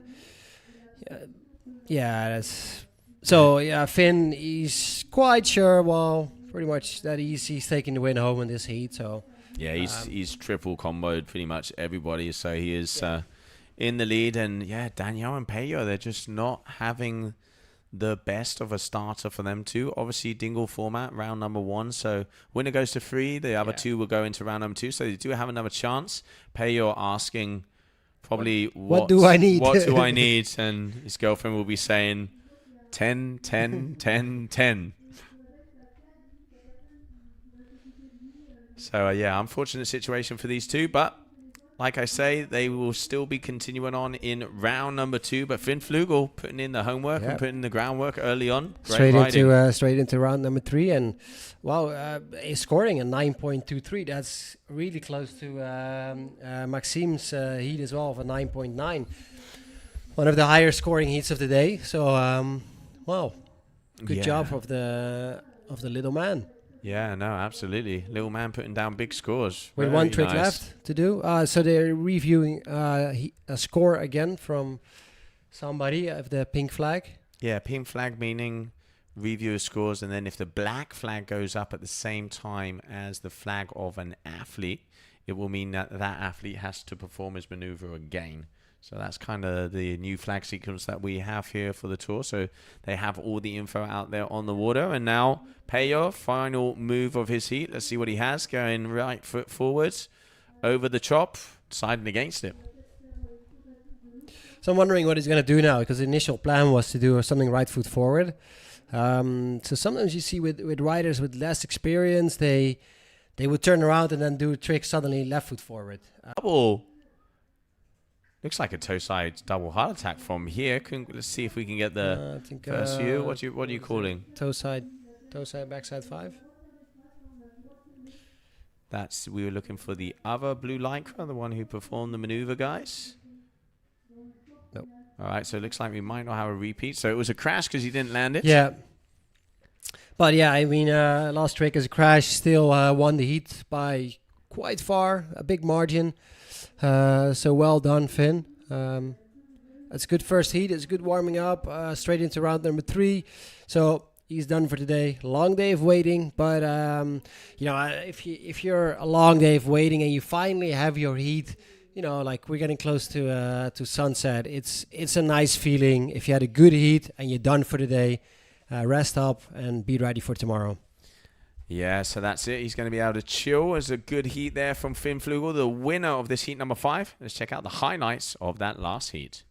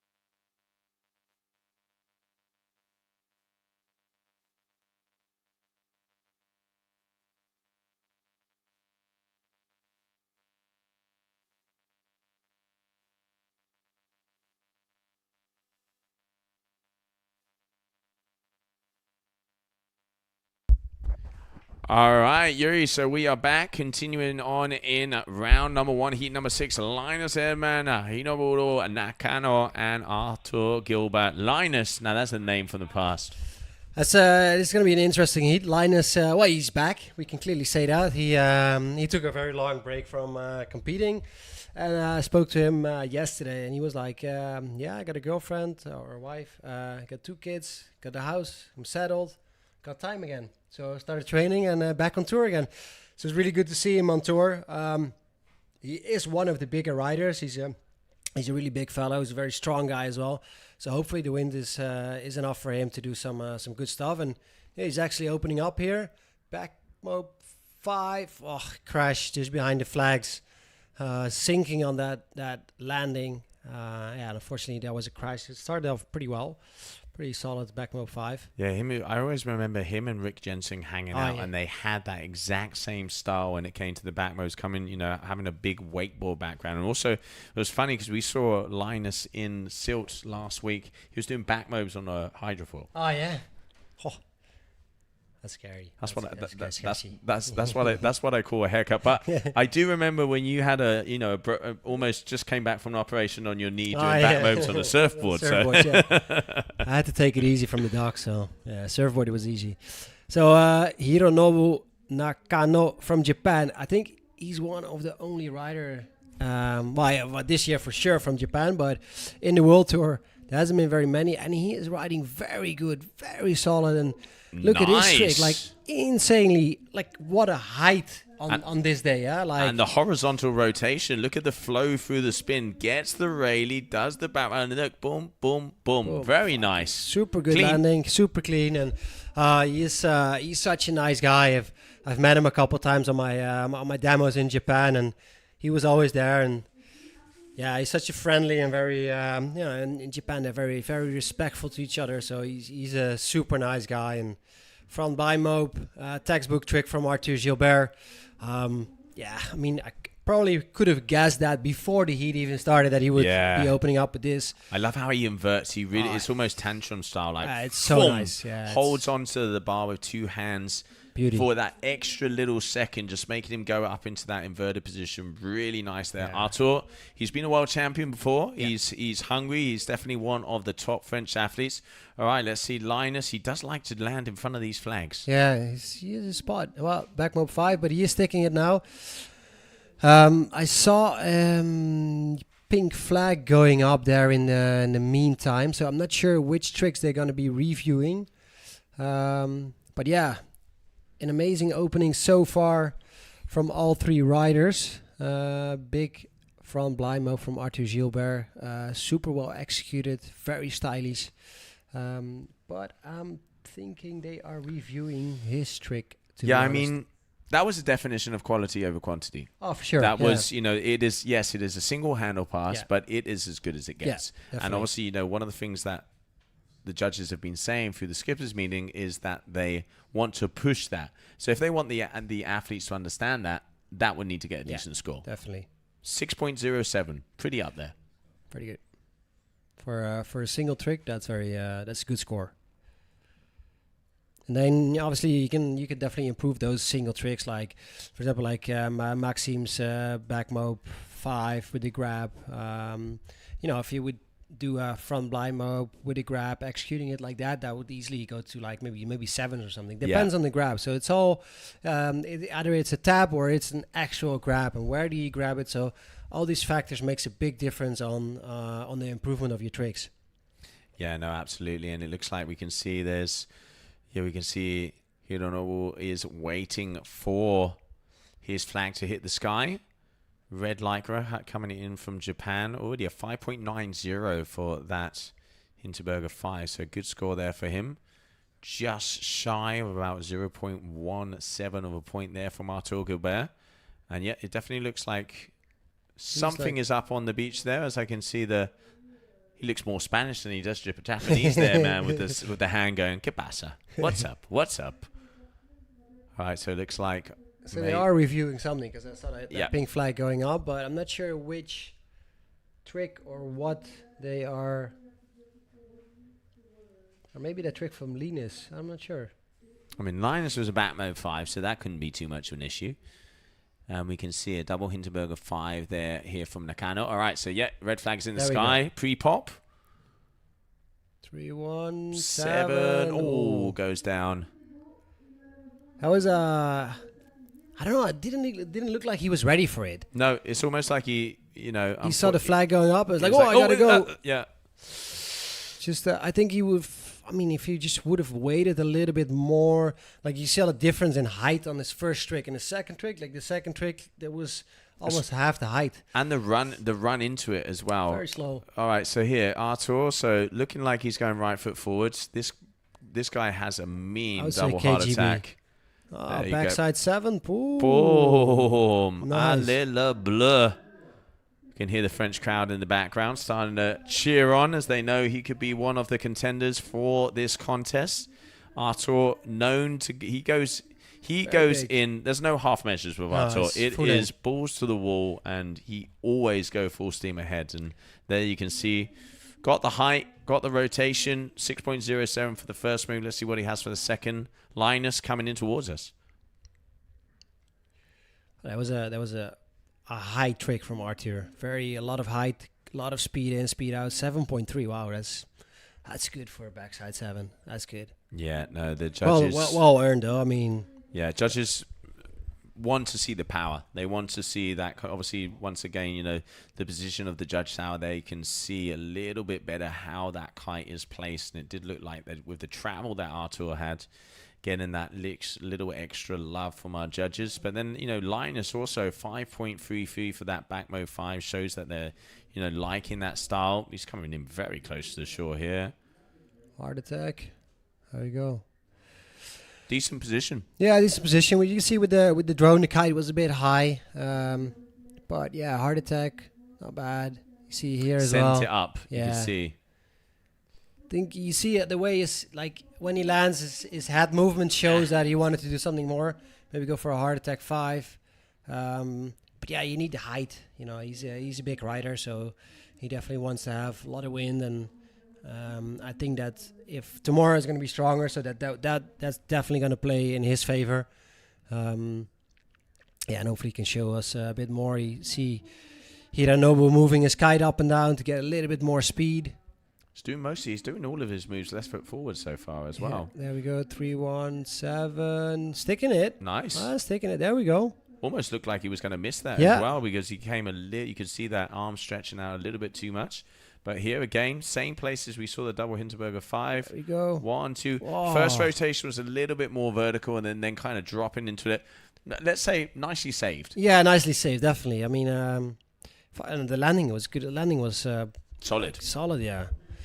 I have a little bit of a feeling that wind is dropping a little bit. Yeah, I mean, coming to the end of the day as well. Obviously, there was a little bit of a thermal effect out there. It says it's set to rain this evening, so we're going to be here very early tomorrow morning, because the call is the wind will be dying off in the early stages of the afternoon tomorrow. Artur, rewind. Oh, shame.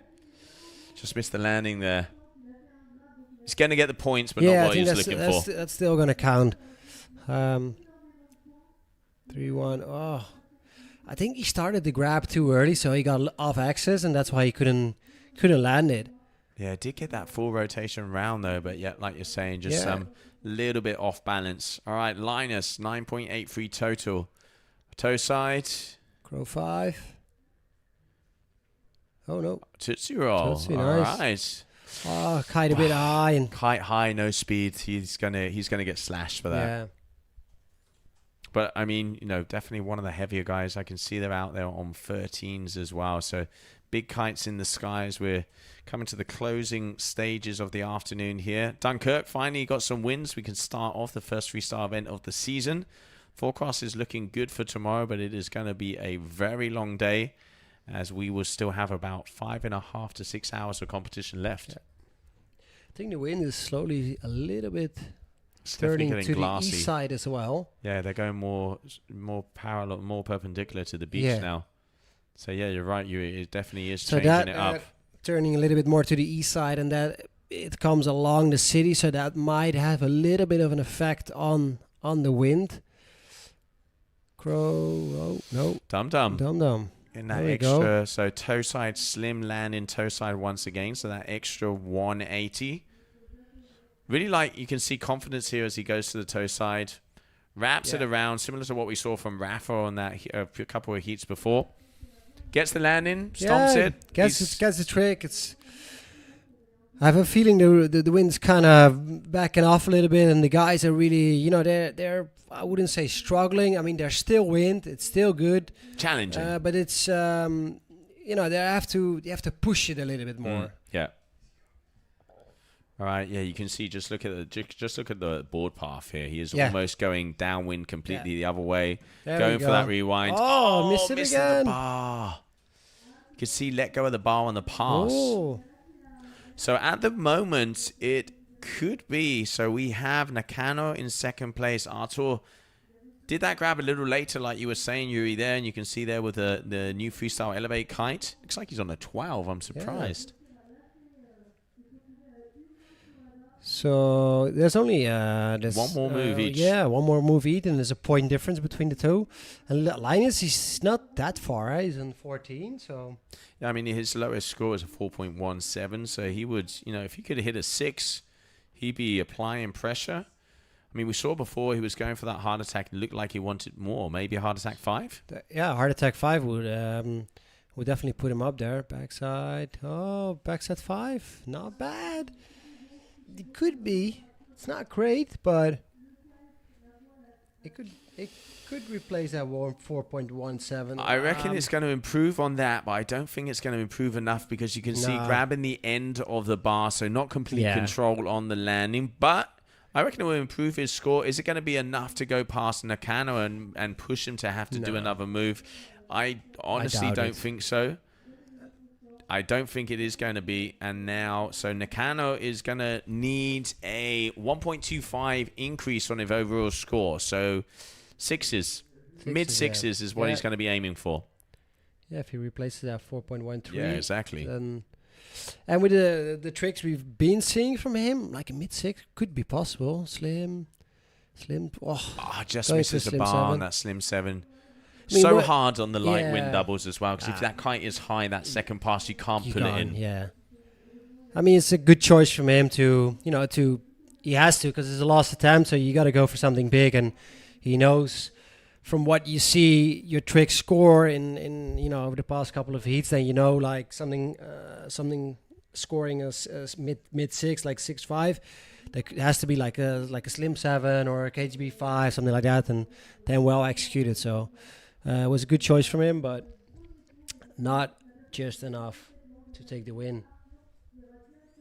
All right, so here we go. Final move of the heat. Round number 1 of the competition. Artur Gilbert, ex-world champion, dropping in. Hailing in from France, going for that rewind third time. Lucky, no way. Misses it third time in a row. So obviously he knew that was let's say a victory lap for him. I thought he was going to get it. It was looking solid. Got the high. Very long float on one arm. What? All right, so that is it for this heat. So Artur Gilbert taking the lead. Nakano so closely behind him. Let's see what's coming up next. One of the first very close heats, I would say. Yeah, it is. So, yeah, Artur Gilbert taking the win. So the Frenchman advances on until round number 3. Let's grab the highlights of that last action on the water.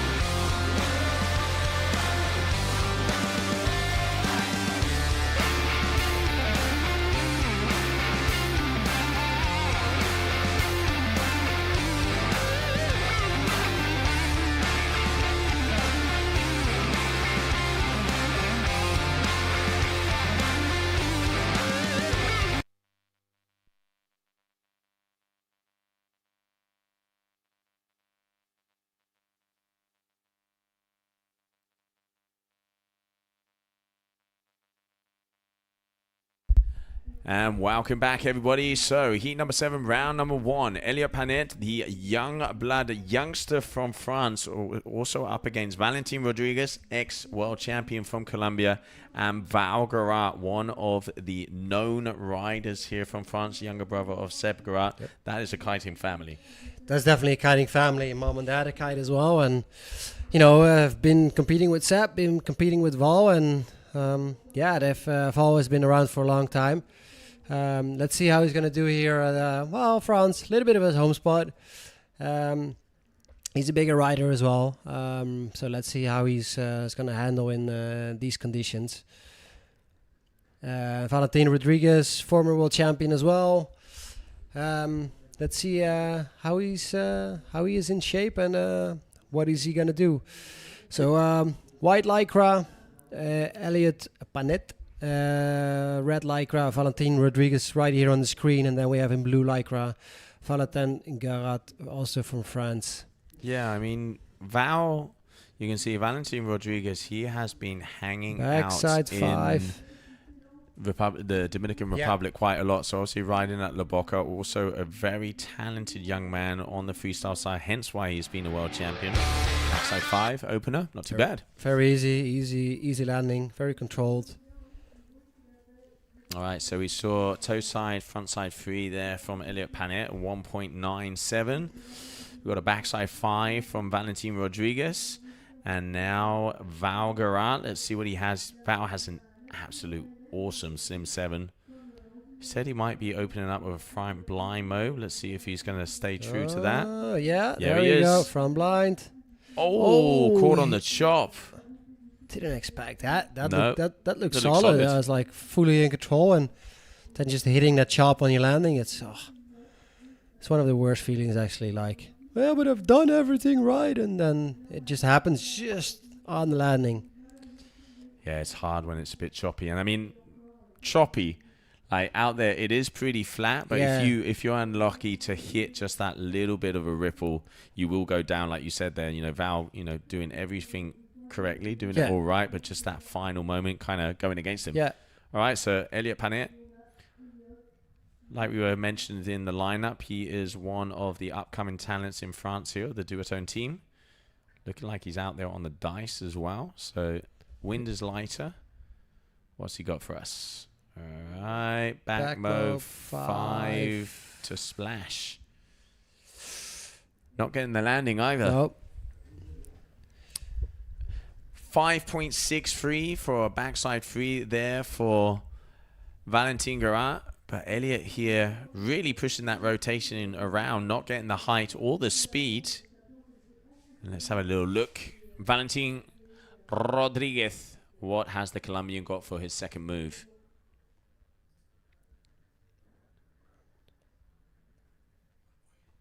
All right, so got the information in from our race director here. We are going to be completing round number 1 of the men and doing heat number 1 of round number 2, and that's going to be it for today.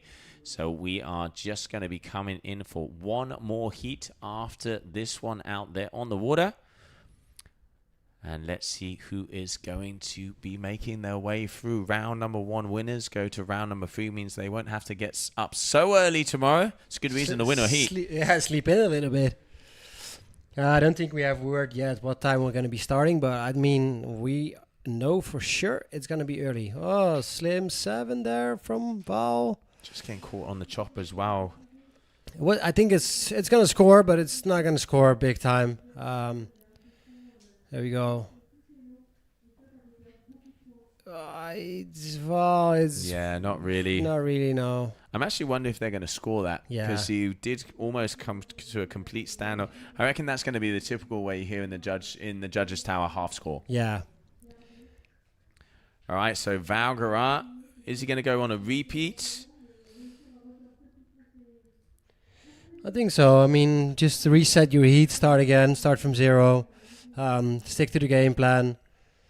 Front blind up is not one of the hardest tricks, but you just got unlucky there with the landing, and oh no, chrome up. Chromo 5. All getting it. Crow 5, nice. Does get the land in there on that one. Got caught up on the takeoff. Yeah, got caught up, but this top shot with the drone was really nice to see that the kite just stayed in one position throughout the whole trick, and that's something, that's something the judges really like to see. Yeah, just driving through. So good move there Yeah. from Val. So like you said, resetted his heat and reset it in a good way. All right, so here we can see Elliot Panier not having the best heat so far, the youngster. And it looks like, I reckon he's going to be coming in left foot forward again. It looks like he's taking his time on the way out. Yeah, he is. He's got power in his kite. You can see it, you know. And he's definitely taking his time. I mean, he has some time, but... Tranquil. Tranquil. All right, so he's got a nice little flat section in between the ripples there. There we go. Pre-pop. Back mob 5. 4. Back mob 4 in between. Back mode 4 to hand drag. So, yeah, obviously judges definitely going to be deducting there for that one. Little bit of a pre-pop. Sometimes you see that on the bridle kites. Yeah. Or obviously, you know, the dice not completely bridle, but you see it with the more hybrid kites that they pre-pop it to get a little bit extra slack. Yeah, it's to loosen it up a little bit more. And we can see on the green and black slingshot, world champion, defending world champion, Carlos Mario Bebe from Brazil, is going to be up in the next heat. So it's definitely a heat you're going to be wanting to watch. Valentin Rodriguez popping to toe side. Is he going to pop to toe side back again? Yeah, there he goes. Yeah, it's definitely going to be one of those Crow Chromo 5s. Nice. Very nice. Calm, cool, and collected. Nice speed. Horizontal rotation there. Just... So far, it's not amazing yet, but he is putting down a lot of good tricks. Yeah. Like, it's not the biggest Crow 5 we've seen, but it's solid. Speed in, speed out, kite in decent position.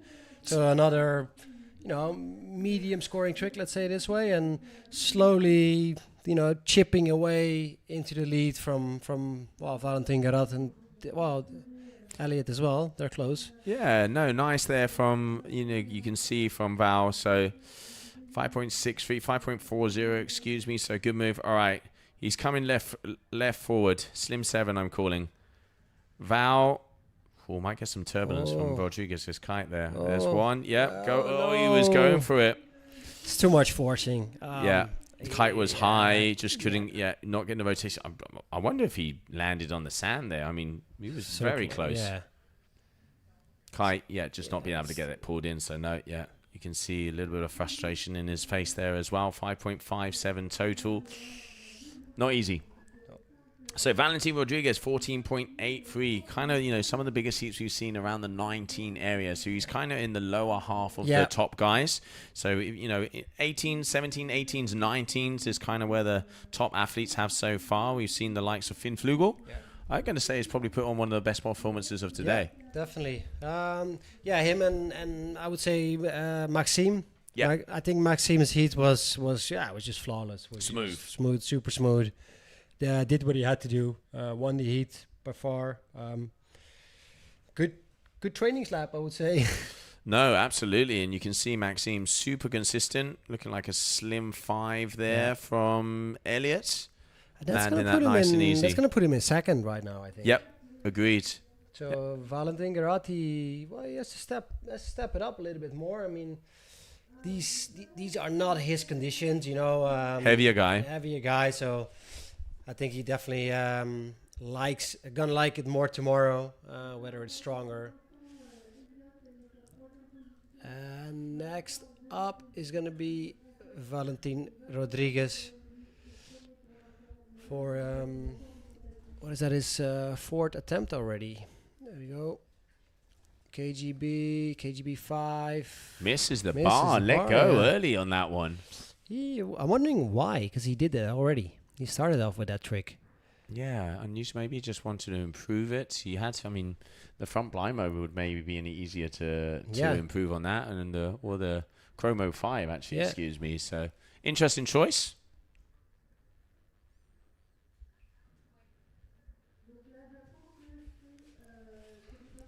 So see Valentin Garat here with coach Nico Damas on the beach, discussing what has to be done Let's have a little look at the scores, Yuri. So he has 5.57 and 3.33. So he needs 2 moves. Yeah. I'd say it's fair to say he needs to get 2 decent moves if he wants to have a possibility of taking out Valentin Rodriguez. So here we go.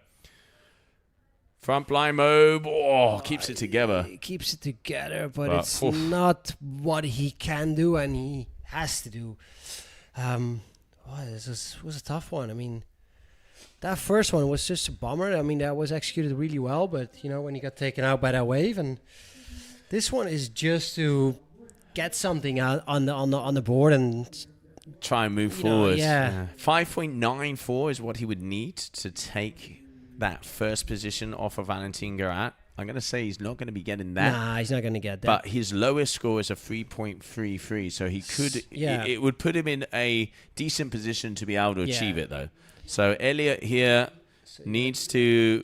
I mean, he would, if he gets a decent move, he could be in contention. 4.93 for Val. So a backside 3 into a back to blind. If my eyes don't. Looking right from the drone here from Elliot, so that would be a combo, so that he would get the full score for that. So backside 3 or handle pass up the top into, so that is definitely not going to be the score he was looking for at all. So it's going to come down to these 2 guys, red and blue. I mean, you got the French flag. You've almost got the French flag out there with the white, red, and red, white, and blue.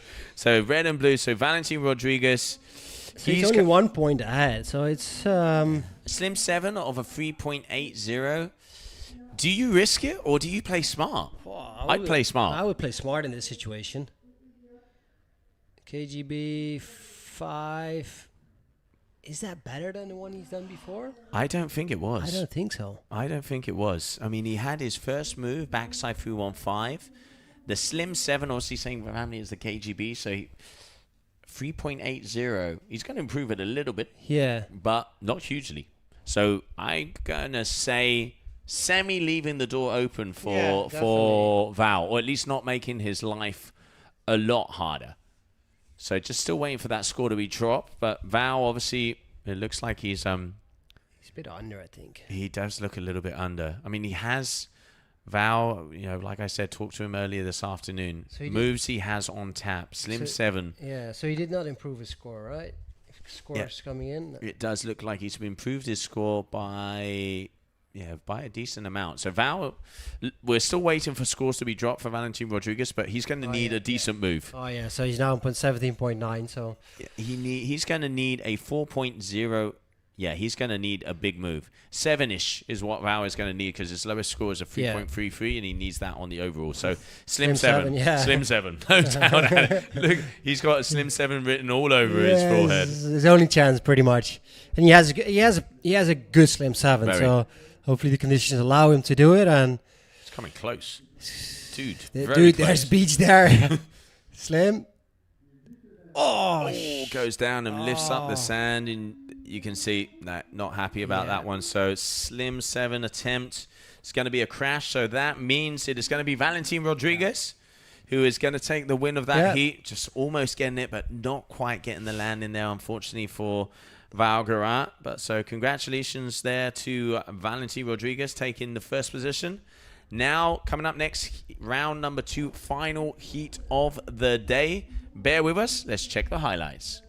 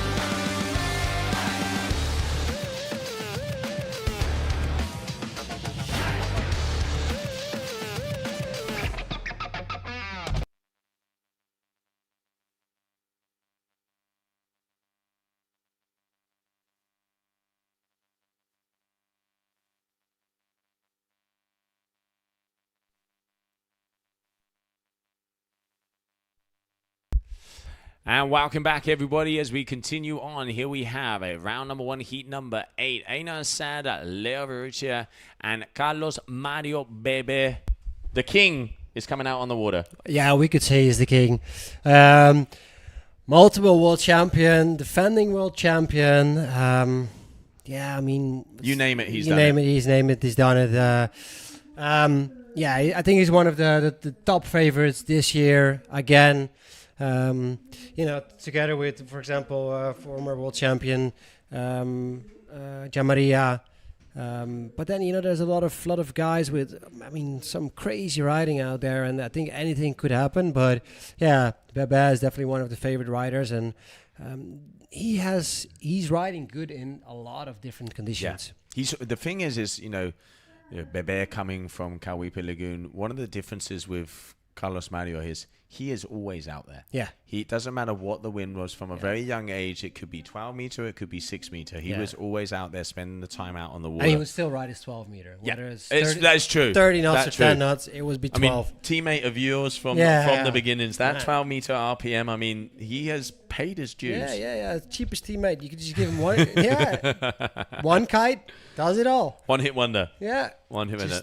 12 meter, and he will be happy kid. No, he's absolutely riding phenomenal. And the only thing I'm wondering is a little bit, it's like I've seen a lot of the guys, they've been really working on what the judges are asking. The rewinds, the landing to blinds, the combos and everything. And I'm wondering if he has been working mixing it up. Yeah, mixing it up as well, working on it. And we know we can do doubles, we know we can do triples.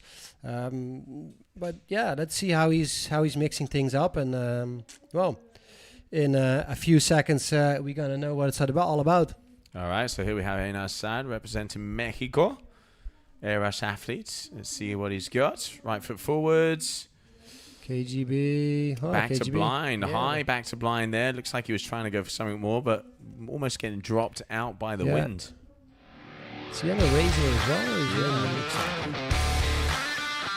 It's big. He's getting stuck with his leash. He's got his leash caught. Yeah. Leash wrapped around there. Leo from Australia coming out nuts. Aussie. Let's see what he has.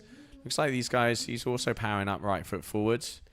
Wind has dropped off a little bit, I say. You know what's cool this year, actually, I would say, is that there's a lot of different countries. We see Corey from the States, Leo from Australia. Really cool to see. Einar from Mexico. Brazilian riders, a lot of French riders, of course, because we are in France. But yeah, it's good that there's a lot of different nationalities and things are getting mixed up. All right, so we got a 3.13 for the first one. Okay, whoa. Backside 5. Good throwing opening. Himself into it. Hey, there's no Dutch rider. That's something, eh? Now that is very true. I remember back in the days that was has like changed. That has was changed. like the Spanish. They came down with 25. We came down with 20. It was a battle of who has the most riders in the tour, but it has changed. You can't kill us, mate. No, that is very true. Where are the young Dutchies? Dutch athletes, one of the things they always did excel in was big air riding. And there's a huge following of the Dutch athletes in the big air riding. For sure. And now on the freestyle, talking about, as we be mentioning, Carlos Mario Bebe, calm, cool and collected, Slim 7. Casually opening up, Slim 7 there. Quite easy. Moves his kite quite up a little bit for my liking, but as a first trick and the thing is he's seen the tricks what the other guys are doing as well. So one guy is crashing and the other guy is scoring a 3. So he knows I don't have to go. I don't have to all push in, it yet. Let's start off good. 7.13. That's your first trick, then you're on a good roll. He's going for the KGB 5. Oh, just missing the bar there. Just going over his backside edge. It looks like he got stuck a little bit again. Just a little bit later now. Hopefully we can improve the camera on that last one as it's cutting out, but caught on that backside edge. Just going a little body weight a little bit too far back. So that's going to be a crash there for Einar. So Leo up next, but still One of the things, Carlos Mario, similar to Bruno, the passion that is still there. And, Carlos, we had an interview with him a couple of days before. One of the things he said is he wants to be the athlete with the most amount of world titles in freestyle. Okay. So let's not forget, Aaron has 5. He has 5, yeah. And so does Bebe. So There can you it be go. done? Yeah, nice.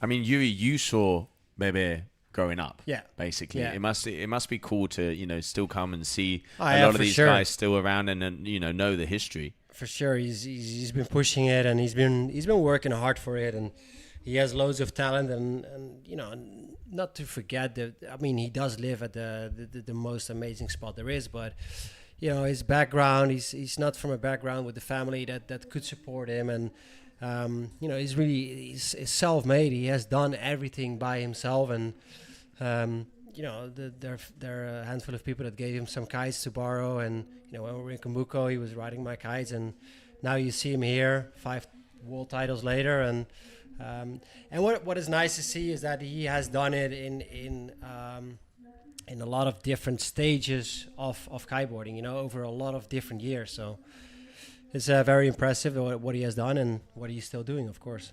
Yeah, making that legacy, and here we go. Hinterberger 7. Easy. It's too easy. Almost landed down on the little ripple there as well, timing it perfectly. It's not even... One of the things I love about Bebe is how he horizontal rotates. The board is pretty much on that horizontal axis, and he spins around. He doesn't force into it, just makes it look nice and stylish. But this is what he has been doing for since a the long beginning, time, and he has been doing it very, very good. So I'm wondering is how he's going to hold up against a Maxime, the rewinds, the new school, this new school, and the grabs and stuff like that. So they're going to be interesting to see. But for now, I don't know what it is. Last trick score, it must have been got a 7.13 for the Slim 7, and it's going to be around the medium to high 7s for this last one. Just waiting for the last score to be dropped. But 7.53, so already at that 14 plus so average, 2 for 2. It's just 2 tricks done. So, comparing with the other riders, it's already if he does another 7, he's gonna go well over 20. So that means the highest heat of the day. So that kind of shows the class he's riding at right now. I mean, it looks like obviously the heat has to be finished, and for Carlos to stay on that same path, which it does look like he is at the moment. Slim 5 here, there from Leo, is that he is, together with Maxime, the 2 athletes that look the most comfortable out there, without a doubt. Yeah, definitely, yeah. I mean, Gianmaria, he was there. He had a couple of good tricks, but a couple of mistakes as well. And so far, Maxime didn't made a single mistake. It was just flawless. Yeah. Carlos Mario, so far, I mean, only 2 tricks down. Not a single mistake. 2 really high scoring tricks. Going here for his 3rd trick. My guess, backside. Oh, no, he's going toe side. Couldn't quite see from Was it here. toe So if he's side? toe side, but Wait. let's have a look at the close up there. Hard to see from the drone. All right, so here we have him going in toe side. Pete Rose 5. Pete Rose 5. Oh, okay. Good morning. Good morning. Afternoon. Yeah, Good evening. I was asking for toe side stuff, and there you go. I think so. From what I could see there, they'll hopefully be able to get a replay again. But yeah, very nice there. Yeah, Pete Rose 5. No, for sure. Pete Rose 5. So there you I go. haven't seen that today. So my question, a couple minutes ago, has he been, practicing on toe side stuff? Yes, he have. You sure? Is this studio bugged, Carlos? Do you? Hola. Somebody hola. somebody has an earpiece in. So yeah, I mean, ticking off another box. I mean, there must have been like a 7.5 as well, right? I mean, yeah, I mean, for sure, it's definitely got to be up there. The kite was slightly higher, but the technicality of it, and it's not something it's not a move you see often in competition. No, definitely not. It is a super technical trick. All right, here toe side. So yeah, Tootsie Roll here also from Leo. At the moment, in a battle for that 2nd place together with Einar, because Carlos Mario at the moment looks like he's in a league of his own. Yeah. He's going to be joining Maxime and now overtaking 22.36. So great heat so far. Let me have a look. Let me just go back and see Maxime. I Where think it was is a he out? 19.9. 19 something. Yeah, I think you're right. It's just under 20, second heat of the day. 19.90. Yep, exactly. So it is Carlos Mario Bebe is far, the new highest one and easily the highest. And then we can see Jan Maria was 18. Whoa. Finn 19.86. So your top 4 riders. Yeah. I mean, Pete Rose 5, I mean... 7.70. 7.7. Very That's, nice. I think one of the highest scoring. Not such a big fan of this one, but I mean... That's that double slim. Yeah. Isn't it? That's I don't extra. know. Yeah. I'm not... I like it in the KGB or the back to bind. It looks nice because it's more wakeboard style, but I'm not the biggest of fan in the slim. You get a little bit of a dangle. Yeah. And then the trick comes. But let's see how they score it. This is actually going to be an important moment because these are some of the new moves that are appearing. Yeah.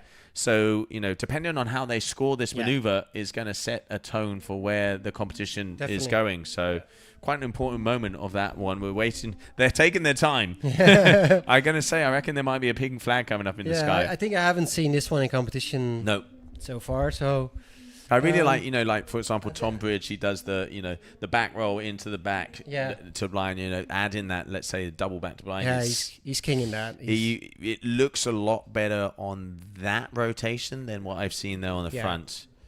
Yeah, we look at the differences. Yeah. But what we've been talking about that earlier already today is it's an early stage of those new tricks. So yes, it might not be 100% right now, but give it a bit of time and let the riders work on it.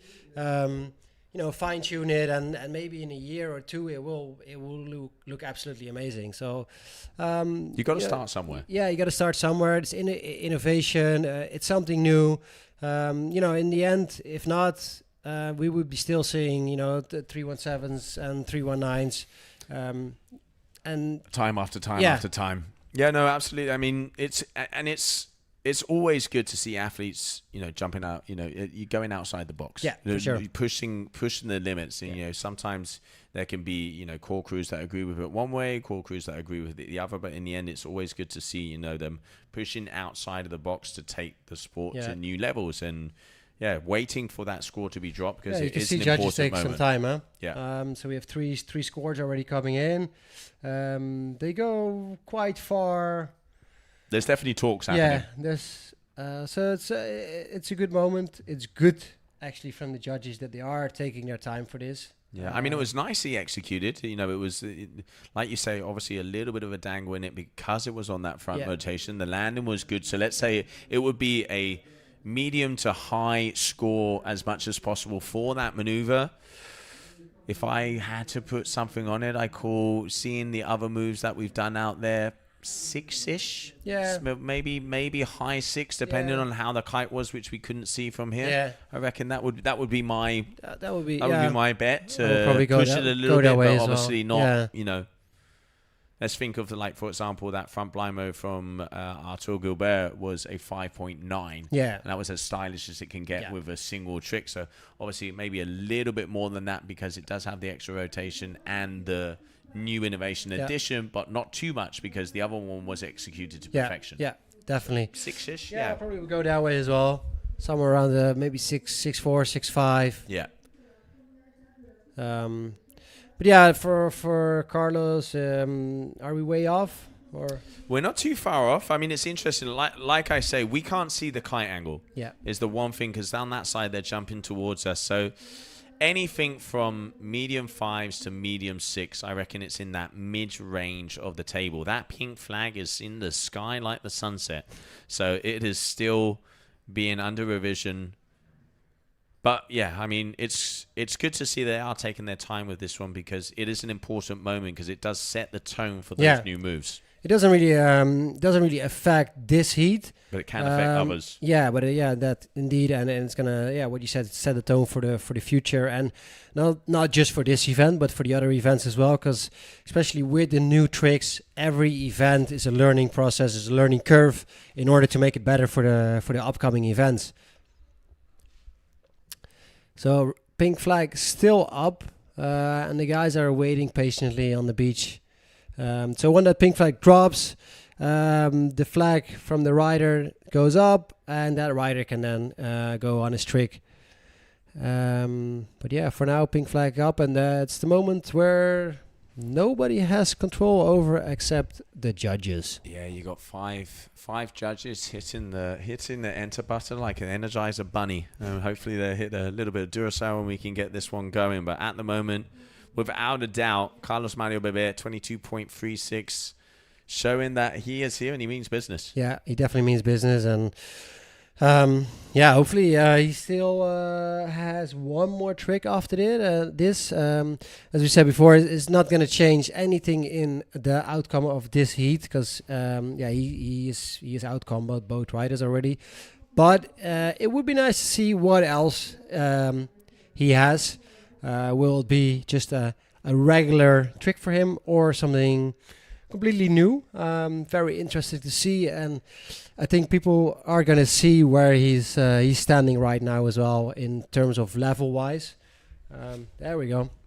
5.73. We weren't too far off. 5.73. I must admit, I'm happy with that. Yeah, it's good. Because it's mid-range up the table. It's a move that, executed well, you're going to get a medium score on. I think that places well. Yeah. In the trick list that we have. So imagine final that, round. Yeah, so imagine that trick being well executed. That could go hit like a 7. Yeah.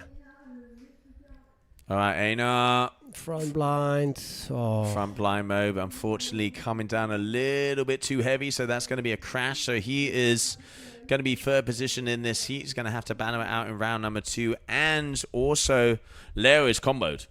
He is fully comboed out as well. So Carlos Mario Bebe will be taking the win in this one. But Leo, we've seen some nice things from him. He's got a nice 5.0 up there. Final move for him.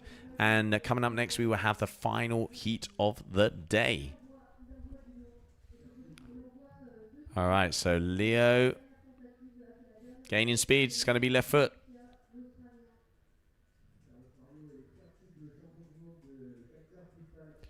Leo all the way from Australia. What is he going to do? One, show something. Backside. Backside 5. Nice and clean.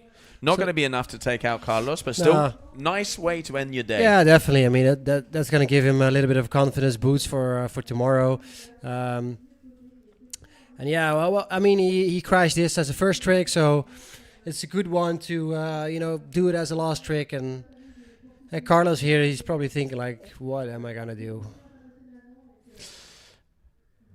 All right, so Carlos, 713753770. So he's increased by about 4 decimals every time he's done a trick. So obviously, we're going to see an 8. It's got to be an 8. Come on, Carlos. Big KGB 7 or something. All right, so I do have confirmation, Yuri. Final heat will be the first heat of round number 2. So one more heat to go of the day here. First day of competition in Dunkirk. Playing with his leash. That means business. That means business. So I think he's going to come in left foot forward, going towards the beach. Yeah, one more heat, Joe. That's a do or die heat. Yeah, because it will be the first heat of an elimination round on the water. So whoever goes out. Funny will go to out. see what Bebe is doing is he's changing his leash back again. So he's going to do something else. He's changing his plan. That is a long leash. Yeah. Toe side. Oh. Chromo 5. No, excuse me. Chromo. Normal. Maybe he was going for a combo. Just a chromo? Just a chromo. Just a chromo? Come on, you can do better now. Somebody give that guy a black flag. Well, Carlos Mario Bebe taking the win here. So he moves his way through to round number 3 of the competition with the highest combination score, 22.36. The king means business, and he is definitely not here to play. All right, so there it is. Brazil number 1. And we go into the final heat of the day. Will be coming up next, but we have one more move. It looks like there's a repeat for that move number 4 here for Einar. Oh, there he goes. So going into a crash. So while we're waiting, ladies and gentlemen, let's grab the highlights of that last heat.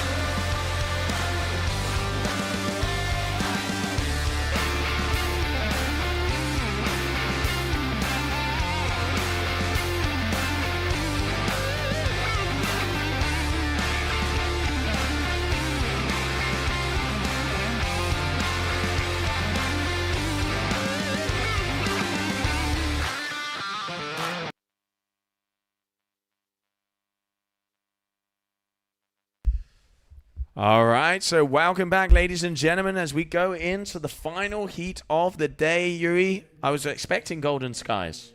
We get a little bit of a gold sky. It's a little bit. A little bit. There's some orange. There's some orange. But yeah, last heat of the day. Theo Vermon, Rafael Montero, Luca Pito, Baptiste Jacquemin. Yeah, 3 Frenchies in there and 1 Spanish kiddo. So this is these heats are important. You know, this is the heat where people are getting eliminated, and you know the other 2 are advancing into the next round, in round number 3. Again, here it is quite important to know where you're gonna end up. If it's first or second, you know, like first or second can mean a better sheeting or not. So there's your orange, yellow-ish sky. We got it there.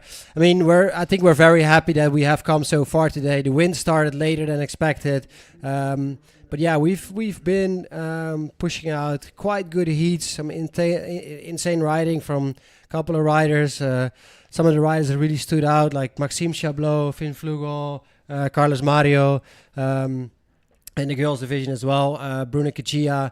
They all set up like insane heats, high scoring tricks, solid performance, and that can only mean one thing. It's gonna be business tomorrow, because tomorrow we're gonna go all the way up to the final. Yeah, I mean, we've got an early start here tomorrow. We'll be confirming on our socials. Make sure to check it out to know what time to tune in live, as we will be live once again in the booth with Sancho Siasen. Great to be hanging out here with Yuri Zun joining us here for this competition. And at the moment, it is going to be now. You can see Theo Vermon, Rafael Montero, Luca Bito, Baptiste Jacquemin are your 4 athletes into the final hours of the day. And I'm going to say that was probably maybe going to be a dum-dum there from Rafael, as our cameraman just not quite... Did the heat start already? Yeah, the heat has started. And there we go, here's the replay. When there's 1, there's 2. Yeah. All right, so trying the Tootsie Roll, but yeah, not getting the height whatsoever on that. Your Elevate rider from Spain, Luca Pito. Toe side maestro. Let's see how he does.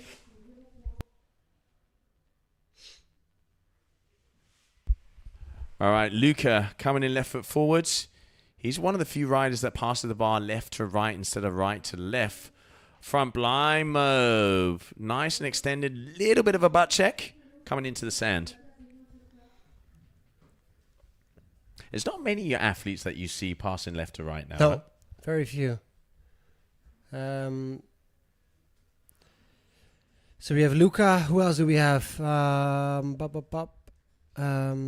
passing left to right. Yeah, there are a few. I mean, one of the better. Wow, I think still one of the best actually.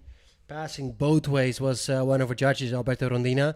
Very much so. You couldn't tell whether he was passing left to right or right to left. They were both. Moby Dick. Yeah, that was his move. Insane. So yeah, it's good to see him. You know, such a great rider. You know, being a judge right now. There we go, Baptiste. Slim 5.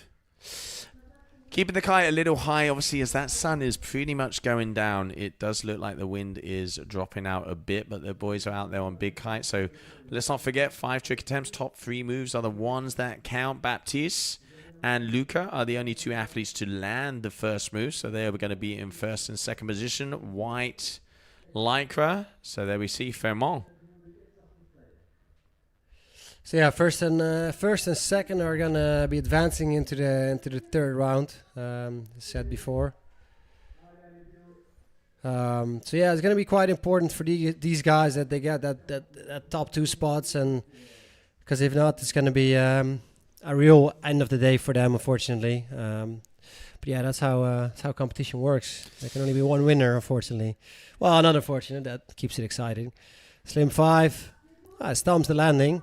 Yeah, and you can start to hear. I mean, you know, local boy will attract local crowd. Yeah, one of the great things we have here at this event setup is we have a huge screen in the middle of the competition area, and there's some deck chairs. And the most important addition to that deck chair is the nice tap of free Schufs, which is the local beer. You have a couple of those, and I can tell you're going to be screaming for multiple reasons. All right, so Rafa, he started off in the last heat with a dum-dum, which is a toe side, slim landed toe side. Let's see if he's going to be going for that again. I reckon he might be. Yeah. Yep. There you go. There you nice go. fix it. Better than the one he did in the first one. Clean landing, clean takeoff, and it's getting darker and darker out there. But you know, we're gonna finish this heat, last heat of the day, and tomorrow, you know, once we have confirmation of our race director, what time we're gonna start. Well, we do expect, even if it's early, that everybody is gonna join us on the live stream, even if it's 6 a.m. We expect to join us. Absolutely. Toe side as well for Luca, Chromo 5, coming into the beach.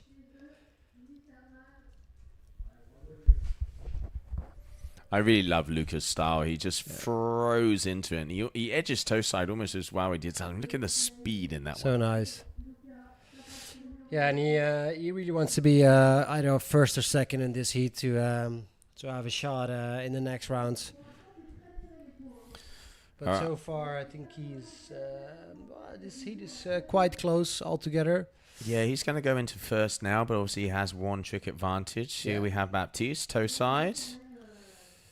Going for the double back rotation. Okay, so will we consider that a combo? Our cameraman didn't decide it was a combo. He was like, nah, you're done. Yeah, we've been saying with the combos, it pretty much has to be land and take off straight away for it to count. And cameraman becoming a judge there on that one. The thing is with the combos as well.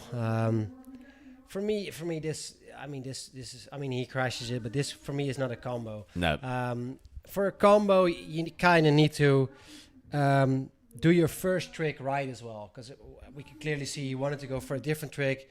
He kind of screws up. He lands and he thinks like, let me try to save it. Let me try and let me do some damage control. That's not the idea of a combo. No, that's not the idea of a combo. A combo is boom, you do a good first trick, you land, boom, and you do another one. So it's combo shouldn't be a savior. Yeah, and I think judges have to be really careful with that, even though it is a completely different family group. That if that happens, slash those scores apart. Yeah. Oh, Hinterberger free. Nice. Oh, Big one. Double one, actually. Double Hinterberger. Yeah, nice. Yeah, again, the extra rotation. So double Hinterberger free. Grabbing it. I think he grabbed it on the down loop side there, which is looping that kite down. Holding it together. Dragging the hand. Keeping the crowd happy. Keeping the crowd happy. It's not going to be the best score out there, but right now I think this heat is still fairly close, so anything he can get on the board, it will definitely help him getting a chance on moving up to the next round. All right, so Rafael Montero. He's got a good first score. We saw him trying 319, maybe 317. Okay, no, slim 5. Slim 5. Why would he... He already has the dum-dum, so he's got a toe side and now a slim. So 2 moves there. It did look like he was maybe going for a 7, though. Yeah, I'm pretty sure he wanted to pretty go for well a sure 7. he wanted an extra. But still, saved it. Another move. So I reckon that's probably going to be taking him into first position. Yeah, looks like it. Yeah, and Theo with that trick, he's moving a little closer. Ooh, wait. Harsh there from Luca, getting caught up. Take it easy, boy. Oh, man, 4x4. Little smile. It's always good. Always good. Luca, such a cool guy on and off the water, which it's so important as well for athletes, you know, to be ambassadors, approachable, and just, you know, sometimes you can get caught up in the competition mix and forget to have fun. Yeah, for sure. So let's see what he's leading. He's leading now. Rafael is getting close. He's kind of forcing the slim to blind. Where did that come from on that little chop? It's like I wouldn't be able to unhook even. So Rafael is slowly approaching. gaining, he's approaching, yeah, and then Theo is there as well. I think that last one from Luca, I mean, they must have counted that as a crash, I guess. Yeah, so obviously let's not forget that only 2 athletes will be making their way through in this heat. Yeah. Because they'll be making it into round number 3. So 2 athletes, the top 2, will be saved and in that safe zone. So cushioned out at the moment, Pito and Montero. And then we have Theo and Baptiste, 3rd and 4th. If Baptiste can land this move, he's back in contention. Let's see what he has. He's gaining speed, okay, in between the chop. Yeah, deciding against it, look a little bumpy.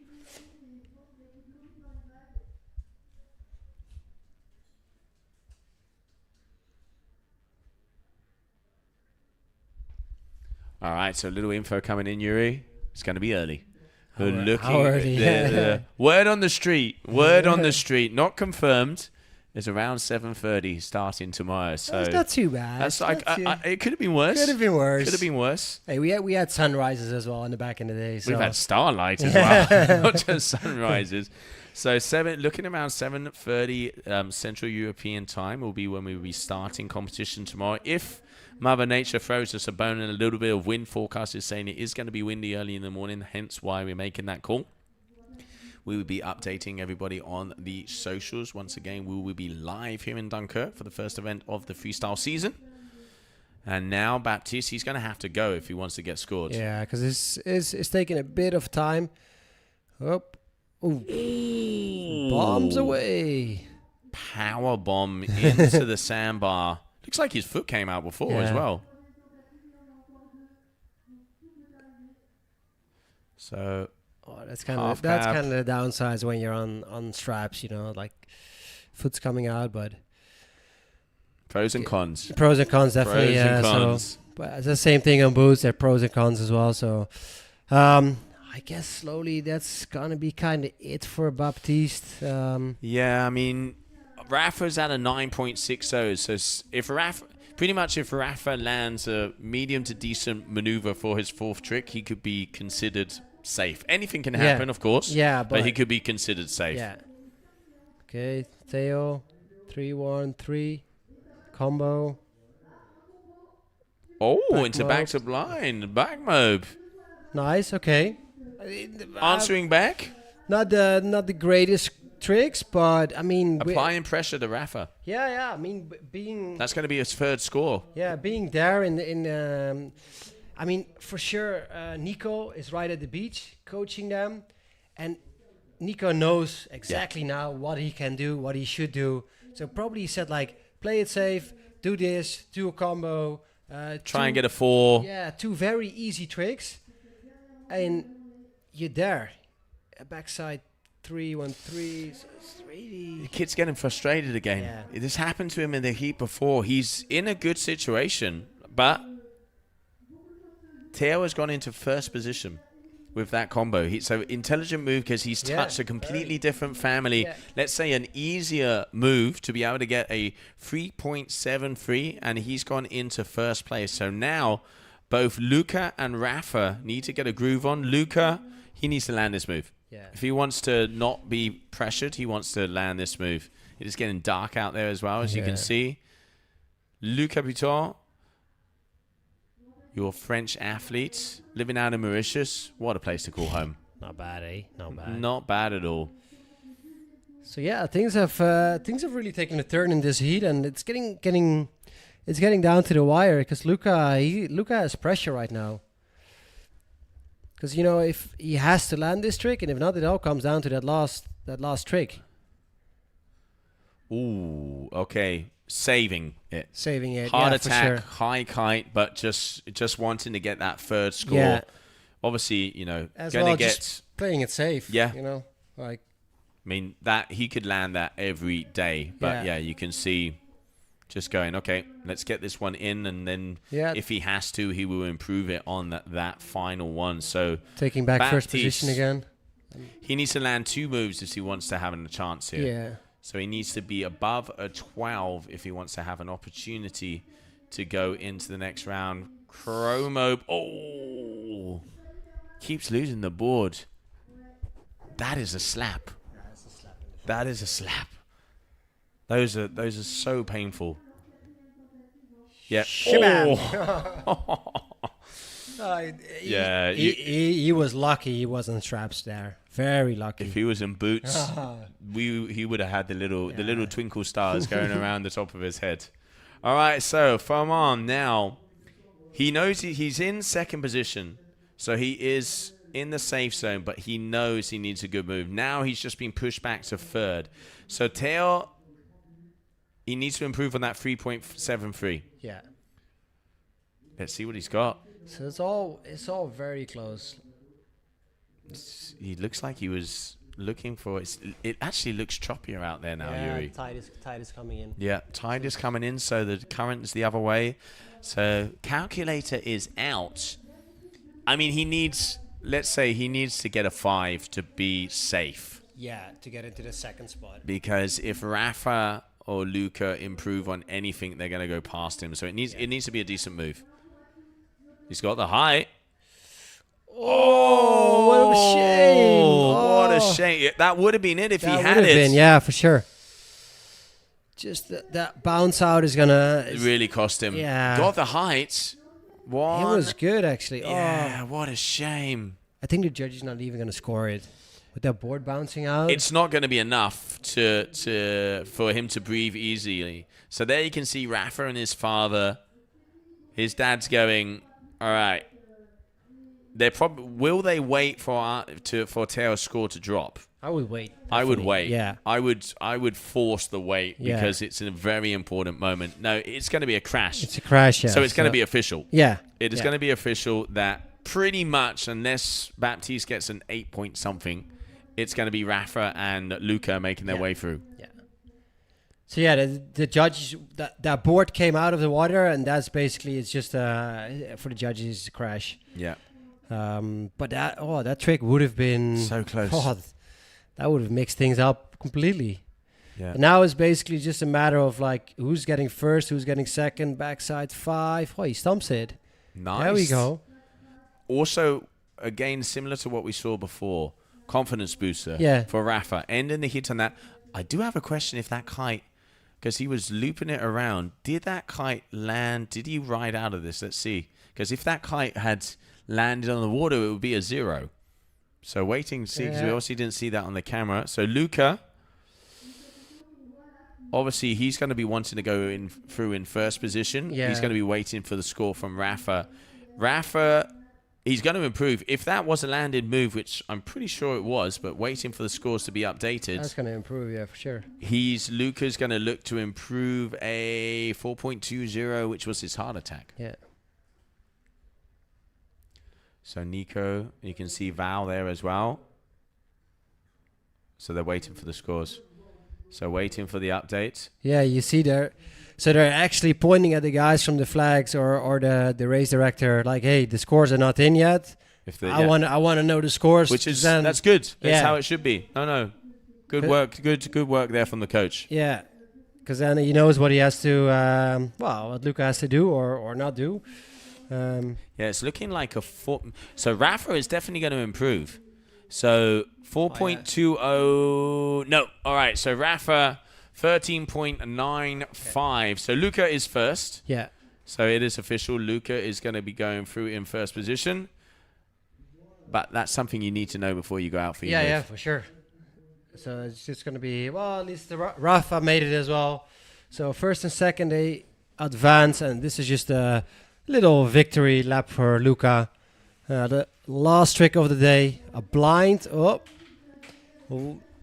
front to blind. Yeah. A little wobbly, but last trick of the day, seeing something else. He didn't have to do anything. He won the heat already. And now he can go back up and rest up and be ready for tomorrow. Sigh of relief. There is definitely going to be a sigh of relief there from Luca. All right, so final move of the heat, final move of the day. As we continue on, so that is going to be it. With just one more move in. The orange is coming out through the sky. Round number 2, heat number 1. Taking his time. Taking his time. He's like, this is my moment. This is my moment. So, technically seen, if he would score An 8+. an 8+, then more like a 9 that he would be second. Double half cut. Oh, was looking for the double half cut mode. So that is going to be it, ladies and gentlemen. That is the final heat of the day. Final move out there. So it is going to be Luca Pitor and Rafael Montero making their way through. Round number 3. There we go. All right. Well, there you can see the beautiful sunset is over here in Dunkirk. And let's see the highlights of that last heat.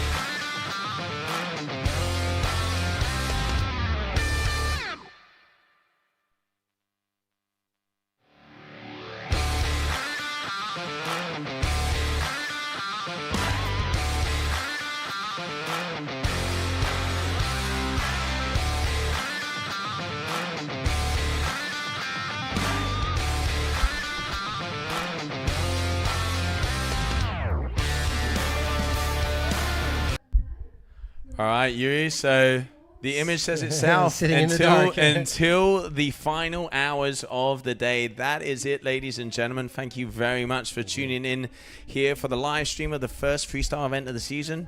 Pretty decent moves out there, Yuri. Yeah, definitely a good day. A couple of the big names, they really, they gave us a good show. The girls division, Bruna, she put her foot down. She showed what she's got, and she showed that she's here for one reason, and that is to win. Men's division as well, Maxime Chaplot, young rider Finn Flugel, really impressed us. Then Carlos Mario, he really, highest scoring heat of the day, really put his foot down as well. And he really showed that, he's here to win it again, to defend his title. He won the world title last year, so. But tomorrow is a new day. We're gonna start bright and early. It's gonna be early. Yeah, we've already been told 7:30 is the name of the game. That's when we're gonna be starting. So nice and early down here, 7:30 Central European time. So we hope to see you bright and early on the streams. It looks like action's in there. Also, really cool to see athletes that have been out on injury also back in the water. Rita first heat out there. She's definitely in full steam, and also Dorotina and Matteo coming from Italy as well. There's a good mix of new and older veterans and rookies coming out. I reckon we're going to see some great action tomorrow, Yuri. Yeah, it's going to be great. I mean, the forecast still looks absolutely amazing. It's going to be stronger tomorrow. Some of maybe the bigger guys have more benefits of that. Today was probably a day more for the smaller guys, and tomorrow more for the bigger guys.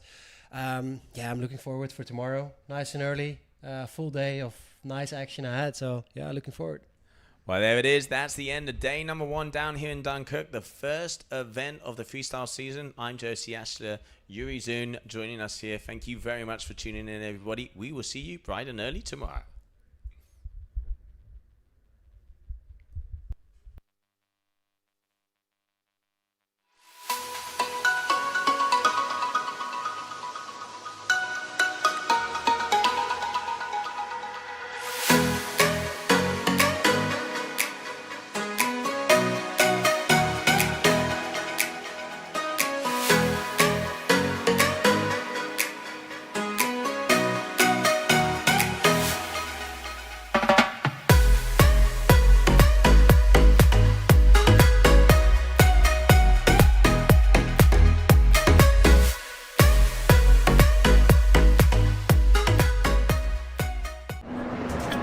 Just missed my flight. Didn't do it on purpose. Yeah, don't worry. I'll keep it safe. Okay, bye.